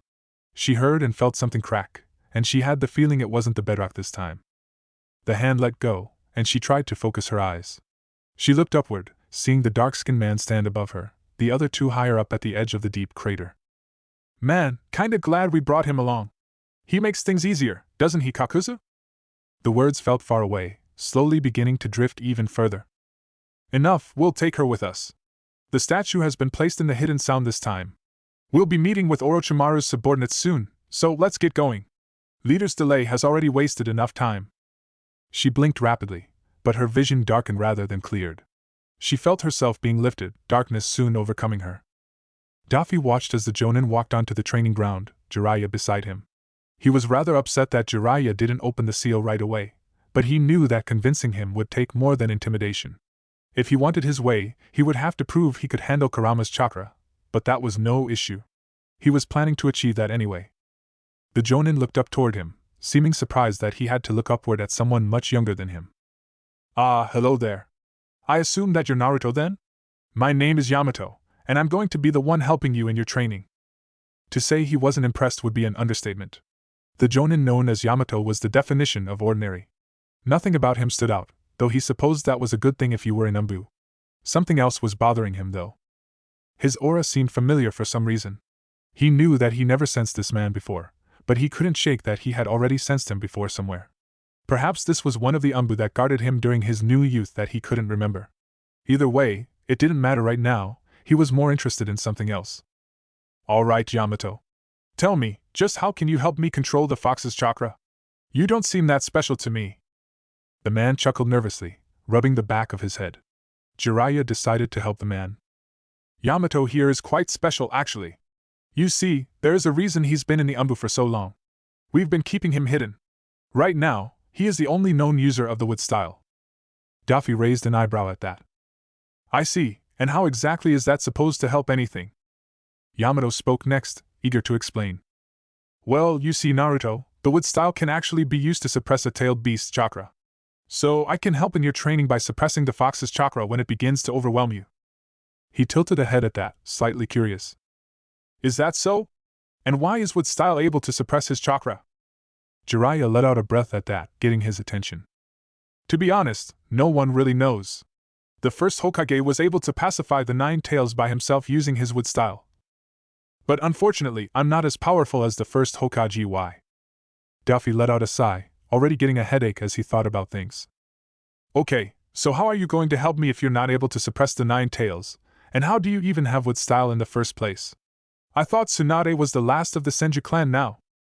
Jiraiya stepped forward, getting something from his pocket. How Yamato has the wood style is a story for another time. For now, this is how we'll get around Yamato not being as strong as the first. A necklace dangled from Jiraiya's hand, one that he recognized. Tsunade's necklace? What does that have to do with anything? Jiraiya grinned toward him, quickly looping it around his neck. That thing there is infused with the first chakra. Yamato can use the chakra inside to supplement his own, allowing him to more easily suppress the 9 tails as long as you're wearing it. Duffy sighed, having enough of the explanations and ready to get started with things. Whatever, let's just get started then. What do you need, Yamato? The Jonin grinned slightly, clasping his hands together. Hokage-style 60-year-old technique, entering society with bliss-bringing hands. Wooden pillars with spikes facing toward him began to erupt from the ground, forming a circle around him. Yamato sat on the ground, his palm facing toward him as he adopted a serious expression. All you have to do is stay inside the circle and I can suppress the chakra whenever we need to. He gave the man a look, taking a seat as Jiraiya walked off to stand near Yamato. You really need to work on the name of that technique. He took a breath as he prepared himself, Kurama already taking the hint and beginning to give him some chakra. He felt it coil outward from his stomach, feeling it burn through his body. It was always like this, like fire running through his body, boiling like blood. He took the pain in stride. He had felt worse, after all. The heat he felt could never compare to. I'm gonna survive no matter what you do to me and I will come kill every single one of you. He grit his teeth, the chakra in his body continuing to course through him. He felt something within him begin to sway but kept going, no longer needing to hold back. He gathered more of Kurama's chakra, feeling the first tail begin to manifest behind him. He grabbed more, letting it travel throughout his body as... They're celestial dragons! Don't kill them! Make them suffer for the rest of their lives! It was happening again. He was losing control of his body. He could feel his mind beginning to get lost in his memories. His body burned, but it wasn't from the chakra. He could feel rage welling up inside of him. He could hear something in the background, past the roaring flames that seemed to come from all around him. It sounded like laugh. Why did you take away the power I had? We can't undo what you've done now. I'm going back to the Holy Land, by taking your head. His vision was completely darkened now, encompassed by a roaring flame. He could see them past the red-hot glow, the crowd of people begging for his death. He felt his vision turn, looking behind him and seeing the man once again. He heard him speak, his voice grating on the trillions of nerves throughout his body. Doflamingo. Rosinante. I'm sorry you had to have a father like me. He roared, an explosion of energy snuffing out the flames, the crowd falling, unconscious. He raised his hand, the pistol in his grasp rising with it, pushing up against the man's skull. He pulled as hard as he could, feeling the trigger. Naruto! He opened his eyes, seeing Jiraiya look at him with slight concern. He composed himself quickly, refusing to look affected by what he had seen. How long was I out? Just a few seconds. Seems like Yamato really can help you. Usually you're out for almost a half an hour. He nodded curtly, looking over at Yamato who seemed to be winded, a bead of sweat dripping down his temple. How far did I get? Jiraiya stood up straight, pulling him along with him. He sighed slightly. 2 tails again. It seems like Yamato can help you recover more quickly, but he can't actually help you control the chakra itself. That part's up to you. He nodded, not really caring one way or the other. Jiraiya clapped his hands, getting his attention. Well, I need to get going. Got more intel to gather and I have some info for... He was interrupted as a puff of smoke erupted beside him. It was a messenger toad, one that he knew was responsible for sending him critical reports from his spy network. Jiraiya grabbed the scroll that unrolled from the toad's mouth, the toad disappearing a second later. He unfurled it, reading it quickly. His face folded into a grimace, and he knew something was wrong. What is it? Jiraiya looked toward him after he asked, sighing heavily. Trouble. One of my informants caught wind that the cloud's Jinchuriki, the 2 tails, was grabbed by the Akatsuki. That was yesterday. His eyes narrowed, his chakra flowing through his body. Where is he? Where's the Jinchuriki now? Jiraiya brushed a hand through his long hair, giving him a regretful look. Her actually, and no clue. They couldn't track down where they were going. They were intercepted by unmarked ninja. He grinned toward the man, walking back to the village. He heard Jiraiya from behind him. "Where are you going, Naruto?" His haki pulsed outward, quickly focusing on the one that could help him. He had been busy getting everyone settled in the new house over the last few days, but now he had time. "Going to get some intel. You get going, Jiraiya. I'll find out where that Jinchuriki is." He ignored their words about training. He was done with it for today. He had something more important right now, a private meeting that was long overdue. Danzo walked through the corridor, his root ninja lining the walls to his office. He was in his hidden base under the Hokage monument, one that wasn't on any official records. Things were going well today, having gotten a report that his ninja were able to suppress Jiraiya's spy network with moderate success. More importantly, was the package waiting in his office, the new arm that Orochimaru had promised him. He had waited a long time for this, and already was preparing the surgery room to attach the limb to his body. With that and the hidden Uchiha records he had acquired, he could increase his chances of survival should he be confronted by the Akatsuki. He wasn't a fool, he knew he was getting old. Hiruzen's death had showed the effects that age had done, and Hiruzen was stronger than he was. If he couldn't defeat Orochimaru by himself, then he stood no chance against foes equally as powerful. But with the Izanagi, he could gain an advantage like no other. It wasn't perfect, of course. It would take time to learn how to use the technique. According to Orochimaru and Madara, Hashirama's cells would make it much easier to learn and use the Izanagi, just like how they enhanced Shusui's Sharingan. The Uchiha records confirmed that the Izanagi was a true ability. Madara hadn't lied about that. Still, he had to be careful. They didn't know about Shusui's Sharingan, and he was sure that Itachi would never tell either about such a powerful ability. He was walking a fine line. One wrong move would spell his death, but he was confident that he would come out on top. He just needed to bide his time. He approached the end of the hallway, looking over to Fu at his side. "Go make sure the surgical room is prepped and ready. I want no complications." The Yamanaka nodded, turning around and about to make his way to another part of the hideout. Fu stopped when one of the ninja fell over suddenly, unconscious. Danzo stopped, his cane resting on the floor as he looked at the ninja directly to his right. He was on the floor, standing against the wall one moment and unconscious the next. He tilted his head toward the downed ninja, the others around him knowing what to do.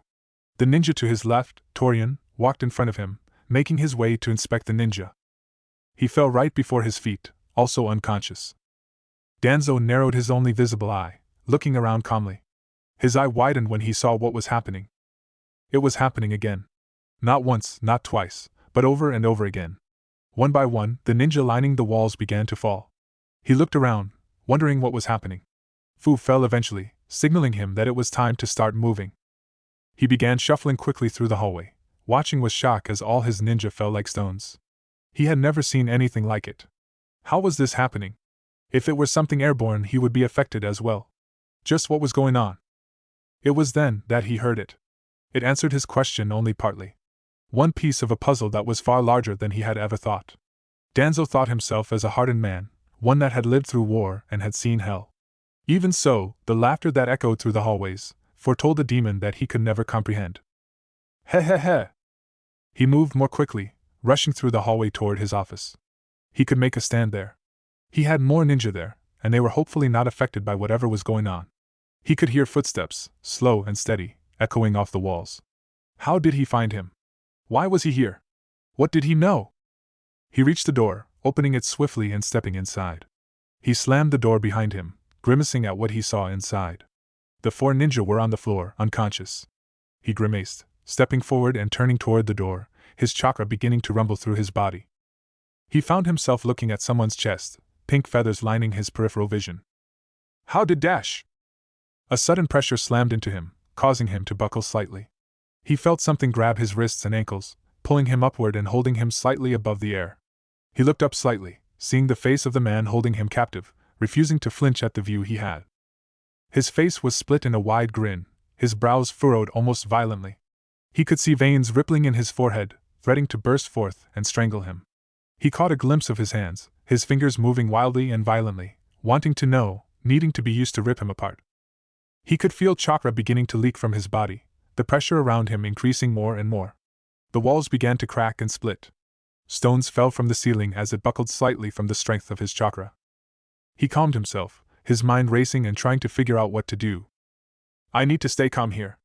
If he wanted me dead, I would be dead already. He wants something from me. I just have to play things right and survive this encounter. Once I have that arm. You seem surprised to see me.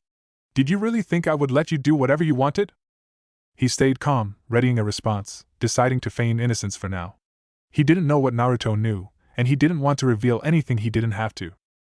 Oh? And tell me, just what is it you think I've done? Naruto chuckled, the strings tightening painfully around him. You must think you're so clever, Danzo. The only reason I never killed you was because I never considered you a threat. Heh heh heh. To be honest, I still don't. He kept calm as Naruto began to laugh, refusing to flinch as the fierce look from before returned. But you messed up. I never knew if that intel Kabuto gained came from you. After all, he could have been lying or been lied to. But I know that you were responsible for what happened to Hinata and Niji. He didn't react, but inside he was panicking slightly. How could he have known though? There's no way that he could know about Konohamaru, so how could he have? You seem surprised. This was worrying now. Naruto was reading him like a book. This wasn't normal. No normal ninja could read him like this. It would take someone with years of experience. It would take someone who had spent at least a decade manipulating others to catch on to him like this. Just how the hell was? Did you really think I wouldn't find it odd that something like that happened so soon after I returned? Did you think I wouldn't suspect you immediately afterward? Such arrogance. I had you followed while I was busy cleaning up the Hyuga compound. And I heard a rather interesting conversation afterward. No, that's impossible. There's no way he could follow me without me or my guards noticing. But don't worry, Danzo, I'm not going to kill you. No, I have something better in mind for you. Right now, I need your help, or more specifically, I need your spies. He knew what he wanted. He had gotten the report earlier today. You want to know the Two Tails location? Naruto's head tilted slightly. That's right, but you're not going to tell me that right now. No, there's something else we have to take care of first. He grit his teeth, deciding to take a stand now. Naruto needed information only he had, which meant he had the upper hand here. And just what makes you think I'll tell you anything? Naruto laughed. It was a sick thing, full of malice and hate. That's simple. Because first I'm going to make you pay for what you did to Niji and Hinata. Naruto placed a glowing finger on his forehead, Danzo struggling all the while. He felt pain, a burning pain exploding throughout his skull. His chakra raced, trying to form a slice of wind that he could send toward the blonde, but it didn't work. He felt Naruto's chakra course through him, interrupting all his attempts to form his techniques. He felt something else burn. His skin, he realized. There was something being burned onto his forehead. He felt blood begin to soak the bandages covering his forehead under Naruto's finger. He felt his body scream at him, wanting the pain to stop. Suddenly it stopped. He fell, limp as the strings helped his body. He could feel them dig into his wrists and ankles. His head was pounding, his eye unfocused for a moment before he refocused with a shake of his head. What did you do? Heh heh heh. You know, looking at the seals I know this hurts, but let's find out just how much, shall we? He formed a hand seal, one that he recognized. He knew what he had done. He knew just how much trouble he was in now. Pain exploded throughout his skull. His vision turned white. He heard himself scream, the pain being too much to bear. He couldn't fight for even a moment. The pain was too much. It was absolute. It stopped. But how long did it last? He didn't know. Is this really the caged bird seal? I knew it could cause pain, but that was... Heh heh heh. It worked even better than expected. You know, that seal seemed to be rather old, so I decided to give it a few upgrades. Glad to see that it causes more pain than the original. The strings unfurled, releasing him and making him fall to the ground. He didn't waste any time, quickly making a hand seal and looking up toward Naruto. He saw the blonde make another hand seal, probably preparing a jutsu, but Danzo's was already ready. Wind style, vacuum wa. He stopped, his breath rushing out of his body as a wave of exhaustion struck him. His vision blurred, his chakra seeming to be so far away. His heartbeat filled his ears, his vision distorting as Naruto's voice echoed throughout the room. Heh heh heh. I told you, didn't I? I made a few upgrades. Why should I let you use your chakra against me? He felt a foot touch his shoulder, rolling him onto his back and pushing against his chest, keeping him pinned to the floor. You understand your situation, Danzo? You're mine now. That seal on your forehead means you belong to me. The foot pushed down, his ribs cracking at the force Naruto was exerting. Now tell me, where is the Two Tails? He wheezed, gathering his remaining strength to tell him what he wanted to know. Hidden SS sound. He saw Naruto grin, the foot lifting off him. He took a deep breath, regretting it afterward as he began to cough violently. He heard the door open, Naruto beginning to take his leave. See you soon, Danzo. He laid on the ground, listening as the footsteps echoed down the hallway, eventually disappearing. He laid there a while longer, deciding to gather his strength after about an hour and pulling himself up. He limped and grabbed his cane off the floor, hobbling over to the mirror on one end of the office.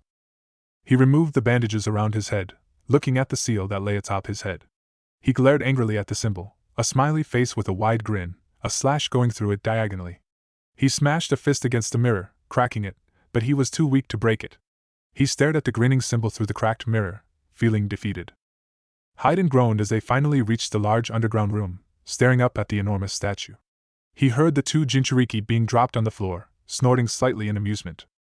Well, now we get to stand still for days straight as we seal these things up. Isn't there a faster way to do this? He heard Kakuzu growl, dragging the blonde in front of the statue. Shut it, Hyden. Let's get this over with so we can get back to work. He scowled at the older man, watching as Sound Ninja carried the other Jinchuriki and moved them out of the way. Seriously? More bounty hunting? I thought we were done with that. Don't we have enough money, you damn penny pincher? Kakuzu glared at him with contempt, Hyden ignoring it expertly. You can never have too much money. He rolled his eyes, folding his hands behind his head. Yeah, whatever. As long as you let me sacrifice the next ones to Jashin, I don't really care. He looked around, seeing the Sound Ninja preparing to defend them as they performed the sealing. He thought that leader was being way too cautious, but whatever. It wasn't his job anyway. Still, these guys didn't look very impressive. He looked over to one of them, one with snow-white hair and sharpened teeth. Hey you! Are you sure you guys are gonna be able to protect us? You don't look all that impressive. The boy scoffed toward him and was about to reply before he was interrupted. It's fine, Sir Jetsa. Allow me. Hyden looked to his right, seeing someone else approach him. It was another of those zombie things. He was against them at first, unsure how Jashin felt about them, but after seeing what the one with them could do, he didn't really mind. There is nothing to worry about. Even if they get past the regular ninja, I will be more than up for the task.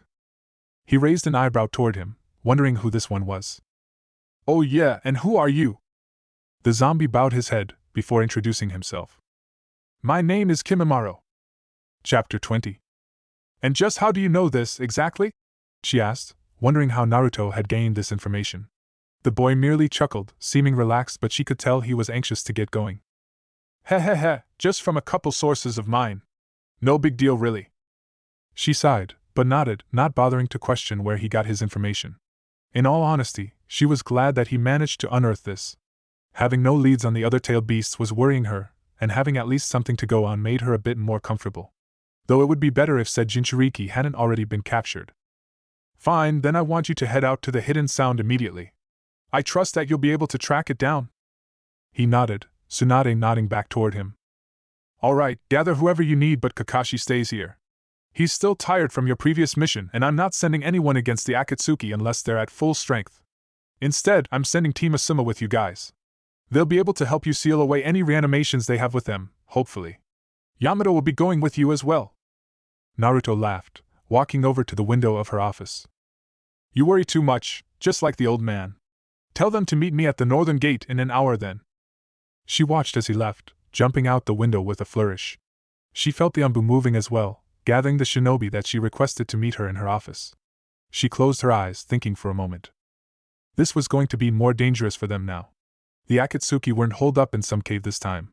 This was an enemy stronghold, a hidden village created by another of the legendary Sannin. On top of it all, she suspected that the Akatsuki knew they were coming. She trusted Naruto, but she couldn't help but think of the worst when it came to this next mission. She opened her eyes, seeing Team Asuma walk into her office. She must have dozed off for a moment. She shook herself awake, preparing to give the team their new mission. Lady Hokage, why, is there a mission for us? She nodded, taking a look at Asuma Sarutobi for a moment. He was different than what others had often said about him. When most talked about Asuma Sarutobi, they talked about a relaxed and carefree man. A man that seemed wise and kind, but also a powerful and deadly shinobi, similar to his father in some ways. The one that she met, though? Not exactly like that. He was more serious than she expected him to be and trained very often. He would often call for more intricate training at the academy, saying that the students weren't getting the knowledge they needed. He didn't socialize very much as well, or at least, not anymore. To say that people noticed the change would be rather obvious. Opinions of him changed over the last couple years, many ninja telling her that they weren't too comfortable being on a team with him, not anymore.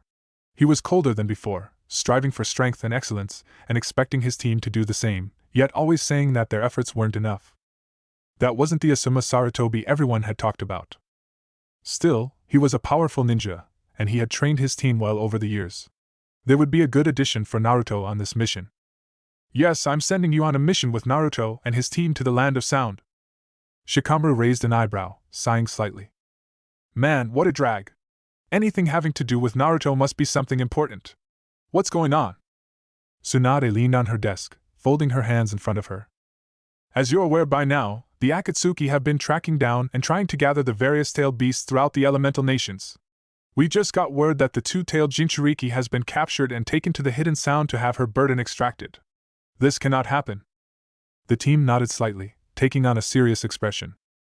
Who is to be leading this mission, Lady Tsunade? She looked over to Asuma, watching him carefully. This was something she was worried about. Asuma had recently shown a rather self-centered view of himself, believing he was more fit to lead than anyone else. Naruto will be leading this mission. He has more experience fighting the Akatsuki than anyone else, and will be the one sealing away any reincarnated shinobi. You will need to follow his orders to get this done. She saw Asuma's eye twitch slightly, but he merely nodded, making her relax. This sounds like a dangerous mission. When do we leave? Ino sounded nervous, not that she blamed her. Hearing that you were going to fight some of the most dangerous people in the world was not good news by any means. You will be meeting Naruto and his team in 1 hour at the Northern Gate. An hour? She furrowed her brow, annoyed at Ino's outburst. To be fair, Lady Hokage, that's really short notice. I haven't even had a chance to eat ye. She glared, stopping Choji in his tracks. He heard Shikamaru sigh, shaking his head slightly. I don't think you two understand the severity of this mission. The Akatsuki are proving themselves to be a major threat. Not just to us, but to every major village throughout the elemental nations. We need to do everything in our power to stop them whenever we can. The information we received is a day old. That's 24 hours already lost. We don't have time to wait around. They all nodded, Ino and Choji looking more serious than before. She sighed, waving them off. Get going then, I want you leaving as soon as possible. And good luck. They left, quickly preparing for the mission ahead of them. She leaned back in her chair, looking at the ceiling. She didn't like reprimanding them like that.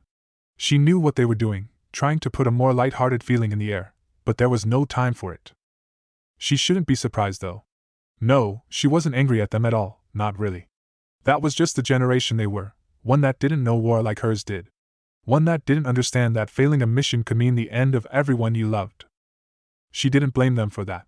No, she was glad for it. These kids were hopeful about the future. They had such potential in them, not knowing the horror of war and the hate it brings. Her only regret was that she may be turning them into something that she hated. I guess I shouldn't worry though, should I? You'll protect them, Naruto. I know it.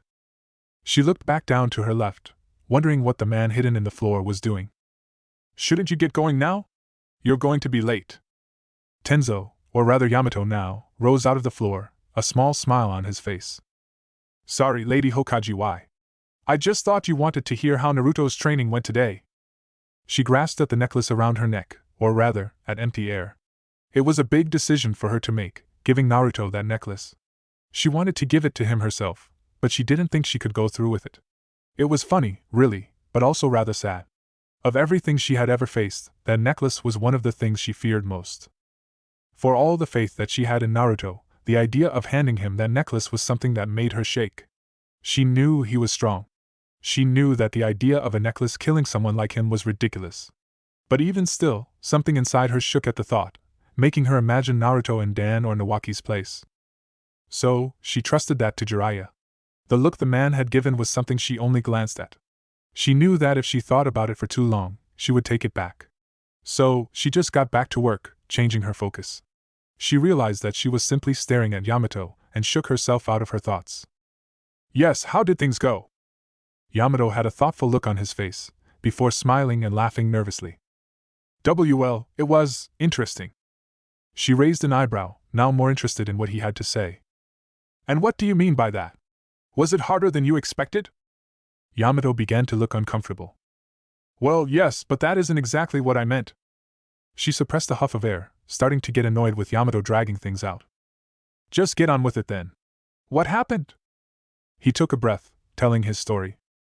In all honesty, I didn't have much trouble suppressing the 9 tails. It was more difficult than I thought, but nothing I couldn't handle. But, Lady Hokage, why, have you ever seen Naruto use the fox's chakra? Tsunade thought for a moment before shaking her head. Not really, no. Why?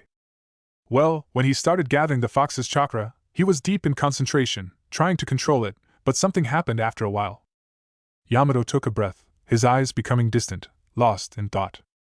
All of a sudden, he just started laughing, Lady Hokage, why? But there was something else just wrong. She stared at him for a moment, trying to figure out what he was talking about. Wrong? What do you mean wrong? Well, it was like a type of pressure just started bearing down on me. I thought it was his chakra, but it felt odd. The field was shaking, Lady Hokage, why? She closed her eyes, trying to envision what Yamato was talking about. She opened her eyes, curious about something. How far did he get? How many tails was he able to manifest? Just 2. 2? All of that, with only 2 tails out of the 9? This was Yamato. He was startled by her change of tone, answering a second later. Yes, Lady Hokage, why? I want you to keep a close eye on Naruto at all times, understood? If he starts trying to gather the fox's chakra during a battle, I want you to stop him as soon as you can. She didn't know about this. If something like that could happen with only 2 tails of chakra, something that worried someone like Yamato, who knew what could happen if he went out of control. He'd be unstoppable. Of course, Lady Hokage, why? I'm going to make sure he trains with the fox's chakra as much as possible after this. Under no circumstances can we let something like this continue. How did Jiraiya react to it? Yamato took a second to think. He didn't seem too surprised. I guess something like this happens every time they train. Damn it, Jiraiya. If he had said that Naruto reacted this violently to the fox's chakra, it didn't matter anymore. This needed to be done either way. Naruto needed as much strength as he could gather. She thought that he simply couldn't handle the fox's chakra, not that it drove him literally insane. Get going, Yamato. You're going to be late. He nodded, leaving her office swiftly. She sighed, refraining from getting another drink. She could hear Shizen in the hallway, no doubt bringing in another pile of paperwork. It was a shame too, she was beginning to like having a clean desk. Another mission already? Daffy grinned at Sakura's words, walking into the house to announce their new mission. Heh. What's wrong, Sakura? Can't handle it? She pouted slightly, crossing her arms and glaring at him slightly. I never said that. Now what's going on? What's our new mission? He was about to answer before Sasuke already predicted their new mission. It's another Jinchuriki, isn't it? We found one? He nodded, leaning against the backside of the couch, facing everyone in the living room. That's right. Yesterday, the Two-Tails Jinchuriki was captured by the Akatsuki and headed toward the Hidden Sound Village. We're going to go there and stop them. He saw them tense slightly, all of them now seeing the severity of this new mission. Hinata shifted slightly, speaking up to ask a question. So are we all going on this mission then? He grinned at her, entertained by her nervousness. Heh. No, of course not. As strong as you and Niji are, I don't think it's a good idea for you to be coming with us yet. For now, you'll be staying here with Sasuke, who'll be training you. He watched the shocked looks on their 3 faces, Niji immediately arguing his opposition. You haven't even seen how strong we are yet. How would... He glared at the Hyuga, a burst of his conqueror's haki being more than enough to stop him cold. And you should be more grateful, Niji. The reason I'm doing this is so you can go on these missions with us. Don't fool yourself into thinking you can match Lee, Sasuke, Sakura or Temari without those gates of yours. What's the point of all that power if you're half dead afterward? Niji relaxed, nodding slowly and taking a small step back. Sasuke gave him a look, one that made Daffy curious. Yes, Sasuke? Do you have an issue training these two? Surprisingly, he shook his head, denying the accusation. No, I'm fine with that. It's about what you said earlier. He raised an eyebrow, urging him to continue. You said that you were going to stop the Akatsuki? What do you mean by that? He grinned at the raven-haired Uchiha, and couldn't help but feel slightly proud of his deduction. Exactly that. I'll make this clear to you all right now. This isn't going to be like it was with Gaara. Rescuing the Jinchuriki is a secondary objective. If necessary, kill the Jinchuriki so the Akatsuki can't get their hands on them.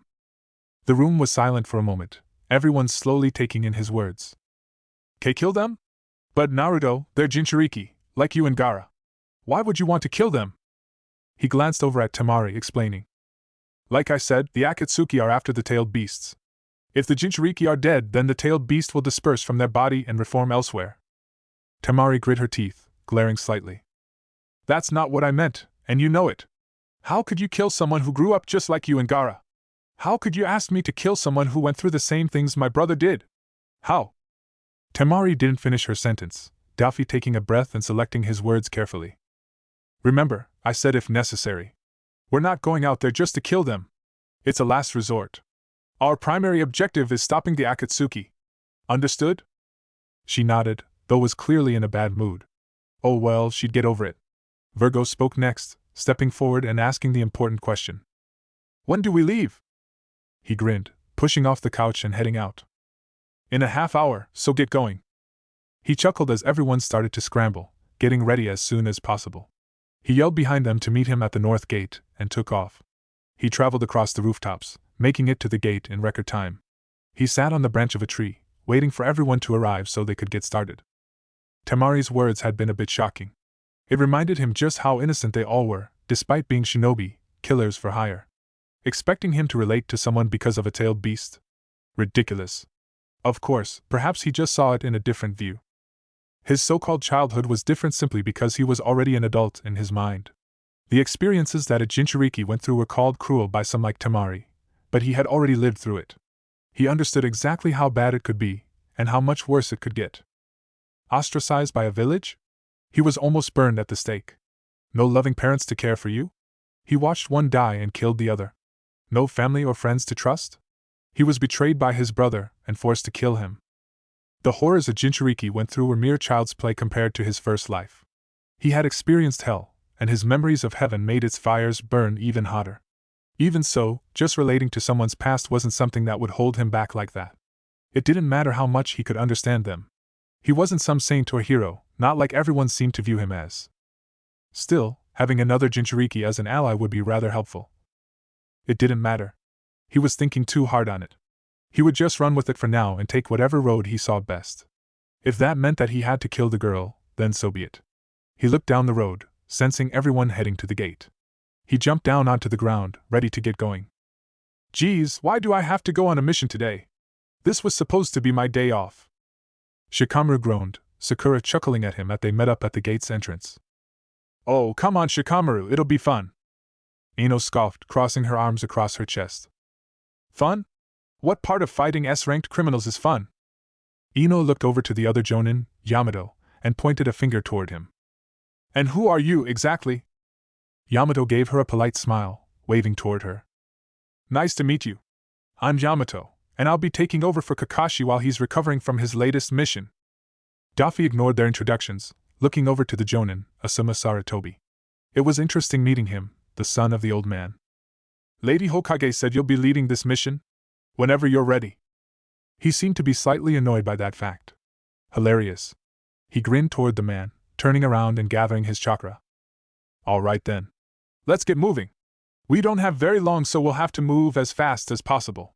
Asuma, I trust your team can keep up. The man grunted, Daffy assuming that meant yes. Then let's get going.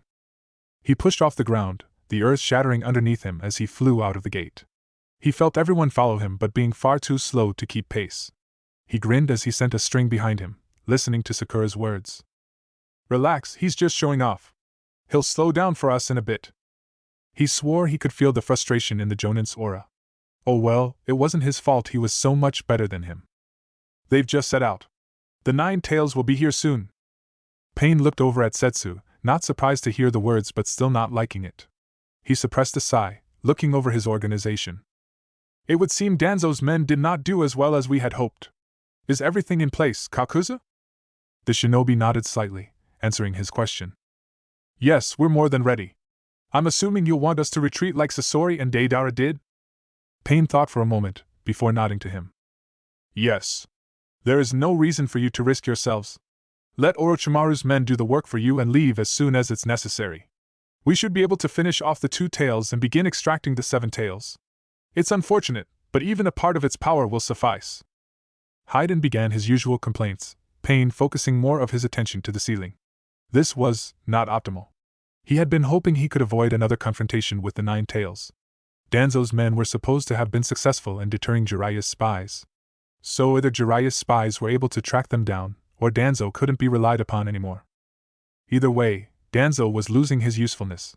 He no longer had anything he could really offer besides help when they assault the leaf. But if he couldn't even take care of a few spies, he didn't trust him with that kind of task either. He would tell Madara such and have him take care of the menace. He held up a hand, closing it into a fist and looking at it for a moment. Despite his worries, there was a part of him that almost wanted Naruto to come. There was something about the young ninja that intrigued him. The fight they had, the 2 trading such powerful attacks, Naruto telling him that he was disappointed in his strength. It made him almost eager for another round. Perhaps he should create another copy. No. He couldn't lose focus like that. Orochimaru's men could take care of it for now. There would be another time. Next time they met, it wouldn't be another copy. Naruto would feel the power of the 6 paths of pain. He would make the boy understand what pain truly was.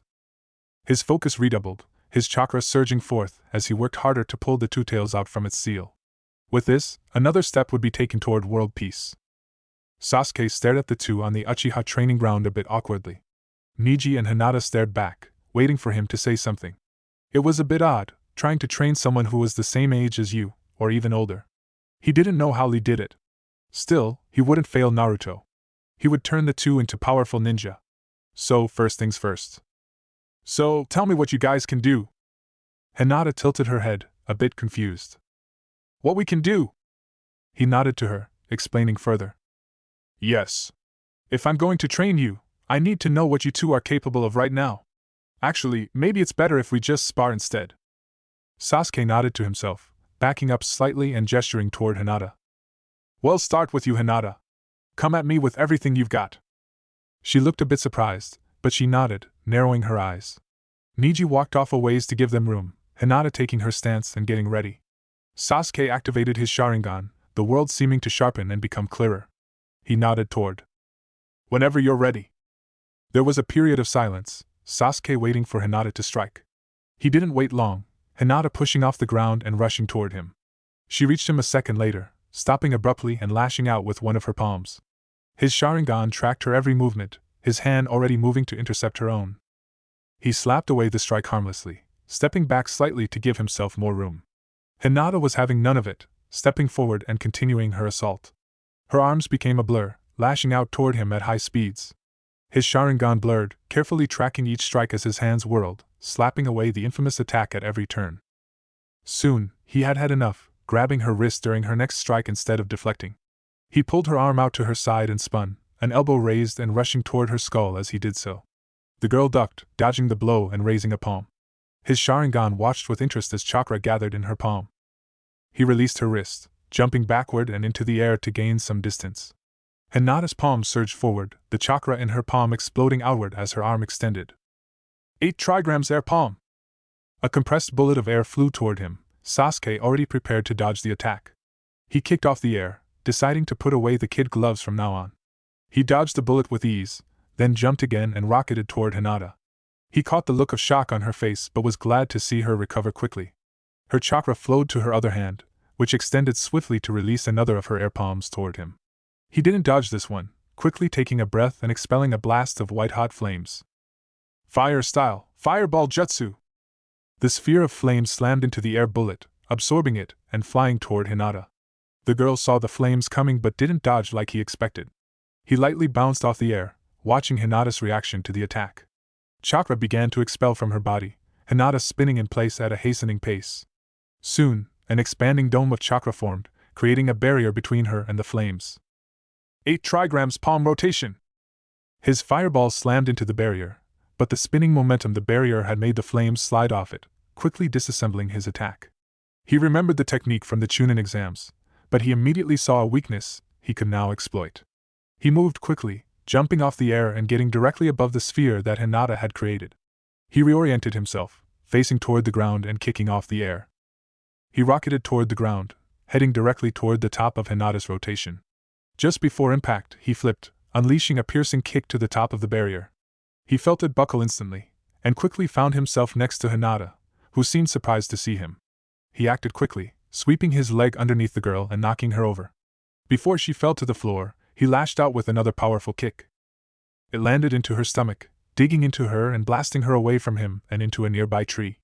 There was a small crack as she struck the bark of the tree, the wood splintering slightly. Hinata fell to the floor, and didn't move for a couple seconds before groaning, letting him know she was still alive. Sasuke slowly put his foot down, trying to hide the nervousness he felt. He may have kicked her a bit too hard there, just a bit. He had forgotten that he wasn't sparing with Naruto, Lee or Temari. Hinata's body wasn't seemingly made of steel, capable of taking the hardest of hits or unleash the most devastating attacks. Neji quickly ran toward Hinata, helping her up and seeing if she was okay. "Are you okay, Lady Hinata?"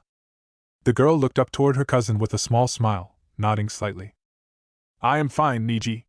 I was just caught off guard there." Sasuke sighed, going to Hinata's side and helping Neji lift her off the ground. "Let's take a break for now." Hinata and Neji nodded, Sasuke and Neji helping Hinata sit on a nearby tree stump. Sasuke stood in front of her, thinking of something to say about the spar they had. "Well, you aren't that bad really. You could use more ninjutsu that isn't reliant on the gentle fist, but not bad. But I wouldn't recommend using that barrier thing from earlier very often or for too long. The opponents we're going up against would figure it out after a while." Hinata coughed lightly, making him feel even worse for accidentally kicking her so hard. "But Sasuke, how did you break through it so easily? The rotation is one of the strongest Hyuga's defenses.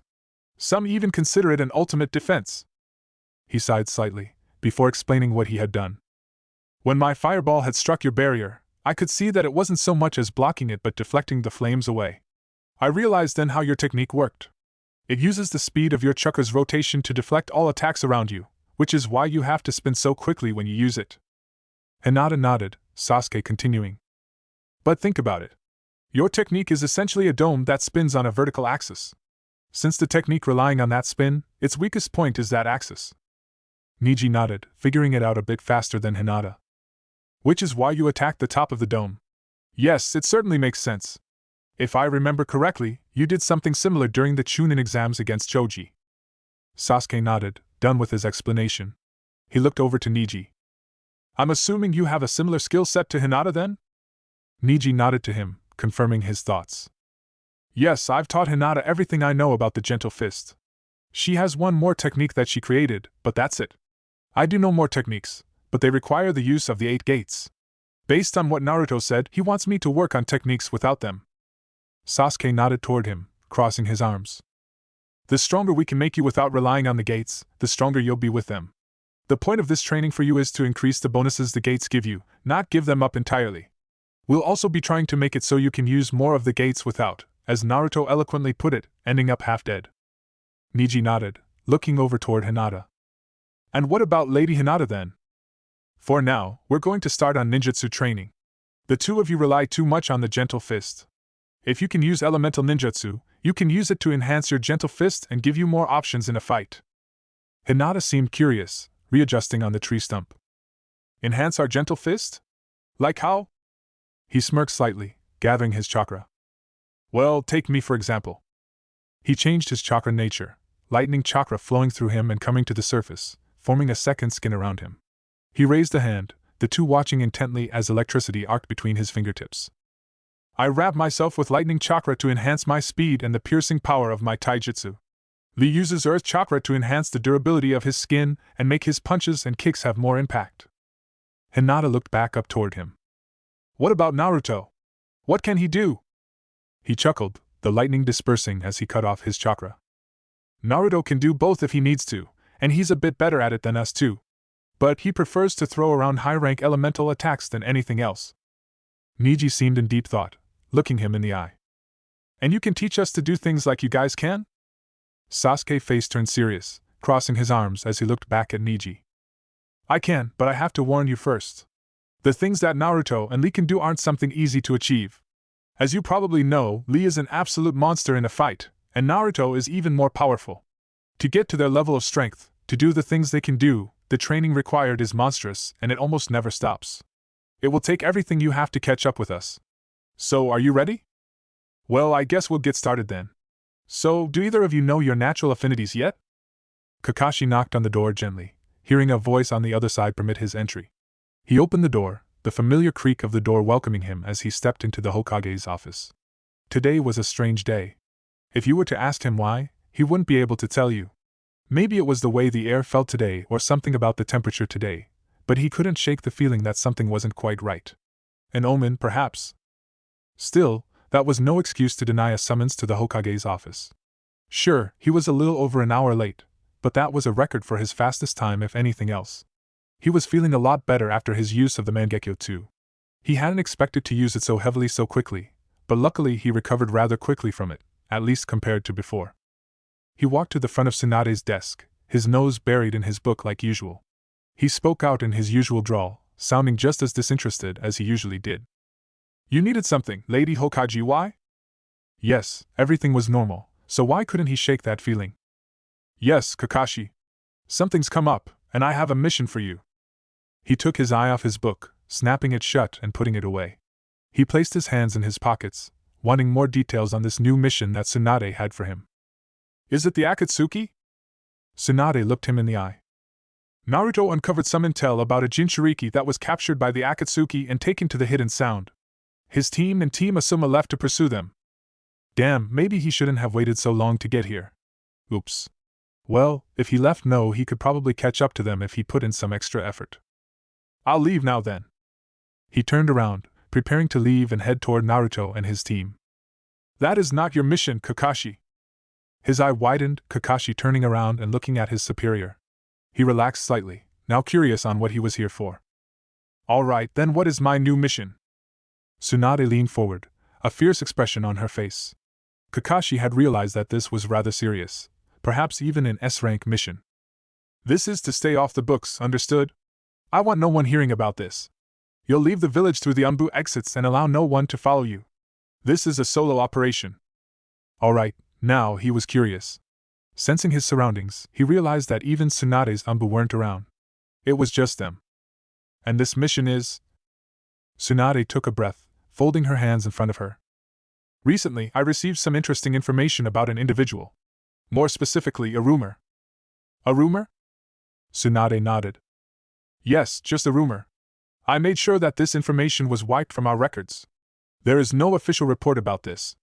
Even Jiraiya and Naruto know nothing about this. Interesting. So, what's the rumor? Tsunade closed her eyes for a moment, before opening them, looking him in his lone eye. There's a rumor that there is a man who is able to use wood style.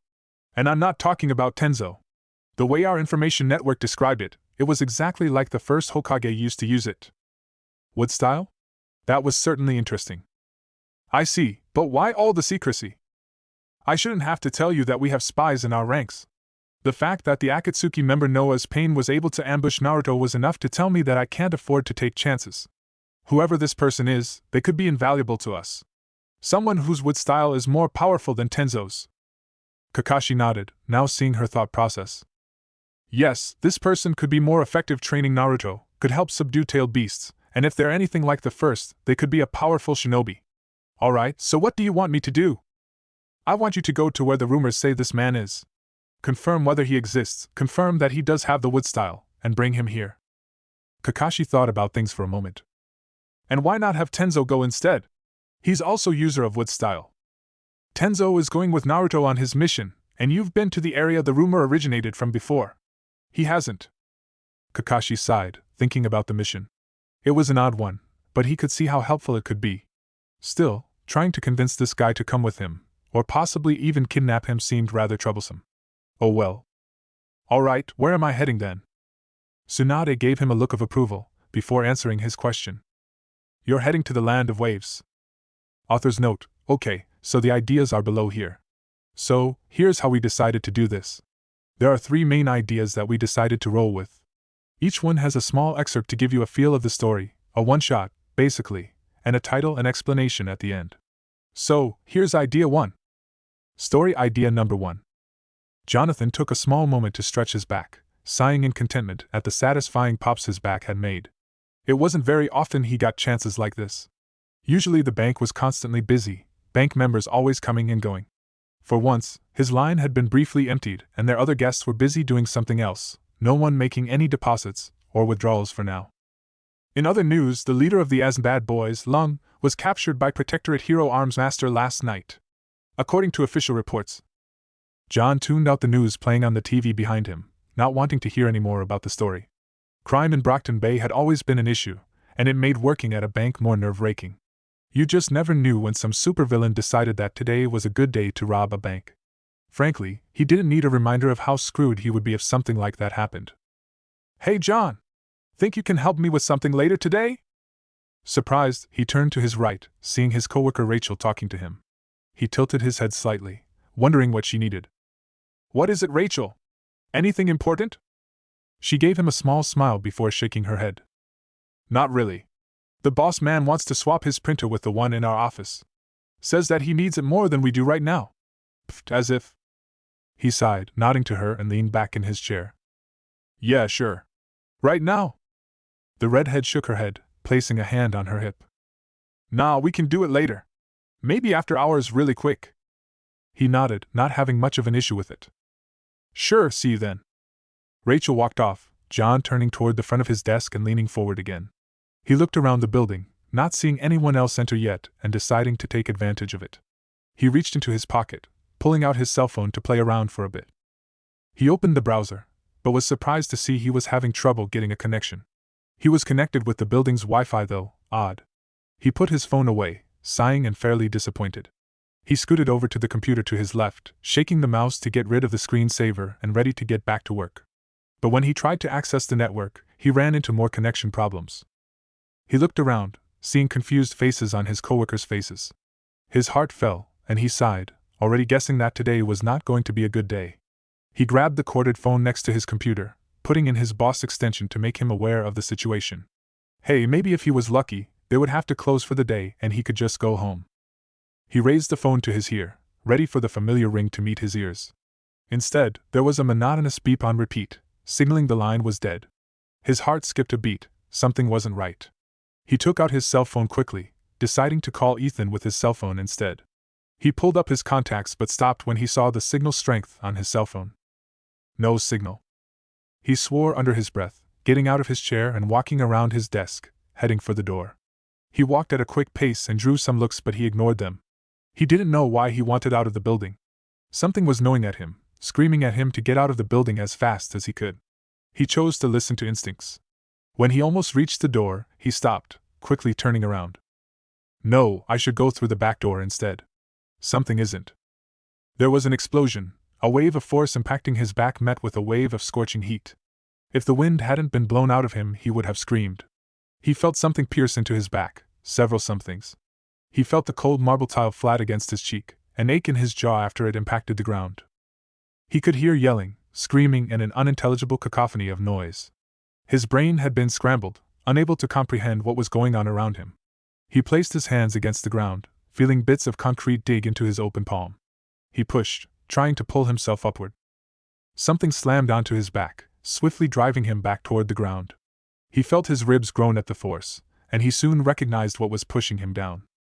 Now, no need to be so hasty there. Lie down for a while. I'll take care of you. Ho ho ho hee hee.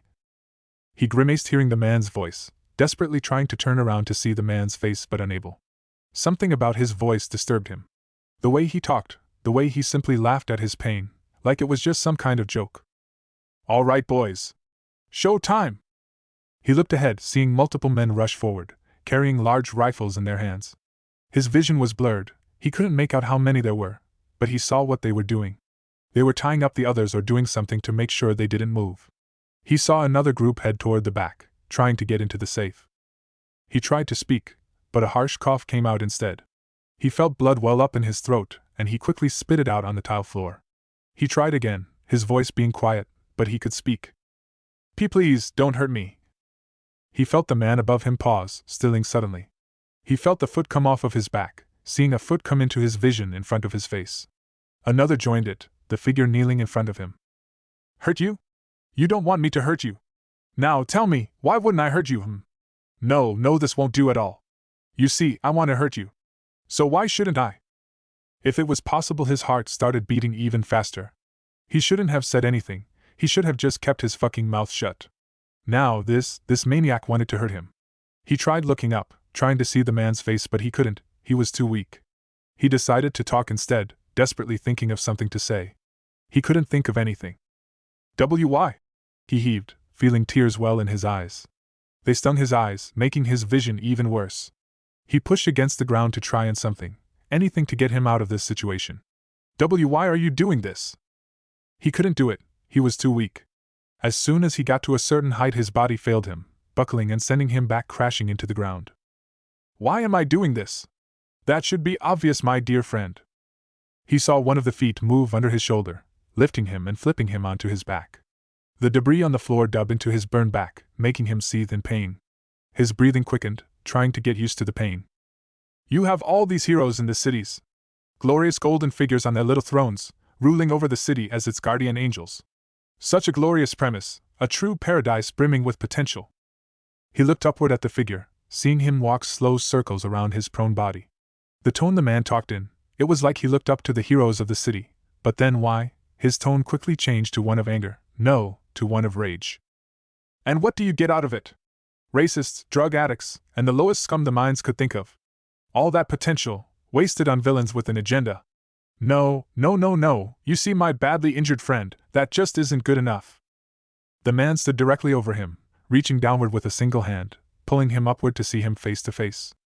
No, these heroes deserve better than that. The man pulled him up to glance at his name tag, before pulling him back down. John! This city deserves better. No more racist crime rings, no more druggies looking for their next fix, and no more stray villains looking to make ends meet. His vision was beginning to clear, letting him see the man's face. He saw figures moving with large saddlebags behind him. We're done here, boss. The man grinned, using a free hand to pull something out of his pocket. His vision restored, he looked toward the object in his hand, clearly seeing it was a smoke grenade.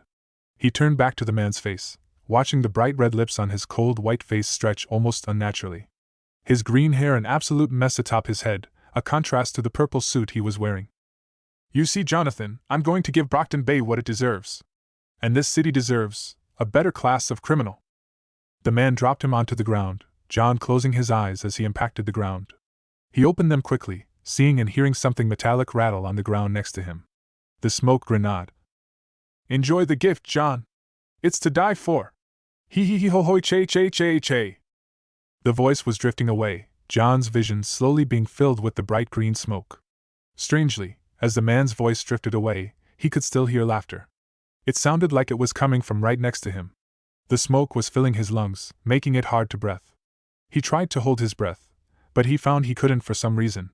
His vision was darkening, yet even still, the laughter never stopped. Honestly, what sicko thought this was funny? His vision went black. The laughter stopped. Story idea number 1 title, A Better Class of Criminal. Alright, so this is a crossover between Worm and Batman. Specifically, this puts the Joker into Brockton Bay. Now, this isn't like our current story, Return of the Heavenly Demon. This isn't some redemption story for the Joker or trying to make him save the world or anything. The idea behind this is simply to see how much damage, death and anarchy Joker can cause before someone gets him, and that's it. Anyways, on to the next. Story idea number 2. The cool rain drops felt nice on her skin, waking her abruptly. She opened her eyes, seeing a darkened sky above her. The clouds were dark, the moon hiding behind them, trying to shield itself from looking at the sight below it. She looked around, eyeing the ruined city with hollow eyes, with a look of utter defeat. The pouring rain was battering at the various fires around the city, but the flames were stubborn, refusing to be put out so easily. She decided to emulate them. She rolled onto her stomach, feeling her body voice its opposition but soldiering on anyways. She placed her palms on the concrete below her, pushing herself upward and onto shaky feet. Her vision swirled, her balance beginning to fail her, causing her to fall to a knee instead. She waited for a moment, before steadying herself, finally getting onto her feet. She looked around, her heartbeat quickening as she searched for someone, anyone that was still conscious after that last attack. Desperate to find survivors. She walked for a few seconds, before finally seeing someone else. They were on the ground, unconscious, but she could see deep and heavy breaths still being made. He was still alive. She hobbled over to him, hearing the bits of concrete and rubble between her shoes and the ground.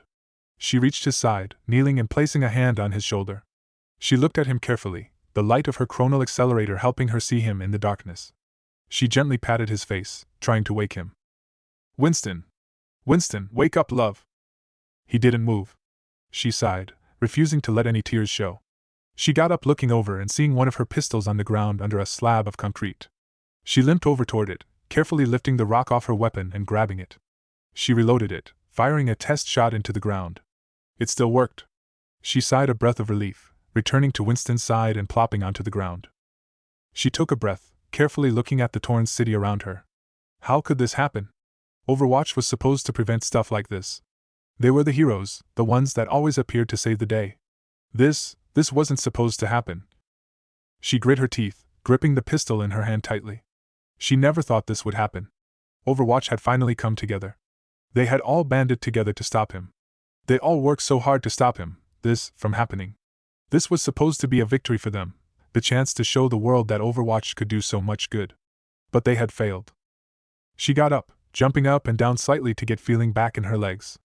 They hurt still, but she knew she would still be able to fight if she could ignore the pain. She turned, looking at the large crater in the center of the city. He was still there, still alive. She knew him well enough by now. He would wait there for a while, waiting for someone to challenge him. He was egotistical like that. Still, she wouldn't fail, she refused to. She walked toward the enormous crater, the walk eventually turning into a run. She ran toward her enemy, hopping over the bodies of her fallen comrades. She knelt quickly, scooping up a familiar magnum into her hand, happy to have 2 guns in her hands again. She kept running, reaching the edge of the crater in record time.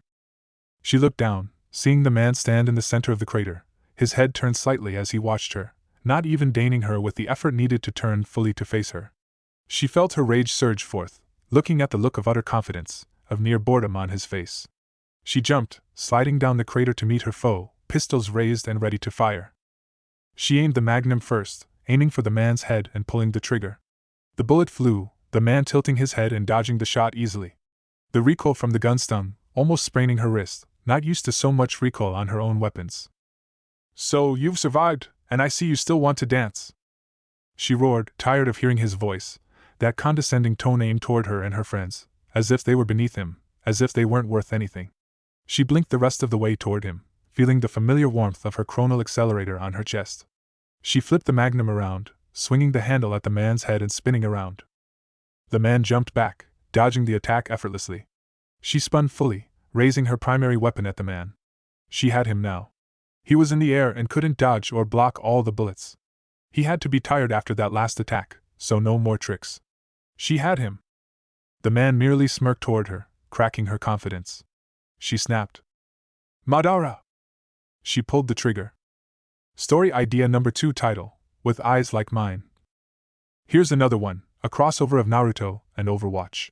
Now, since we've been playing so much Overwatch, one of these had to come up. Also, we're sure you're seeing a pattern by now on our favorite types of fanfictions.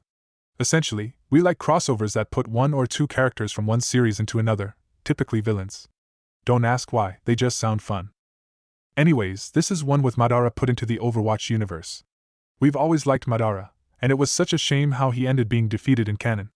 So, this is kind of a way for us to explore his character and badassery. So, yeah, on to the last one. Story idea number 3. Sasuke Uchiha was considered a prodigy by his peers. In the academy, he reached and exceeded all expectations. He was what an Uchiha aspired to be, an elite and powerful ninja that was simply ahead of the curve. He knew that he could defeat any of his classmates. He knew that he had the highest grades and was far superior to them in almost every way. It wasn't arrogance or an inflated ego, but simply a fact. Just as the sky is blue, Sasuke Uchiha was the strongest of his generation. It was simply how things were. Similarly, there was another absolute in his class. Something that had been cemented since he had started the academy. It too was a simple truth, not at all hard to understand. Even the one in question wouldn't hesitate to deny the claim or try and change your mind. What was this simple fact of life? Well, to put it simply, Naruto Uzumaki was a loser. There was never any doubt, nor was there any argument of the contrary. The boy had the lowest grades, did the worst in every practical examination, and was an overall buffoon. Of course, one could say that they were just too young for such assumptions to be made. After all, this was their first year in the academy, and they hadn't even begun sparring each other yet. As far as anyone knew, Naruto Uzumaki could have some latent potential. Well, the only ones that would say that had clearly never met the boy. Naruto had a rather small stature, even for his age. He was skinny, lithe, and seemed more like a walking skeleton than anything else. Unlike the other kids, he had no solid muscle definition. No matter how much they trained, no matter how much he saw the boy eat, that never changed. From all appearances, Naruto was exactly as everyone said he was. Naruto was simply a loser, and nothing would change it. Still, Sasuke Uchiha didn't see Naruto as everyone else did. Nobody had seen the things that Sasuke had seen in the boy. It started as a passing glance, seeing something that wasn't quite right, a sudden shift in personality. To describe the personality of Naruto Uzumaki, you would be forced to use the word cheerful or some other synonym. The boy often had a look of honest happiness and ignorance. No matter how many people made fun of him, no matter how many people laughed and called him a loser, he would just offer a light smile and agree with them wholeheartedly. Every game they played during recess he would lose. Every little competition or sport he would lose. Repeatedly he would lose, but never did that smile go away. But Sasuke had seen something else one day. He saw those wide, grinning eyes sharpen, become harsh and menacing. That dopey smile of his curved into a devilish grin, becoming seemingly deadly. It was always just for a moment, perhaps less than a second even, but it was there. It unnerved him slightly, but he wasn't worried about it. At the end of the day, Naruto Uzumaki was still a loser, no matter what dark personality hid behind that kind smile of his. Sasuke? It's your turn, Sasuke, wake up! He snapped out of his thoughts, looking ahead of him and seeing Iruka-sensei waiting for him. He nodded toward the man, walking into the small dirt ring. It was time for their first academy spars. He wasn't worried. He had trained for this, hell, he was born for it. Besides, with his opponent, it would almost be a waste of time. He stopped in front of Naruto, a smirk on his face as he got into his fighting stance. This would easy, a shame really. He was hoping to prove himself, and show how strong the Uchiha clan were. Of course, Naruto would be so unlucky as to be paired up with him. Sasuke frowned slightly as he looked at Naruto, seeing boy dressed in all black merely standing there, his hands in his pockets. He was staring directly at him, a smile on his face. Well, he would be more than happy to remove it for him. Begin! Iruka's voice rang out, Sasuke not hesitating to rush toward his opponent, his fist balled up and reared back. He was in front of Naruto a couple seconds later, his fist moving through the air and ready to impact the grinning boy's FA. He stopped, looking downward as pain exploded into his chest. There was something there, a metal object bursting from the ground, impaling him through his heart. And no, this can't be happening. What's going? Sasuke, are you okay? He gasped, quickly looking around him. The pain was gone, and he found himself standing with the rest of the students. He looked over to Iruka, who was looking at him with concern. It's your turn now, Sasuke, wake up. He nodded shakily, walking into the small dirt ring. It was time for their first academy spars. He wasn't worried. He had trained for this, hell, he was born for it. Besides, with his opponent, it would almost be a waste of time. He stopped in front of Naruto, a smirk on his face as he got into his fighting stance. This would be easy, a shame really. He was hoping to prove himself, and show how strong the Uchiha clan were. Of course, Naruto would be so unlucky as to be paired up with him. Sasuke frowned slightly as he looked at Naruto, seeing boy dressed in all black merely standing there, his hands in his pockets. He was staring directly at him, a smile on his face. Well, he would be more than happy to remove it for him. Begin! Iruka's voice rang out, Sasuke not hesitating to rush toward his opponent, his fist balled up and reared back. He was in front of Naruto a couple seconds later, his fist moving through the air and ready to impact the grinning boy's FA. He jumped back suddenly, looking at the ground in front of Naruto. He waited for a couple seconds but saw nothing. He sighed a breath of relief. What's wrong, Sasuke? Nervous? He looked up, staring into Naruto's blank eyes.